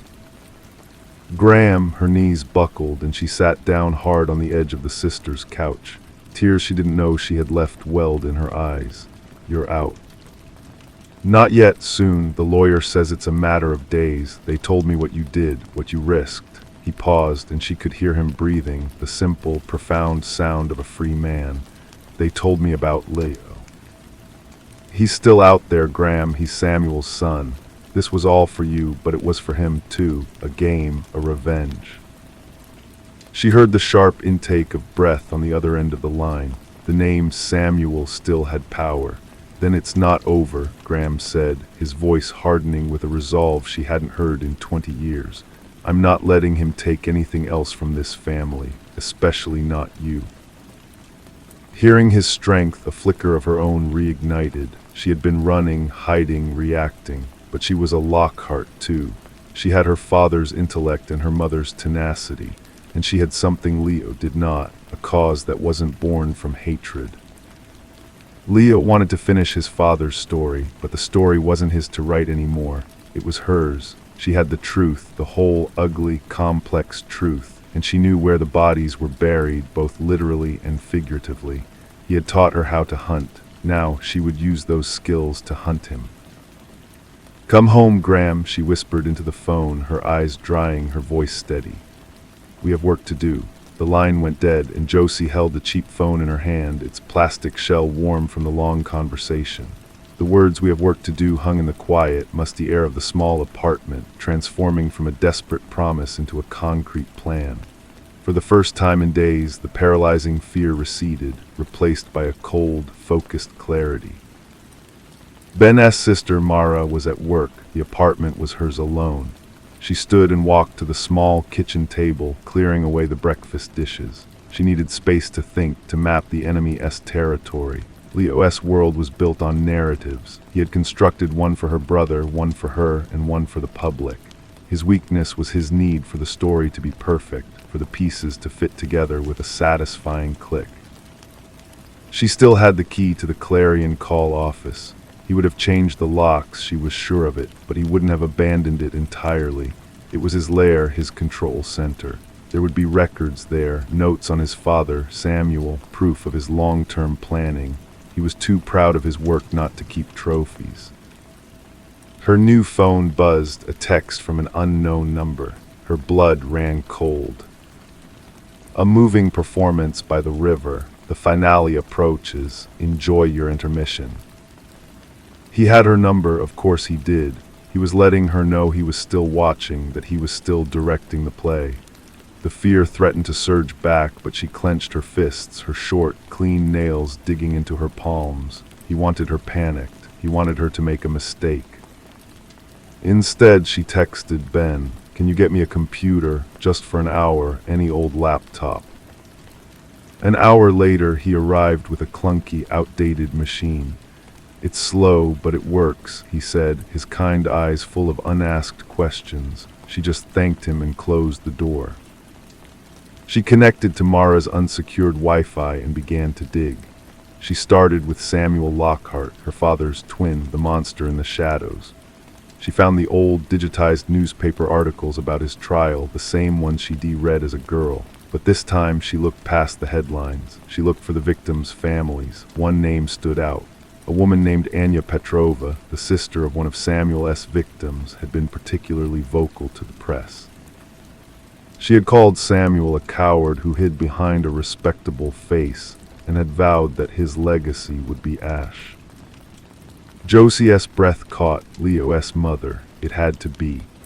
The rage, the need to destroy the Lockhart name from the inside out. It was a mother's legacy, not just a father's. Samuel's violence was the seed. but Anya's bitterness was the soil in which Leo had grown. A quick search for Anya Petrova yielded an obituary from 8 years ago, cancer. But there was an address listed in the Riverbend district, an old, working-class neighborhood that had stubbornly resisted gentrification. It was a thread, thin and fragile, but it was something Leo wouldn't expect. He would anticipate her going to the police or the Clarion office or trying to flee the city. He would not expect her to go digging into his own past, into the quiet, forgotten grief of his mother. She told Ben she was going for a walk to clear her head. He offered to come. She refused. This was a path she had to walk alone. The bus ride to Riverbend felt like traveling to another city. The buildings were lower, the streets quieter. She found the address from the obituary, a small, well-kept duplex with a neatly tended patch of garden out front. An elderly woman was watering petunias in the neighboring unit. Josie approached, her heart hammering. "Excuse me, I'm looking for anyone who might have known Anya Petrova." The woman turned, her eyes wary. "Anya, she's been gone a long time. Why?" Josie had rehearsed her story. "I'm a graduate student," she said, the lie coming easily now. "I'm studying the long-term impact of violent crime on families. I understand Ms. Petrova lost her sister." The woman's face softened. "Oh yes, a terrible business. It consumed her, that loss, especially after the boy came." "The boy?" Josie asked, her voice barely a whisper. Her son Leo, a quiet boy, too quiet. Anya poured everything into him, all that anger, all that sadness. The woman shook her head, turning off the hose. He was her whole world. She used to say he was going to set things right. He was going to make that family pay for what they did. She looked at Josie, a flicker of ancient sympathy in her eyes. "I think he tried in his own way. He became a writer, you know. I always hoped he'd rewrite her story, give her some peace." Josie thanked the woman and walked away, her mind reeling. She had found the source. It wasn't just Samuel's cold fury. It was Anya's burning, righteous hatred, a poison passed from mother to son. Leo wasn't just finishing his father's work. He was fulfilling his mother's life's mission. As she turned the corner, her new phone rang. It was Graham.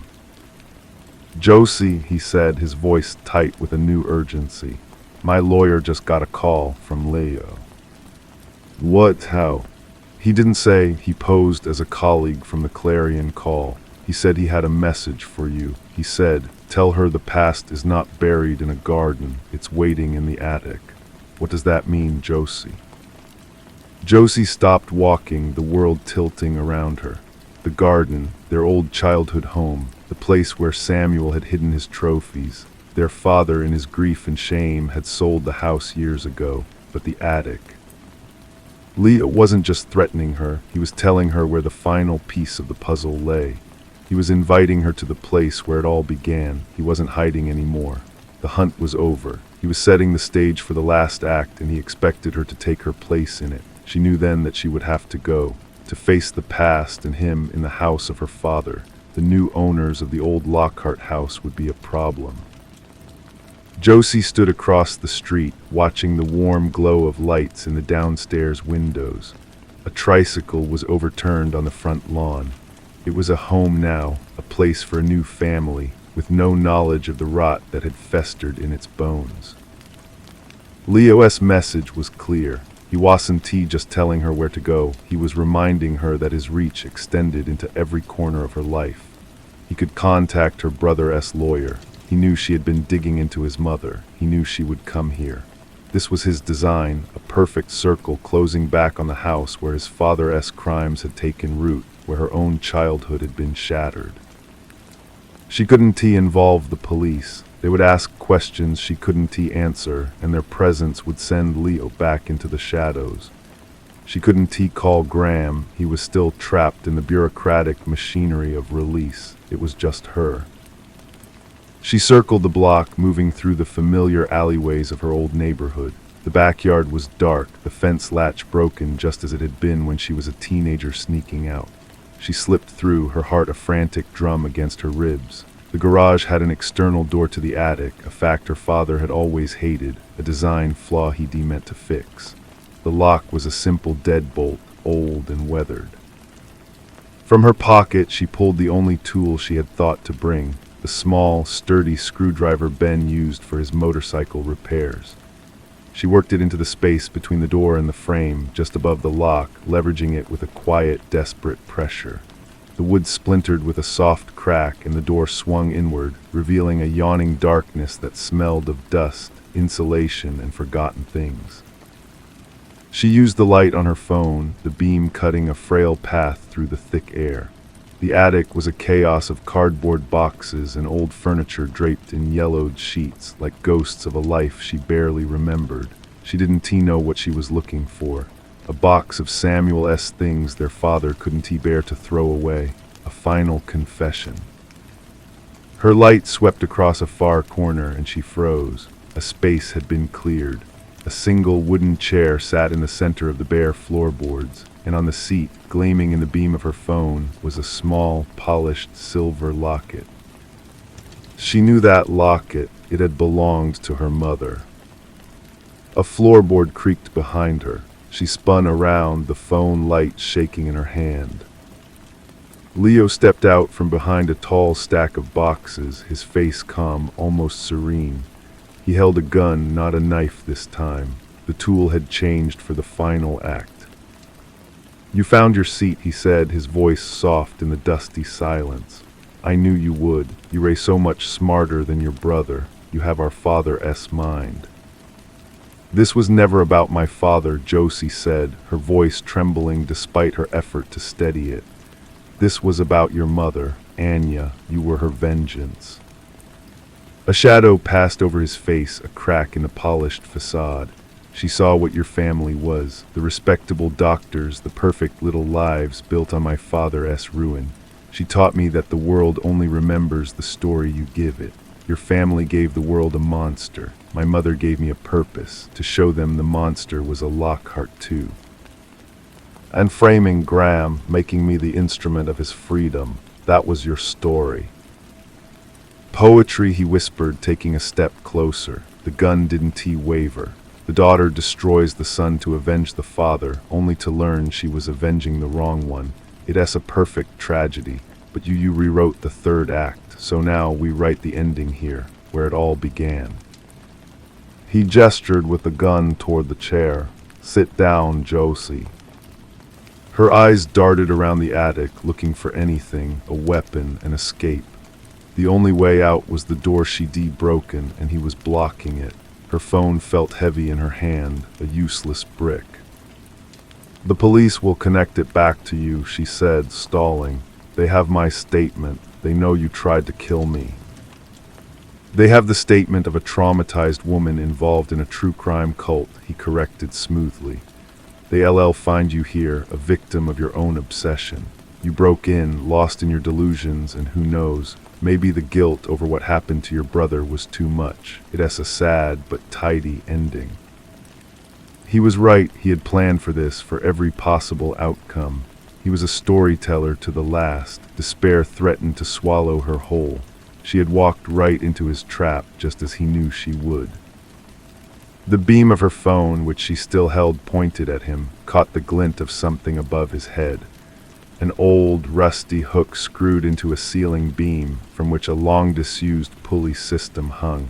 It was directly over him. It was nothing, it was a thread. She let her body go limp, her knees buckling as she let out a choked sob, sinking toward the floor. It was a gesture of utter defeat. "Please," she whimpered, "Don T." He took another step, a predator moving in for the kill, his focus entirely on her submission. As he moved directly under the hook, Josie threw her phone, not at him but at the pulley above his head. It was a wild, hopeless shot. The phone struck the rusty metal hook with a dull clang and clattered to the floor, plunging the attic into near darkness. But the clang was enough. Startled, Leo's eyes flicked upward for an instant. It was all she needed. She launched herself from the floor, not at him, but to the side toward a stack of heavy boxes. She shoved with all her remaining strength, toppling them onto him. He fired, the gunshot deafening in the confined space, the bullet burying itself in a roof beam. He stumbled back, tangled in the fallen boxes and their contents, old books, her father's medical texts, a cascade of forgotten memories. Josie didn't he look back. She scrambled for the attic door, falling down the narrow wooden stairs into the garage, then out into the cold, liberating night. She didn't he stop running until she was 3 blocks away, collapsing behind a thick hedge, gasping for air. She had escaped. Again, but this time was different. This time she hadn't just run. She had fought back in the heart of his story. She had ruined his ending. She looked back toward the house. No lights came on, no sirens approached. He was still in there, cleaning up his mess. The game had changed. He was no longer an untouchable playwright in the shadows. He was a man in a dusty attic, his perfect narrative in shambles, and she was no longer just prey. She was the loose thread that would unravel him. She just had to pull.